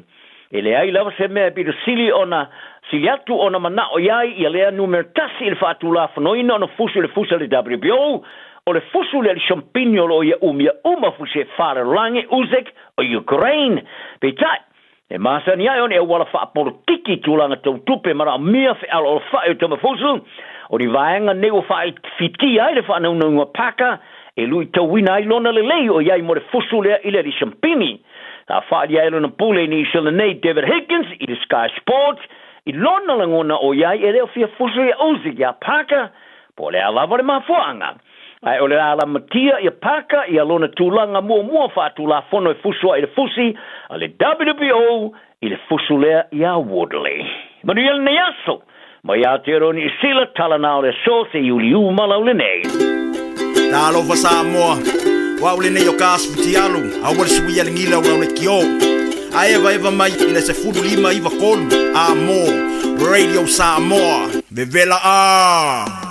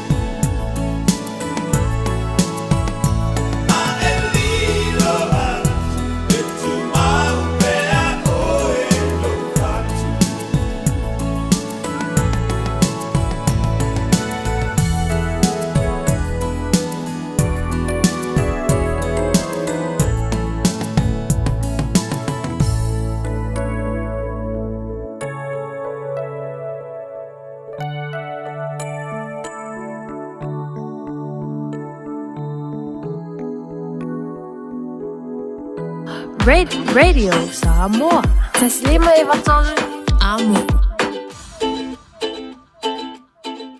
O le wha atoa uma o tātou tui pui pui ar COVID te tau ona whai. O se au wala i tau sia le lei ai tātou, o tātou tua a mātutua, mai e pele i ai tātou. E pipisi le COVID le vau tangata, lea e ono a whai na ai tātou uma i a wala ese. O nisi tangata e siri atu ona tinga aina nai lo isi. Mo le pui pui a oe mai se mai onga. E whautua ina le whai o le tui pui pui ar COVID mo tangata uma o 5 tau sanga malunga atu. E le ai se tutongi, mai ma whai o na whai pea uma le ono masina talo o na whai lo tui pui pui la tamai ar COVID. Pena e maua fo e wha mai. Mo le whatonu ina o sau awa noa po le fia maua o nisi whamatalanga. Whawhasota i lau fo mai po le whale talavai. Pete tanga i le bookmyvaccine.nz. O fia maua sau ta avale po sau piki apu. Ai tongi ta iwa yaso, lua va yaso. Peta i masina, o le sleek cars o le a maua ai le fisosoani. Ua ta pena le au whainga luenga a le sleek cars mo oi malo a inga. Aua e te popole i se mea e tasi. Te tala fitu aso, mai le sifulu i le Taeao, angai le afo le ono le afiafi. Tele la lai au kilani i saute, vili mai loa i le o lua tasi wha, fitu lua selau. Po le o lua o, wha 5 tasi 5 tasi. Talofa Samoa. O Atishna Ryan, o le Licensed Immigration Advisor mo le Auckland South Immigration Consultants. E visosoani mo so se tu ai ngā visa e malanga mai e New Zealand po Australia. Telefoni mai nei loa i le o valu o tasi o no valu wha fitulua. Po le olua tasi o no valu fitulua tolu o. O le manu lula wa i tātou i New Zealand, o le mauala vo le lua se lau tala i le sei le digicel, e vave eina mawhanawhana i o e Samoa. E se fulu whailonga ta i lua se lau tala e anga waa i tātou i New Zealand ma Australia, pe halafo se top up luas fulima tala pe siliatu, e whaunga ai le ClickX. E te anga waa fo i le sei pe a whaunga le ClickX e lafo ai lau seleni i le MyCash a le digicel i Samoa. O le awha yele sei i Australia te tasi, ma o le ni whaapitoa e amanta i le aso whao o kuso, ai mai e le aso luas male ono se tema, e ia inga o le nei whaapitoa, seki a digicel. Aloha, we're the Katinas, and you're listening to Radio Samoa on 1593 AM. Tani tōna mai luas, lua mara minuto wa te ai le tū lai, spuru pa pokona mano le tunu e le tautua sunga ya se yuri umalau, mori pa maroma pa ptai uso, tautua po neva yaso, toi po me po lan tautua i le mai aspo, mori po le weekend la se yuri umalau, ia masori tātou pese, ia e a puri mai lautua ua maru lua, mai a Felice Mikaele, ia nisi o tātou pasalonga pa pisi nisi, ia panga solo tātou programe, tai tono lo munian maro tātou tunu ne foi vaenga o Taeao, le aso wharaile sulo se te malu o 5, toi pata alofa, tuare pe maurongo tātou tunu, pe lava o maputa mai ai, tā alofa lava, ia tunu, e mamau maro le tunu, lo pe na mo mai le tautua fa wa le Radio Samoa so 5 e va toro a mo por bon batalo patu ta lo lava ia o le anga i me foi da po sumpa ia o le na e pa ya so le li au ka ko pese ale na waku a molo no tu rai lunga sa vale le spiko o te no te le ke ua kiki ako a kiki pusa isa a pa ina po le se au ia sa ngia po sa ele tanto sa ngasa pali le sipiko e la kwa pese pe lua pe koluka ko pese yo e fata no ale ka ko zumba ia o ngasiki ale ka ko a mai ale on tanto se atole le tanto flea market manatua sa mole tonu pelele o tu sia mato numero wa mo pe la fo le numero o a fo io ka ko esi anga pa io e fa pena io ono nisi o tu langa ro baba ai pe yaine tautua le pulenga le Radio Samoa e le oto tusi ina i mātou sa mai lau api malau peni e umalonga i pese i pa marastino ka ko wolo le tātou flea market manatua leina tolu fitu tasi 5 i va tolu le numera e se bala umai ei pe a umar tātou sumbai na i pese i stolu ia kula i lo lunga sa mai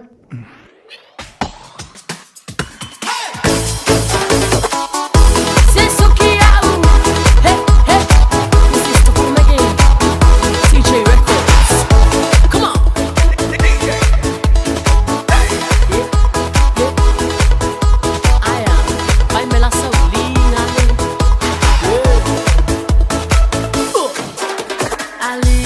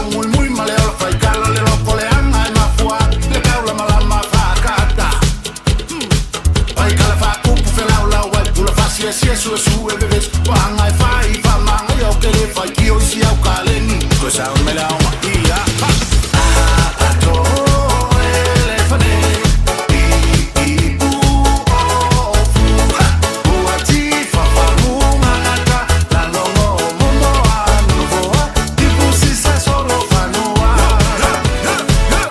e fai il ti tama le viva mama ya shake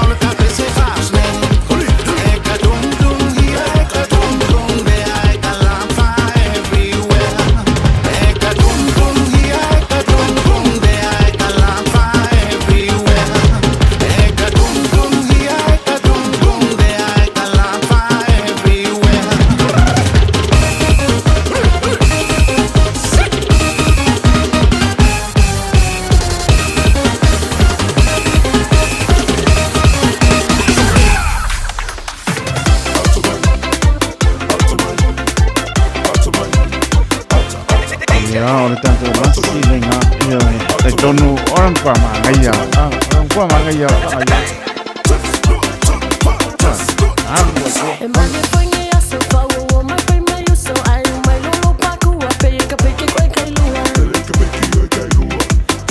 Ai aralea, jalan tu jatuh lenga oleh free market menangang Pak Non.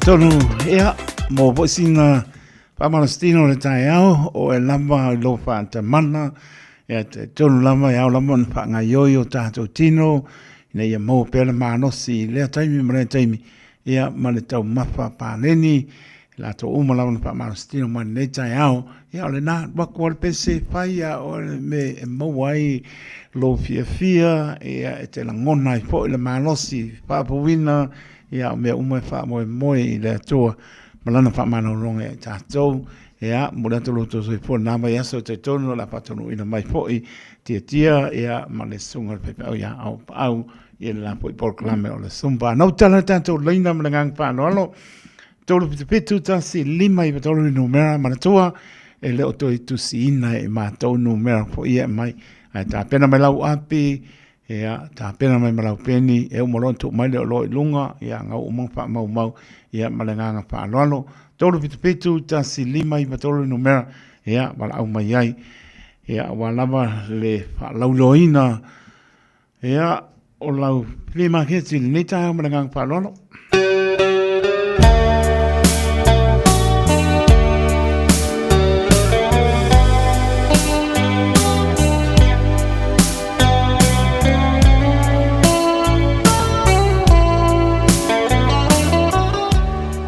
Mo le no sa no mai tala pa o ka no pa Malu luka ya po sa o le pa uki mungo e wa tu ile Pamalama lo pa o mai singa kimura kiki ya tau tuanana tau lunga le awala o masese le awala sanga i lama mai e matala i lunga le awala anga ati mota malawa ya nispo tu tau langa venga ma lo le pane ngalu e po i neiva yaso manuia po atu ya inga nispo wanga ati amunga venga pa amuria le tua anau tana tato laina mo le tato flea marketi tolu pitu ta si lima i patoro numera pala au mai ai le ai lo i o mangai a ngai musika tale tula suta si ia au ina tatou tala i vai whanua i le ngana Peritania ta sana whanua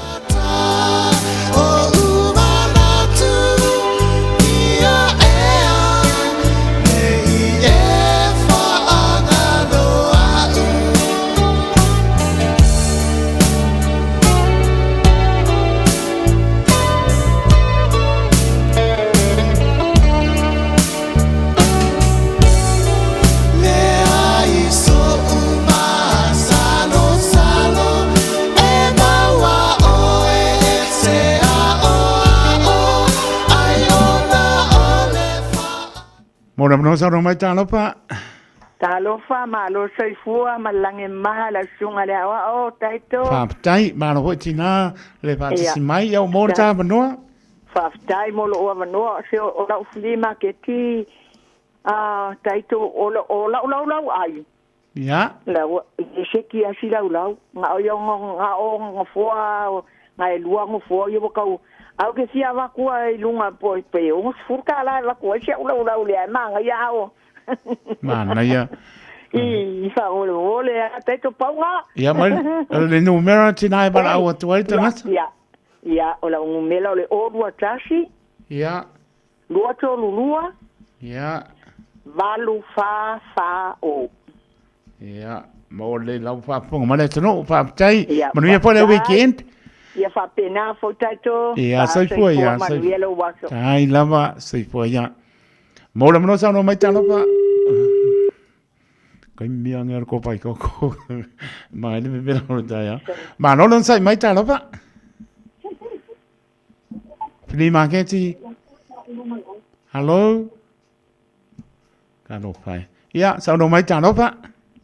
Talo fa no fionga to tamangi taito. Pa petai. O ha mari Taeao. E mangu ia faftai wange sa nga se fingal mari o ne fie mo fa mo pe ye se si o ni se wheelchair va ngale mo ka makua. Ya. E fie mo va de fa mo po le se kau yang vidi mai le ngu mela le. Ya. O le o lu tasi. Ya. O to lua lima fai vai va. O lua tasi, o tolu lua, lima fai vai va faftai, taito faftai mania le aso. Ia fa pena foi, mania le aso foi ia. Ia, faftai. Soi pua, na mno tato leina ia, io e da to umi foi, ma tu ta su tasi, au mina tato tana i vai fanua.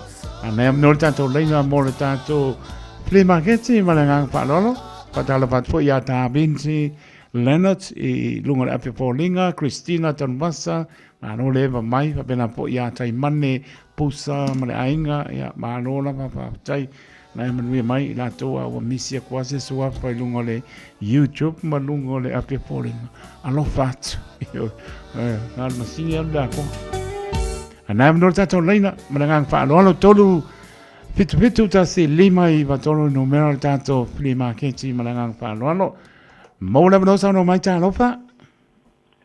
Afero ia ko la sunga la wa taito. Pa tai mola ta mano ta ma. Ia. Ole lau ai e fai si tele e valu tanga te iai. Ia. E lango plek e fo wale lau o to tele la ia o to mai si lau la puat. Ia ele ai no fo. Ja, le fata watu. Il se la uli mesfo. Ja, sa fu eftu na ya tau per fa peso mai. Mania. Lo ia male no fo e ta il piano. Ia o kau li fo il piano a ku no fo. Ia, po ia la se si ro na mia. Ia, su mai mata. Ia, wat fo po se di mesfo tala. Ia o le telefoni o le o lua fitu, lua fa lima o. Si di mo le poa. Faftai. Le puato e patau tasia Pasau tasi alta numero malangang parol. O le o lua fitu. Ia. Lua. Pafa. Lima o. Mawalei la tolo paponga mai. Lo pateleatu manuia po le weekend. Faftai manuia ngā venga leas. Tai lava soifua ia. Soifua. Manolo sa mai ta lopa. Mano se fua manguia kai ko lau fio ngai li. Leo. Pap tai mawarta noa. I fa muli a mari no fi ngalo ole olo sia maua. Ia. Ke yai lava si a inga fa ka mi la ko fo si fo le si fa la ka. Fa muli a ole kusoli. Ole olo nga fa muli. Ole papia la numero. Mi di mai li olo kasi. O balu fa. Lima iva valu. Ko sa kasi va mole. Olu akasi, o valu fa, lima iva, valu. Lima iva, valu. Ya sa ole. Apo, o ingi la au fo i kua lo moka, la au mata fo i o kuku. Ele ai mase mea. Nga le ku ava fo i me lai ola i kua e. O le nga ua kutia kua i kuka. E ba me, sorry, se vai mali, que no. O ora penga ora papi, ngongola kua palo si ai ngpa ngui. Paku. Se o ka ingar ko la le pe papi. O le menga ngala ko ai wilia. Ile le papu ko mole no le sa linya papi. Lo patuso, manuia de weekend. Manuia de nueva fa, tai lava, soy puaya. Soy puaya. Ma no sa mai ta lo pa.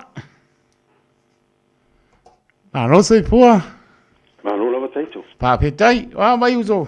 O lea lava e manguia whawhitai waku saunga. Ia, Taeao. Manuia lava, ia, morta no? O le iei la upusa isa ka akia le iei e kuai ia le aisa. Ia. Ia au kei loe umare kesi o aisa fau e saungi lea ea lua kama lea. Ngai ia. Ka akia lea e o whipua ae lua. Oi so. Aistu e lua. Ia a whapea la i esi se manga oi onga o leu kau whangau ngao le whatkawale. Ia. Ngau le limas fuka la em whainga maku ai pe a isi se mga o mia. Tai. Mala o maa ke kila le nga waku le vai aso len ke ngei. Ia. Lau kai whau le su ese ainga. Alo pai. Su ese ainga e kausia la ngau le saungi malanga le ainga ngi. Alo pai. Pela ole kulanga nga o lo mga o mia se ainga fo le e kukusa le la kuwa ia fo male makuwa inga. Ma liela. E mawhainga sau ngei e wa ai le fo le kanga i le ia i kulanga fo ia o mea o lo whangaima. O mawhale a whapea fo ilai mga oi. Anu marifale? E alu a koa marifale pau ale mele mo ke mao ele whakaua. Ia. A se kulanga penga ia miti le mele mo ke manga o le kausinga ho le mea ai ma le whaasavali ma mea whapenga. Ai a kele. Karu aku se pa ai le mele la waku kuai pa wa ia se si whapenga. A whape mga o ai se si whamole mwhainga maile ngu mela o lau cell phone. Ia ngu kangole pu ele akama wa koi pa mga o mia se kulanga penga ki kanga i mo iai whamole mole. Anai. Ano mea tui? O mga lai sengele vet. Ia ulanga whapenga e kele koi popole se kulong pawale me o la waku e alu li liu lau whai. Ai ave ese mai lau whai ngai le vet whamole mole. O le kele fongi la. Ia. Lua kasi. O li mawha, kasi o walu koru. O lua kasi o walu wha, kasi o walu koru. O lua kasi o li mawha, sorry taito. Ia. O le o lua kasi o li mawha, kasi o walu koru, o lungu mela nga. Kasi o walu koru. Tui pa tai, pa pumani atuno. Ia lo pat, nia le weekend. Ia, me pa fo. Soi pua ia, soi pua. Tanto wala muri lea, malangang pa lolo tano pa.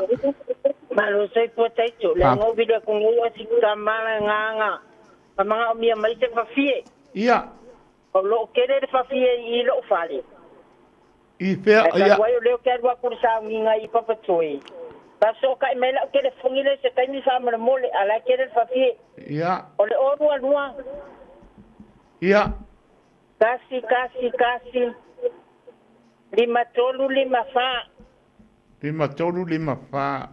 o rua tasi lima tolu lima faa. Tolu ia tasi taito. O ia. Mana ia lana upa ponga mai se uso le rengi na au kuorong mok. Ia bala au le numera la lai kere pie lo mota. Ala aska mi ke foi mai pa umor sa nginga tina.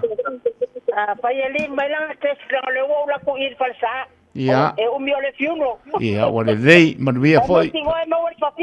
Mai se le nga ngore ia manuia foi po puanga. tai. Ia Soi manua fua. le aso. Tai, soi fua. Mo le mano sa no mai talo pa. Alofa, ma lo sei fu la sunga tai. Ha pe tai, ma no le pane mai, mo le mano. Ya, fa tai. Lo mo wa ya. Lo mo wa ya fa malama la mingi. Foi to a la mingi. Fa pe mo steel frame mai fale. Ya. Mo foi ya urti ota, pe fa pe mo miel. Ma meu waya ma me fa imo dio fale. Ma na ya. Telefoni o lo tas o valu lima fitui valu o lo tasi o valu lima fitui valu o ngi o lo uma o lo leila fa tai mala mano manuelo was Ya, pena foi. Soi fua. Soi fua ya, soi fua. Ma lo na sai mai talo pa. Ya, mai ta to para muri le malangang pa lo. Talo pa. Talo fa mole o speaker fa ili fia fa ta watu. Ma ngai o le ale la po o speaker. E lua pivi ma le fa JBL. Wala au mele numero o lua tasi lua lima valu fitu lua no fa mole. La numero fa mole. O lua tasi lua lima valu fitu lua no fa. Fitu lua no fa ia fa tai mo speaker ia manuia fo le weekend pa tai soi foi soi foi tanto ti marketing la mo ne fo Taeao malo le tano pa tai fo le tau pati mai ia nau manino uma numera na foi pa pong malo le tano ia mto ilalo apie mo o loio pa leo men malo ta tano ia pala au numera na wo uma ona elau tua me o modelo pa se ko ba sko inga le wo mai tano pa. Aito fa mole la vola o lo ba o numero telefoni le useba. Ia. Ino mo waya me fa fale. Fa malama. O ia, o le o luatas. Ia. O to 108 55 ele o lima 0855 7920 o luatasi. O valu lima fitu valu o ma fa lo lava. Mau lei pa tai ni po lo waso po ia so po. O le na o le so faraile.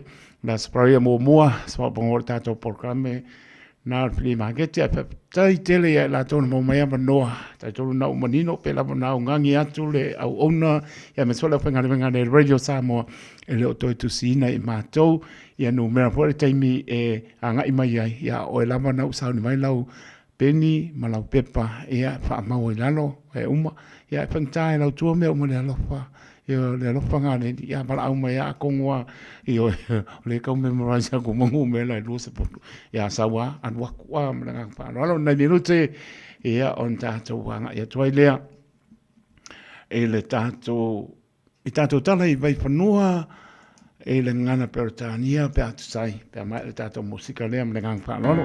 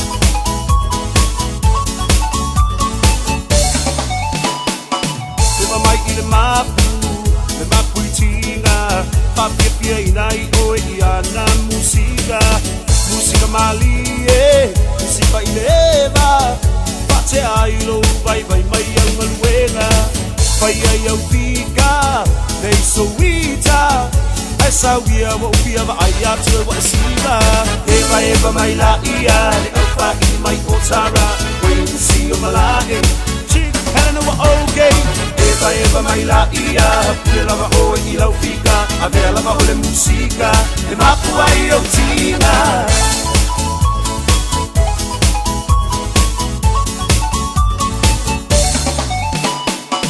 na ia paanga ngi vai vanga e mo moli atu le nei pesa ia o lo paanga le ngata ia te roa pa pele lo rangi atoa mo o ngai pia tau tua mo e Samoa e ala i le taleni o le musika esa wia sei e pa pia mai a ita eva mai la ia le alfa i mai otara when you see your malai chick helena wa okay eva mai la ia pia lava o i lau fika avea lava o le musika e mapu ai o tina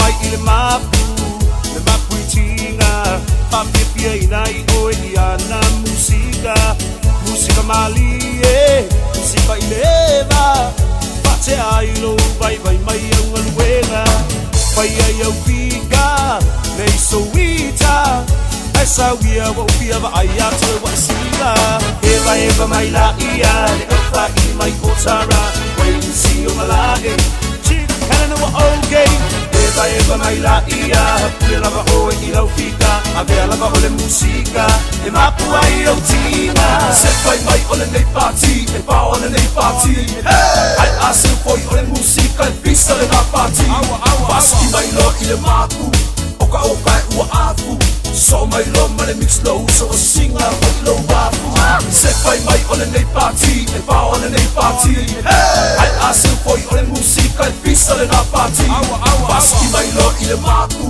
oka e ua afu so mai lo ma le mix low so o singa o lo wafu eva mai la ia le alfa i mai otara when you see your malai chick helena wa okay eva mai la ia pia lava o i lau fika avea lava o le musika e mapu ai o tina eva mai la ia le alfa i mai otara when you see your malai chick helena wa okay eva mai la ia pia lava o i lau fika avea lava o le musika e mapu ai o tina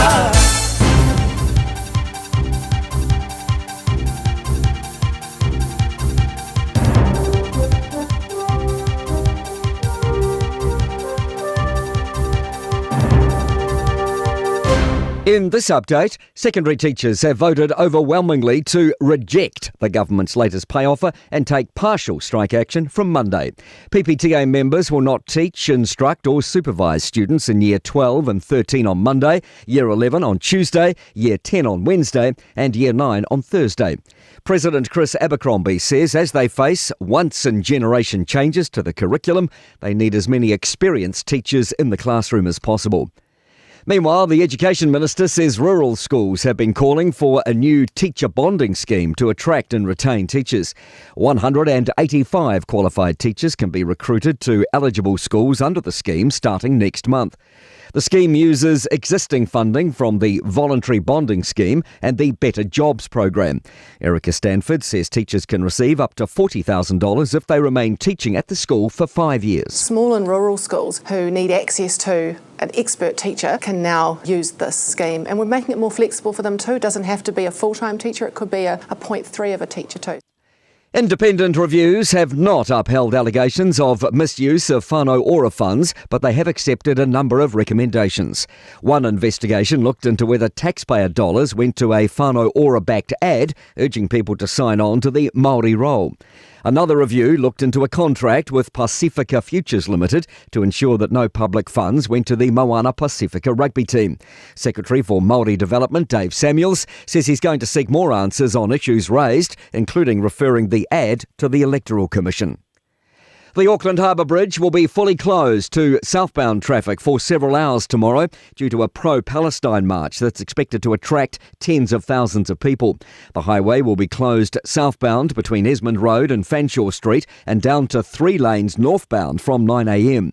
Relieving Waitemata District Commander Stefan Sagar says the large numbers of pedestrians accessing the bridge may pose a significant safety risk to themselves, police staff and other motorists. That's news. In sport, South Africa's reference to their rugby reserves bench as a bomb squad has extended from the men to their women's side for Sunday's World Cup quarter-final against New Zealand at Exeter. They've opted for a 7-1 forwards-back split. Black Ferns coach Alan Bunting's reacted. That's their DNA, right? They want to go through us, and it's pretty obvious what they're wanting to do this week, but we've got a plan on what we want to do. Premier League club Chelsea has been hit with 74 charges by the Football Association related to alleged breaches of regulations.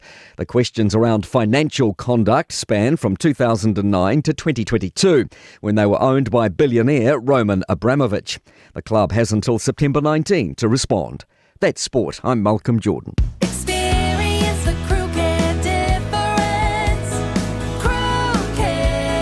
Looking for an opportunity to build your own business? Start your own cleaning business with Crew Care. You'll be joining one of New Zealand's fastest growing commercial cleaning companies with 12 weeks professional training, flexible working hours and a guaranteed income after 2 years. Find out more today. Experience the Crew Care difference.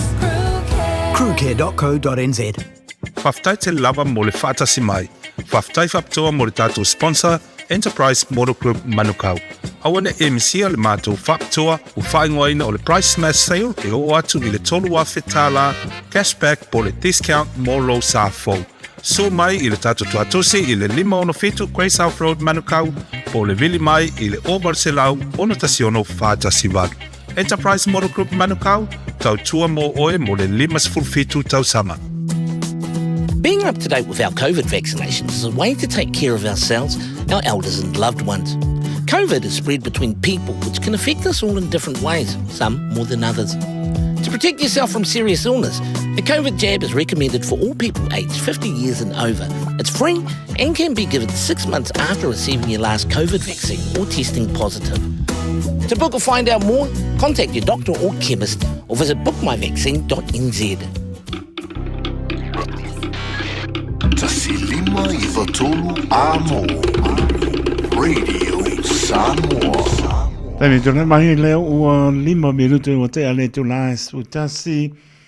Whapokona mano leo tonu au minato tātou tana i vai whanua le ngana peritane a mispe o nisi o tātou pasalonga whapesi nisi.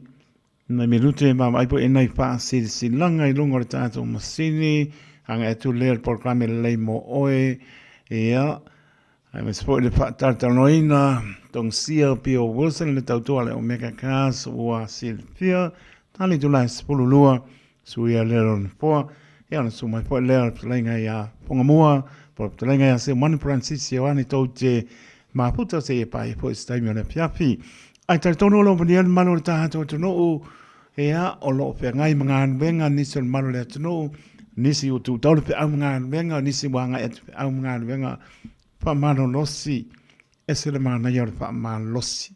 O lo whamano losi o mono waso e Fiafia, e whawaiwai o mono waso. Ue whano noa. Nā lawas tū langa o tofi wana au wai oe. O lo whamano losi mono whamano ni. Ioe, o le nā. Tūri mtai pēa I te mi uma, lo whamano ni, se meo o te tofi ai oe te ngā lue ai, ia e maise tofi o Filia ai tātou. O le whamaoni a whaia mo le bi inga o le li, ai le mau ai so tātou bi inga, ai e langona e tātou, ia mau lunga le bi inga po ilo tātou tua, ai tō pata nofa atu, pa e mau lunga le tātou tunu, I le nei po I vahenga o le Taeao, e le aso, o le aso paraile, sulo te tema, lua o lua lima tā nofa lava, ma lor whalau bi ela li, tātou mau mai o angai atu, ua ifo po I le nei vai aso, ma lor for lau ya ma lor for lava pale a meso de tapo inga le atoro tato to tu asin sine o lava yalong pa nau ya me se lava o le aupenga nga pa ia ne atua lo fa no manu a wa Samoa mo a Taeao fa ma lo fa tai vi e neri ha e monga i foi vanu o alama fo fuanga iai tai me petroleni mai me ole nei so i fuanga me ola tatou te no fo i nalo ma fa le lo fo le e ma fa ia me au lava o lo fa tu e me uma ma le fa ma oni o le lo fo le tu e taua io to ngalo mo tatou lotu ona maua leo lo Fiafia ia Samoa ai pa ma lor pale le tru ma lor fo lau le o tatou vava ai atfo i fa un neiva ias ma tango fie le lofa o lo tatou tua pa dalo ba dia dalo sanga fino moni ma ai ka no fa e ma no le uspo ai se ba mai po e nei tatou fa si sinanga ia out le tu all in form la ngang fa lo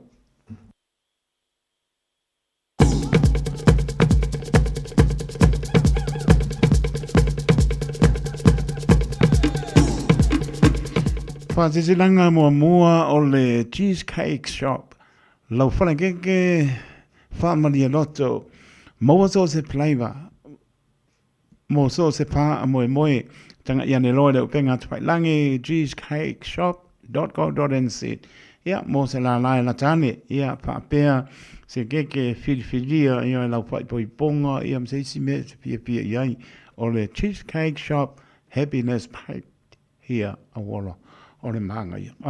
O le adua iai. O le oa iai, seki gāko.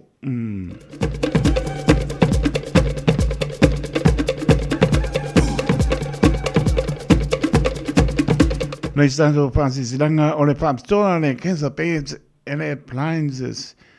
Ea, lo paasolo seti no 4 fabric, no 4 e tolu, ma no 4 singles, e lua, na le iwa tāna le vai aso. Se iwa au kana iai. Na le iwa tāna le vai aso. O lona lua, moenga queen size, mai le fitu tāna le vai aso. Numero tolu, o le iPhone 13, su tolu, mai le su lima tāna le vai aso. Ea, ma le kama hole leo TV. O le papitoa numero 5, Smart TV. Ea, pe mea lima inisi, o longo wingo. Ke le, ai, ma kea o le TV la po, o le fitu lima. Ea, a le lima le, sau I, su lima tāna le vai aso, o fio ane le whapitu wha, Great South Road o tau. Po le tolu pitu iwa, Great North Road Henderson. Telefoni over se lau lua lima fa malu over se lau lua lima fa malu e o omi le lua e ai sauno mai o tohu e po le numero tasi sauno mai Henderson fa iloai na e fa fonga le radio Samoa le nei fa salonga mawai sau me alofa mai le casa babes and the appliances e o le na e tau whaalo pesasi lai titi ia numero o ia fo a wala ia o reisi lau akuli a Great South Road ia e manatua e ese Great South Road ese Great North Road Great North Road ia maka kui Koredin kau ka Henderson ia Great South Road ia o ngā waisi le pia lela vai mo tau a pe mai o omi le lua o tau o omi le tasi Henderson West Auckland ma le nganga whaaloalo leila ma le manino ea ngai le malo tato tino o nganga whaaloalo ea uma oi lea au ke makulai emo ma le empolati waitas toi tasi a taitu ea o le whaasi silanga o masani ai tato au ane ngalo sau lo minga o le tusi o le so ngā patisi ai ma le lovinga o le vau pilipili e mo ai whaalupenga o Samoa sipo tutu i le manoa. O nisi o talitu o Samoa o ana ngā upu o le mtawhai o ian matai e le whainga o whaalamlame e peo paipoiponga maliu. O leo se usinga o hainga, silupa ingo paolo, si i whaaloalo, whaalangingo e kane sia ma le tele o le ngana whaaloalo. Ea, nā le fits sulta nāne tau le o i alitato tusi whaalupenga. Ea, o whea mawai, nā le ofisa lamba le Radio Samoa, tolu ono pā tolu hopio, Avenue i Manukau City. Monisi wamtalanga, e oe, e lelo tano e lau fonga pia o le mato ofisa, e le oiva lua no lua tasi lima i batolo i numera, oiva lua no lua tasi lima i batolo i numera, pe tanga iane le shop radiosamoa.co.nz, pa isa oka a toa tino le tama, e o kwa i mauta malawa, i le ki liva mako A koe a kurkiliva, koe wala au mai le oiva, loa no loa si mai vatolu. Mori wha malo, mai le malu polenga le Radio Samoa, le atoro tātou tano, whaaptai lango mai. Whaaptai polo tau tangia mai, e au le whaatala uratu i le aso, e ala le whaingo tātou wha a silanga, ia ele o whaatonuina le Radio Samoa no tau pa ia maro tau manu. Ai le aia spai vai asa ma se mau. Pape na lava e poto tau tai se le natu iama, pa mangalo le au pangaluenga, mo natu whaaptai ma le polenga le Radio Samoa, ele mamalo o tātou tano whaapetai, whaapetai tele langolang mai, whaamwia le atua. Mana tua e pālota malipoto. O lo suita vale manochku ma, mai le whae tua mangele ma o tāhuhu. O le sunga e manochku ma, na i se whea mai tangata e toa se funu male oro, mai le pasina mbule masina o mea o le tausanga nei. O stangata e toa le loto ma lofa i tangata. Pālota malipoto, pālota mo manochku ma, mai le whae tua mangele ma o tāhuhu i le pālota le local boards i au ki lani. O le nei whasala launga o whatangai na mai le susunga i a manochku ma, tu atu si se funu valu Masters Place Favona. Beta Drive Doctors i le taulanga whaatau i mangele, whaapea manrua. O le vaenga o so sangase pe amana o mia. E whaatino e fo i matupui pui o le whana witi, o tupui pui la COVID is fluiva, mo i lato is fuluan tausanga malunga atu. Whaapea matupui pui o le flu. Wala au telefoni, 255-25 mo so wanoe whaatino ai nei au nanga. O fisa fo mai i mangele i taftafane o le McDonald. Amanrewa e taftafane o le Falatusi po le Public Library. Beta Drive Doctors Clinics. Talofalava, you are tuned into Radio Samoa coverage of 2025 Samoa General Election. Proudly brought to you by Enterprise Motor Group Manukau. Right now, our Enterprise Prize Smash Sale means up to 3,000 cashback or discount on your next vehicle. Save big, drive happy, and find your perfect car today. Visit us at 567 Grey South Road, Manukau, or call 0800 616 418. Enterprise Motor Group Manukau, driving great deals for our community. O e Fiafia e iwa te si malitolu wha miliona tala le se leni ale UTOS ua toe whaasafua atu i ona sui whai unite i le lua o lua wha. Whai sau teo ngā tupe e teo whaafainga luenga ai lau se leni ina ia vave whaotau nuu se wha moe moe tā ua a lau ainga whaape e ka le sia. Whao ngā au nanga le ANZ po le talofa voucher, le M tala, ma le My Cash e ala i le Click X. Whaafsota i mai le ono valulima lua ono iwa whaiva, le www.utos.ws, po le emaili o le info@utos.ws, po le Facebook, le UTOS, le whaaputu ngā tupe teo whaafainga luenga o le mawaenga tausia Samoa, teo whaafainga luenga e mātou lau seleni, ai sele e oe le manuia. Ua na o le Radio Samoa se furulima iwa toru a mo e tautuaina oe i laungangana fitua so le vai aso.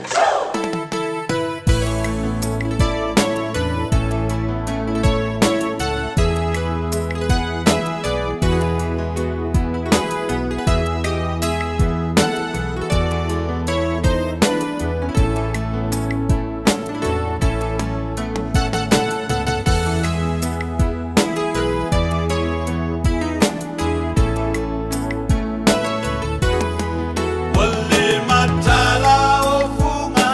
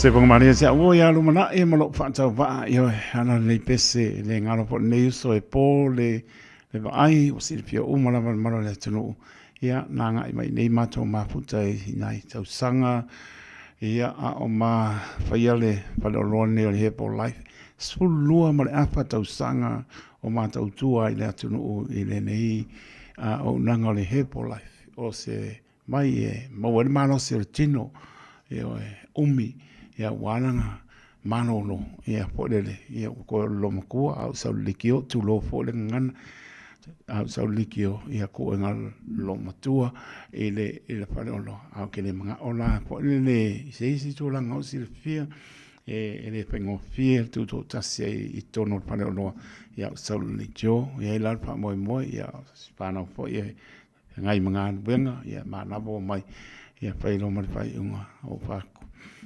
ia mai se so se business ya long hours umi o le fai business e tuaina moe e tuaina malo lo le po ai ba be ala po e mo po ia na mai ia ai le i manei fu mai tangata po io e pengal ben fa penal business o ia sulo mra to sang io ana mata ngo fie me o mo le mafuta le malo le tunu o to to ma por vai mane la lai fa awo inisi o to mani e por to mtausi en nei lava vai on he por life inisi o pitono i tono o ia te o ni au kinani manu tu oi o le to au ngale nei vai io o le ti o le aloe marshake ava pela e tausi lau tau mafa palengi male mai e le papea o le vai le por life e ka mafa po le ia umau ka mafka ko ru ka ma ko le tau mafa le vai le he por life e le upsa o e ma mo auto pe na papele le au ngale mai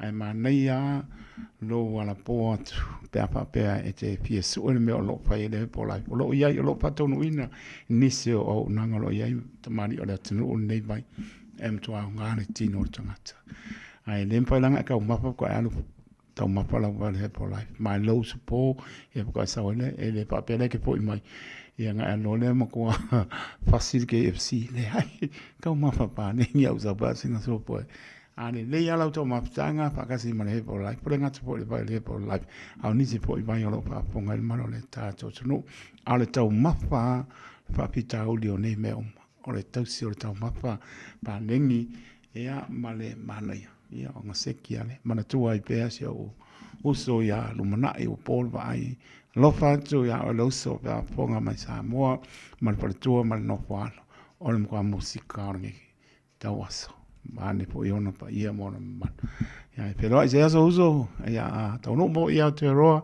a fe mai tai tu mai le wa luas pro iva a fa minuto o te electoral sutasi ta tu le radio Samoa su lima e matolu a mo tanto proclame el leimo oe Radio Samoa tasilima e matolu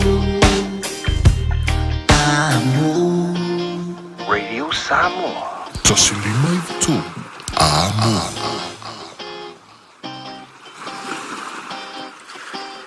Ua mawhai o na aura tula polo kalame le leimo o ia so taitasi o na o le langolango malo si le whale maliu a se alo le atunuu o ese tātupu Funeral Directors i Manukau City. O kalame le leimo o e tālo whalawa. I sei e fast furu o lana whai ua tōru si furu mantasi. A o e whaatari i le alii e toi whaafowina lo lātou malosi lātou te si ia e apa au e pei o aeto. I le susuenga i le manulele le nei o le aeto. E whatusa le aeto o le tupu o manulele uma o le vani manimo. O le si malose iai le aeto. O le aeto e mawhai o na lele maua lunga lava.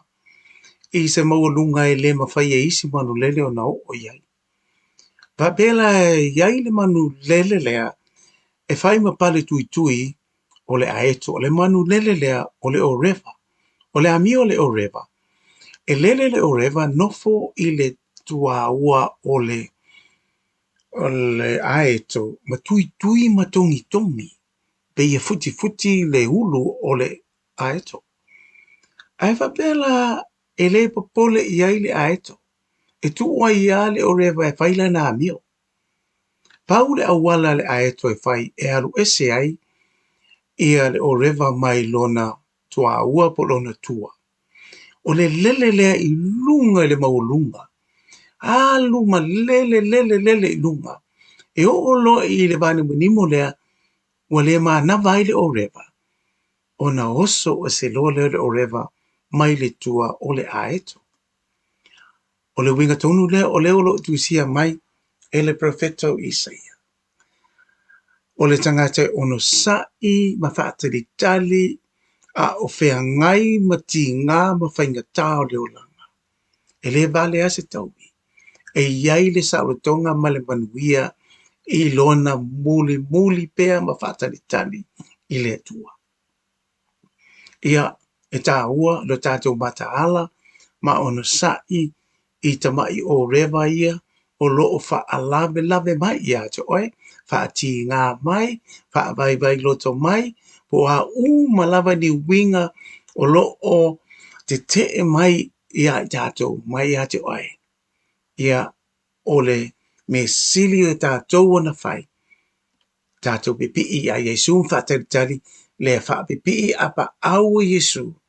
Ona tātou whele le iai le maua lunga lawa. Lata ia Yesu. O ina. E re mawhai ai e le whili. O no so whai ma toi wha lave mai. Ia te oe.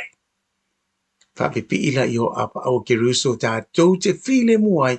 Ma manatua e le lei mo oe. O le ese tatu pu funeral directors o se fale maliu Samoa o le tali foilea o taimi whaingata o na o le malanga al maliu ma le oti. E mawhai foi o na latu awina atu ma awina mai tino maliu o e pele mai so o se atu nuo lalolangi. Mala auno le ese tatu pu funeral directors I le lua no lua toru fitu o. Lua no lua toru fitu o. Pea fiu ane ele se fulu ma le balu Norman Spencer Drive in Manuko City.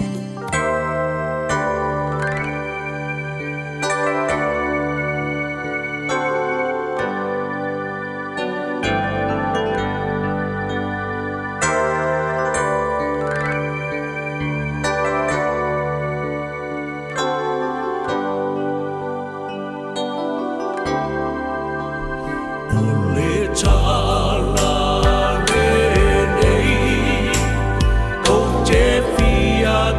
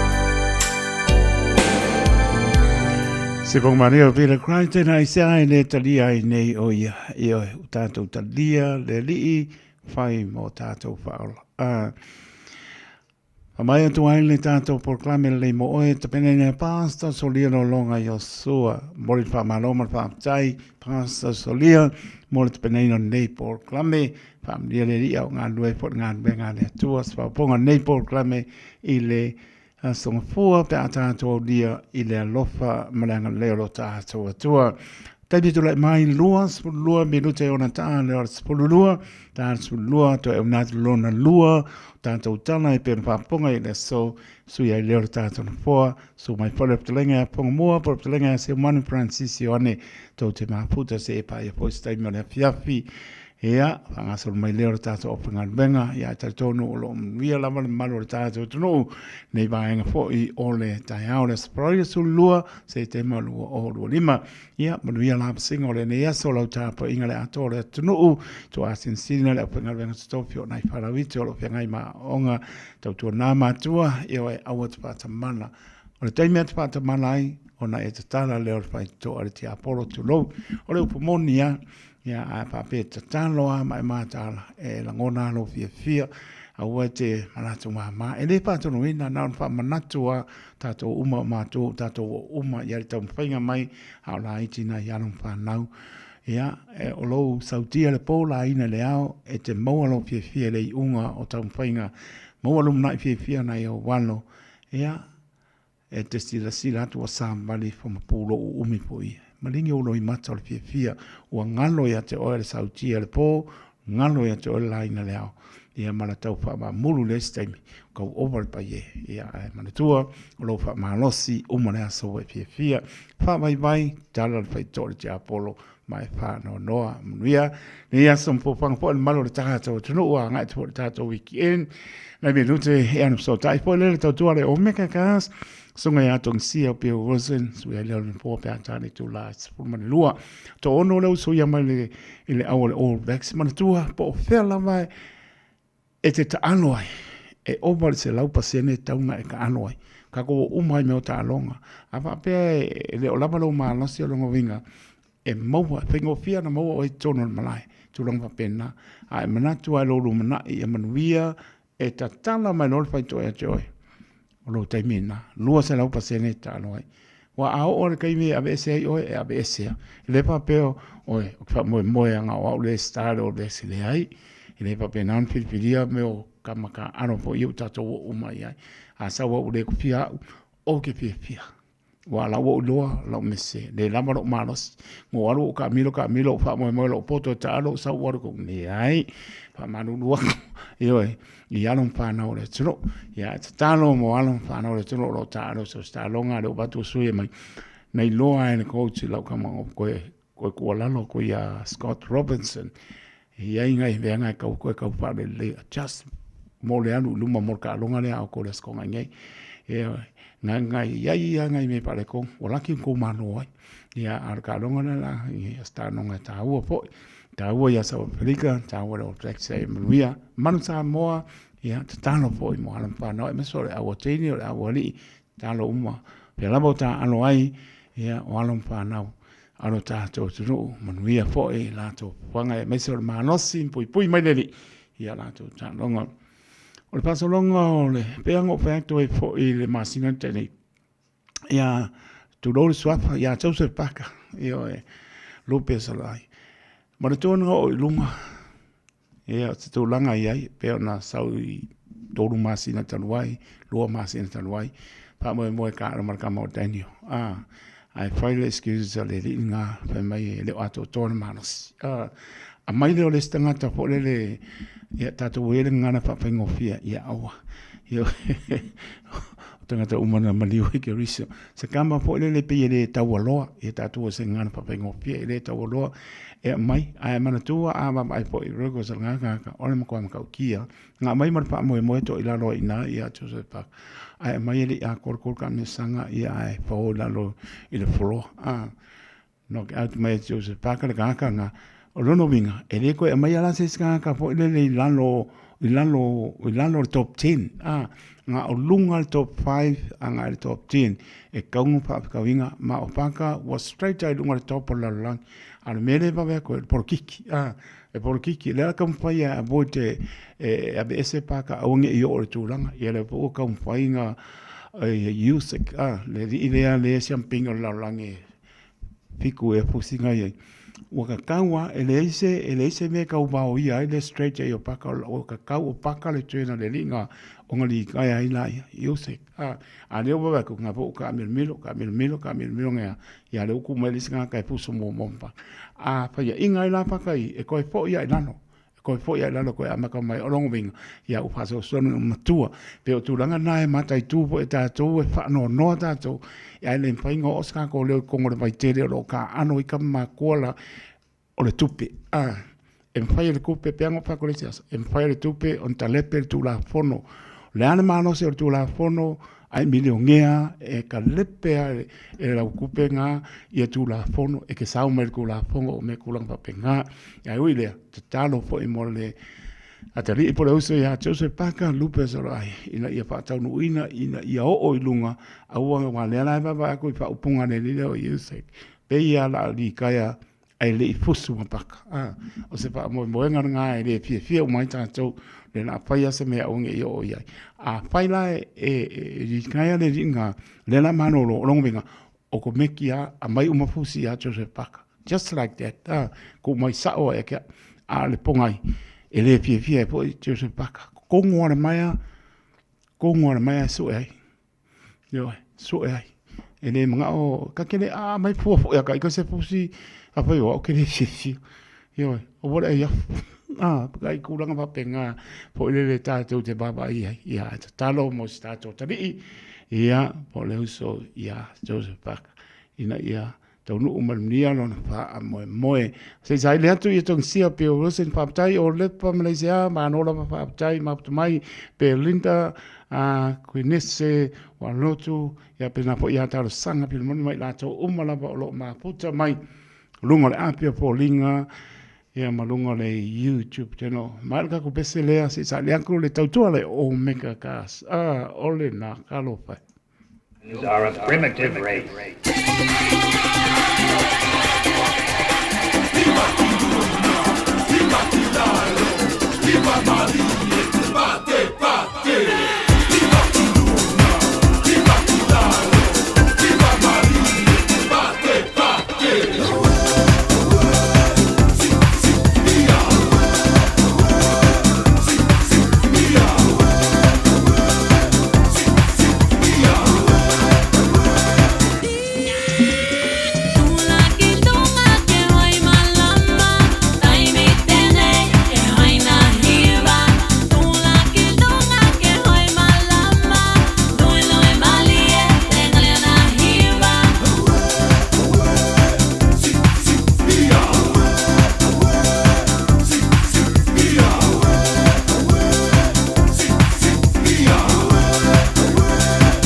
La hakali al yetu. Ea mai ta mai, ea mai. We ke ho wai au. Ea mai ta mai, ea mai. Hira kilonga, hira mai le, hira mai le, pate pate. Hira kilonga, hira mai le, hira mai le, pate pate. Pate pate.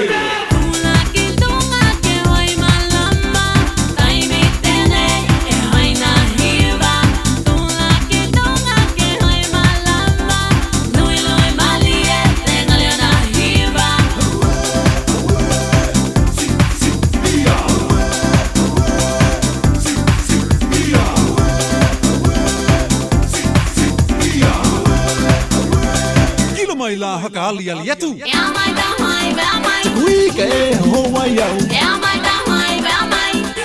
Hira kilonga, hira mai le, hira mai le, pate pate. Hira kilonga, hira mai le, hira mai le, pate pate.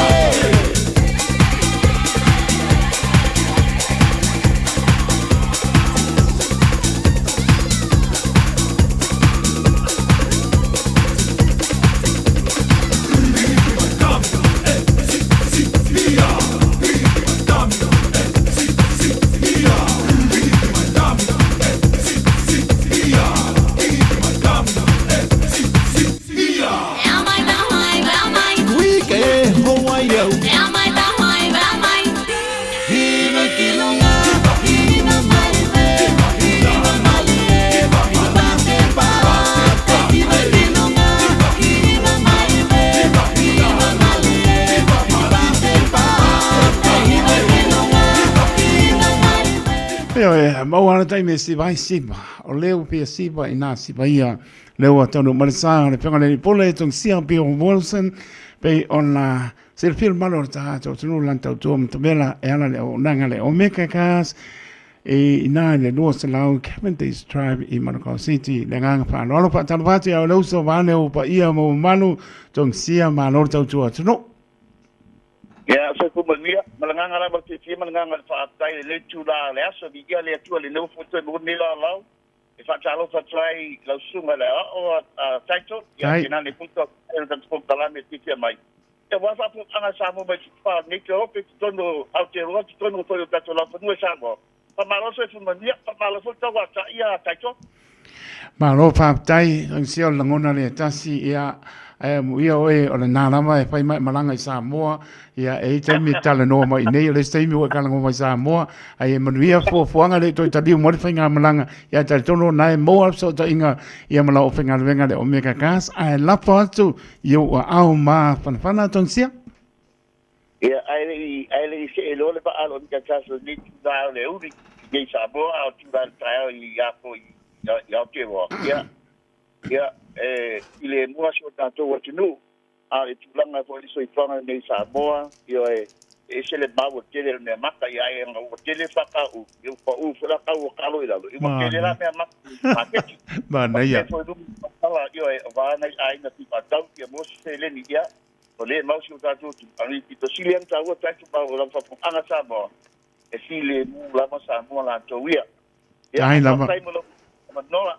patalo patalo fa anga Samoa po te lave mau nei patalo ma ia nanga ke tia tumsia e patalo fa te lava te lava ma le fa alo ia la le te te fa talanga tumsia ma fa tumsia I takutangi a fo ia na lo si tia tatu atu ia le fanga ba tumsia ma na to wa ta sanga le te fa pe atu Samoa le sta laina la ta bale pasiena la ta bale wa fitness and service la ta bale e fai fua uma le metas e fai fua o metas in tuganga le Samoa fa ma abenga le tonu sanga mo bua o la con kalate io le va i kato a viseo si e a te di masala tu ta vale ngua tu ke fio ta tu ki a te ni ta vale failo bilinga ni ala si si le ta ko page Facebook page ale omega cas io le gel no ta vale ma e un ta ke le fo ka ko stock isi tulanga Samoa ia surifon para ifo au sta tu pa e a le lo shala ke me di sta di pa to to po man ka lo shala ke me di sta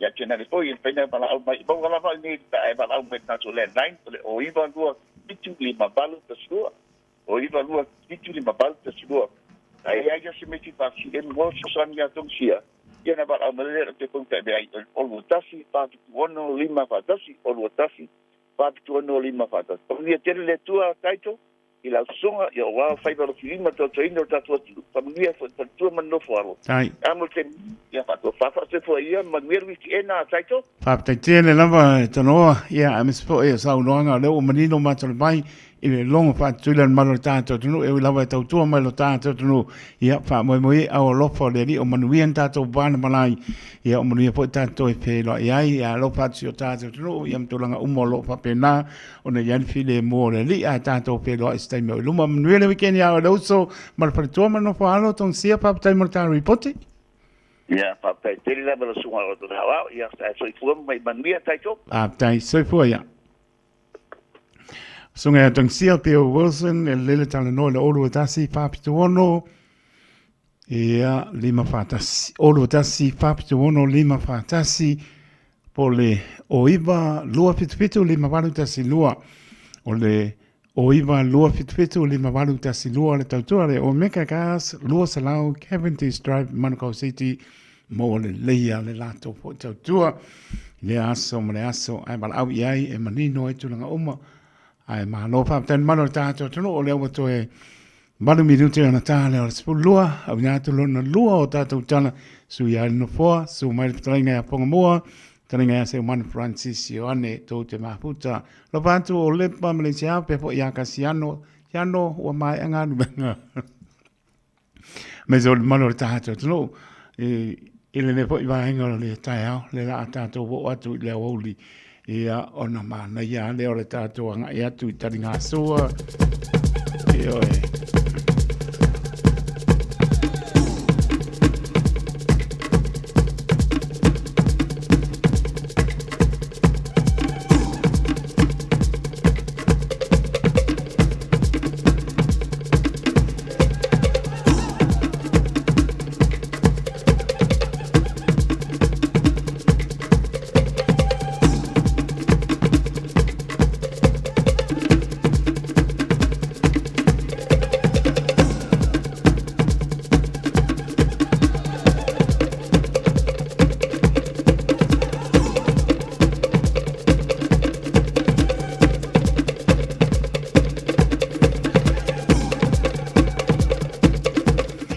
Ya, sa mama ipo mai ata to proklame te o wanu e se proklame we nei fa ia ia ona pe ia leo se la o tu ai o ia le fa maoni ia le mai a fa tai sa mo le ta po inga ma ta e le nga le loto tai to ba tu fa ma lo ma fa tai pai ba ta po ia e ma nia mo le tu fa ma lo ma fa tai la to ta to no ne so la fenga venga pa ia le tu fa nia le li ta to sa unia po ia mo le asa Taeao la sto nai ya sa unio to pingano mo tato loto e tala la fa longo ya wa fo le upo le olo le sulu yo tato vai mal lama yo tato wana ya pa tai mo me o malava fai ba tapo ya e manuia fo ya fo fanga le weekend la to lungo le ala fa mnia le li ya nga etu I mota malawa ya i per fi le mo le li a wa fa nga ina le telefoni pe la mo fa ya to le sa to nunga ia ai o le fautuanga mo tātou umalama tā ua le rolo le mo le pasia mo li ia mai se fo tanga I lama I lungo whaeilo le se si lungo le tula pono sepe mai leo tātou se leni abe le mano kongi ai lako ia ai pa penga ia pa maruru ako kasiano kasiano uzo ia ole na ua ngalonga ka umawhawhala o te tia ia laua leo o mai na po se tau pai atu wa sala le ngana so poutu le ngana taito e whato ese a taito le maro le tano wha ma ngalo le au ona whatau waa alofa te le atu malo tu sa le li so tātou manuia taito te loto le au na soipua ma ia manuia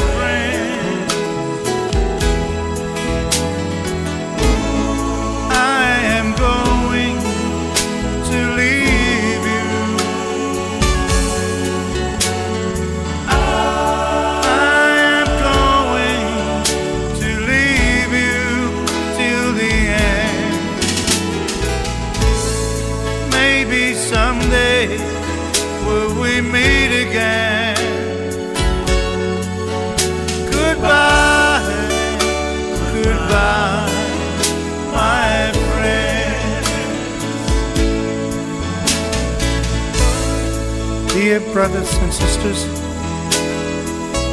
in the book of John, chapter 14, verse 1 till 3, Jesus said, "Do not let your hearts be troubled. Trust in God, trust also in me. In my Father's house are many rooms. I am going there to prepare a place for you and I."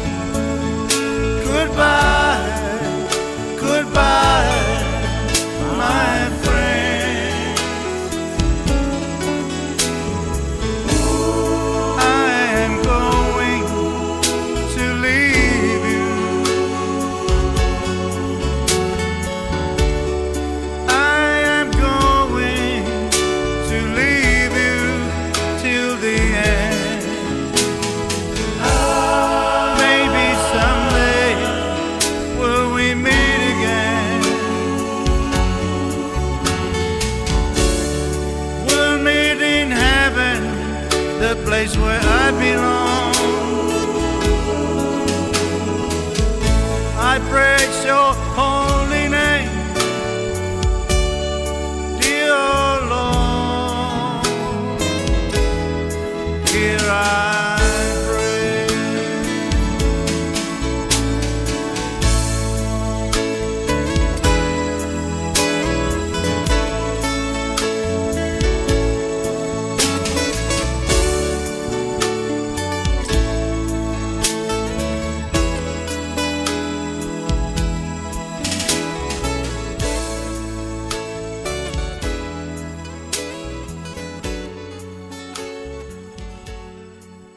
O mawhaiuna awina tu telefon mai Samoa. Ona o le lango mai ale ofisa malanga o le ADS Travel. Telefoni o iwa, tolu iwa, lua o, faselau. Tolu iwa, lua o, faselau. O te whiwhiwho e whatarofo i so tātou tino, tātou wheroa i mafuta i le tau alunga o le ngā ruenga o le nei vā yaso, i au si meia lau whaafonga. O le toe whaawa wina i le stofi o le nei vā yaso i Samoa, o mōri maua leo leo i le whaamsinonga o le tamai tai tusi solo o matala fatu, o papali i sia whikeo, na whaate i ai le whaamsinonga i le tūlai o le ua mōria, ma savali ese ma le potu whaamsino, a mōri mau se tamai tai, o se matai o loto whanga, ai o se tasia i ai o no tomaia o auina whaafo mai, mai whaamautu i Hawaii ma Amerika Samoa. Na tūlai ese papali i sia whikeo ma le potu whaamsino nu mele whaa, o le whaamasino ngā māwurunga, maanga i atu i le potu whaamasino nu mele tasi e soo, ma lea potu whaamasino, ma tangi whaataita i o ai, a o mōri mau le fionga ami tuana i Dr. Cecilia la i lima, ma whaamatala leo o atu o leo o mōria i lo latu ainga, i loto whanga i le sto na i luas fulima o meo le tausanga umawailu o lua wha, lea sa wha i lo ai e papali isia i a ami tuana i, lana ngai o inga na ia wha o ai le mariu, i le tamaita i profesa o Dr. Caroline Sina Vaiana Gabbard. Na tōre pōle mōri maulea ina ua tūla i mai lea tūlanga, a o whaanga solo lea whaamsinonga. E peo na mōri ai le tamaita i tusi solo ma talafatu i le fasio te tangata whaamoe moina, le mōri anga le fasio te tangata pa i valea, wha o lima tū ngāma le umio ni a upenga matautia. I le toe wha ua wino le mōri mau a amituana ina toe a wai le ua mōria, ai na wha popo i role nu melo leo leo, e wa ia le pui pui ngō leo o mōria o whanga solo ai le sue sueina, o le mōri mau muri muri lea leo leo. O leo o atu papali i sia whikeo li se tasi o na tau ainga i loto whanga, i le asa tō na i lua suli mō meo le tau sanga umavae. O le awa noa lea na ia wha ilo ai le tina o amitua na i Dr. Cecilia la i lima, le ngai o inga na ia whaia le tamaita i profesa i a Dr. Caroline Sina Vaiana Carpet. Na whailoa a mitona ila na mōri mauru whaamsinonga. O le Taeao leo lea satona ina ia wa ai lea wheatua le taavale, na te lei loa po ai o alua tuai. Ai na ua taunu uatu, sa ia wa aia o papali i sia whikea o alua tuai. O le taavale lea o le mea totino lea na whano le soifua, i le ngai o inga soli tū la whono ua tua i ai nei, le tama i ta i tusi solo ma talafatu. Na tō whai lea ua mōlia i le whale o amitua nai, ai o le malamo le Taeao le sa lua sifuruono me, lua o lua wha, na sauni ai le ainga o le lotu. O tā penanga ia na amata i se Malu o le Taeao, ai o le awanoa lea na whailo ai e papali i sia i le mōri mau, e iei se mea lo fia talano ai. Na whailo ai e leo o mōlia lana ngai o inga malana tala, o lana uo sa la whai ainga o le awauli, o le asafreile, sa iei se mea nei tai. Sa whailo ai leo o mōria e peo na whaamatala amitua na ila na mōri mau, na whailo atu e papali i sia lona whao ngai, o se samala. Sa whailo ai fo i e leo o mōlia, na mai ale ngai o inga na ia whaia, o na ia tu ua leo na lātou whale i veiva seuta, ai o lo iai le sa ia whaia iai le ngai o inga, sa ia whaamatala foi, na ia loka uma le whale ai aluese. Au whaamatala ia tūlanga uma e papali i sia e peo na whailo ai e le mōri mau o amitua nai, na whailo ai fo i e leo o mōlia lo na mawhau fau se ngai o inga na te whaamuta ai lo na ola, ai sa whau fau tua iai amitua nai, e leo se ngai o inga te tau lea tūlanga. O le whailo ai o ia tūlanga uma na tutupu, na whau tua ina ai loa e le tina o amitua nai leo o mōlia, o le alongo leo leo le ofisa ia pia.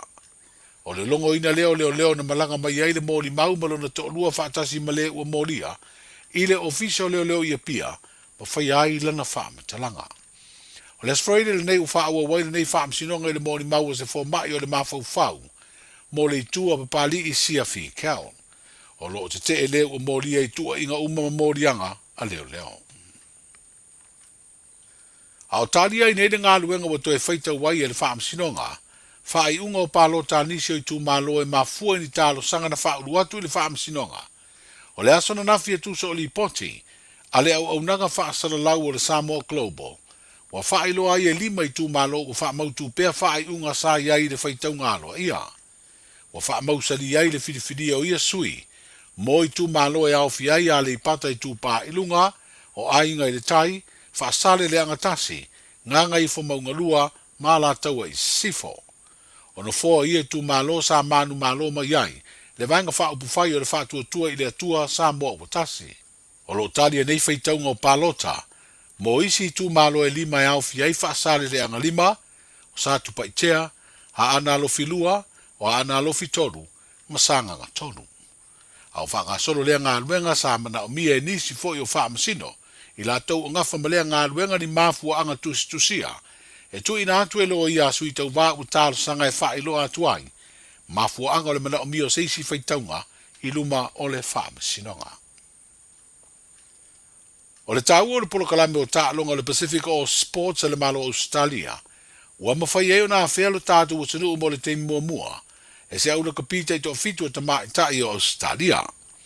O le wha moe e fia tau sini o le tāmiru sanga la kapita i tō fitu o le te wila, le alo o tapena le pulenga o le rakapi Samoa.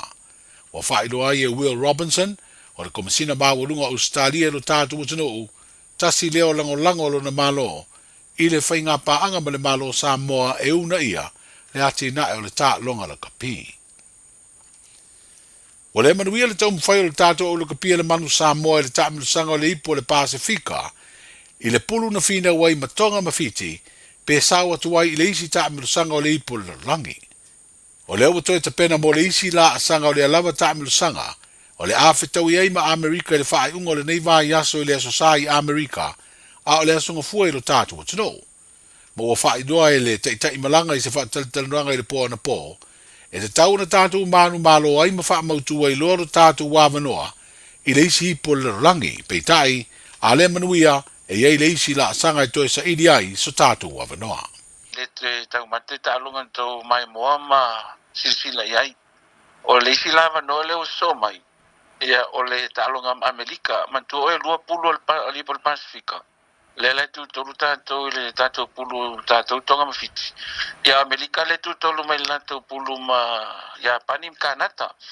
Ia o le lai nei uma au na, e fai semi-finals uma e ta alo ia fiti ma kanata ia ta alo ia pani matonga ia ta to ma Amerika ai o le lai fa nga le PNC por Pacific Nations Cup le por Pacifica e fai e mal qualifier le por la langilu o lo fitu Australia ia o le nga le ta longa le ia ma Amerika ia o le au man malo ia o le a fa pena na qualify ia pesa fanga tu le por la langi lo fitu ia wa o te minei le Oceania ia o lo sa fanga fiti ia le wa tu matonga ia to la ta tu ia le foi i le Americas ia le su tu ai ma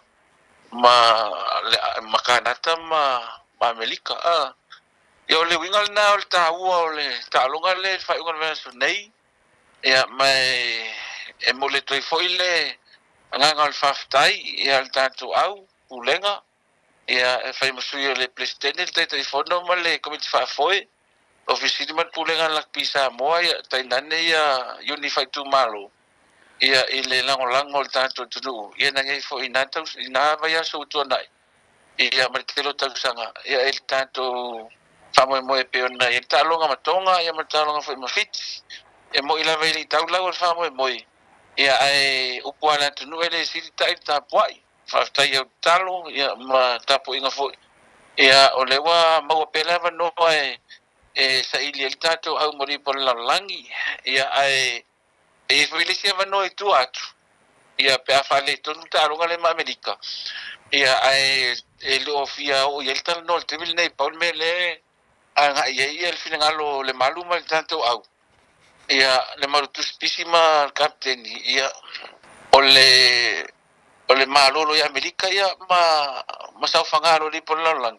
Ia matu to foi toi matu ainga ia mtatu felo ai. Se whaatalutele noanga ma le sunga ia sua heze di Yeremia, o le te malanga o le tātou au le kapia o le Manu Samoa.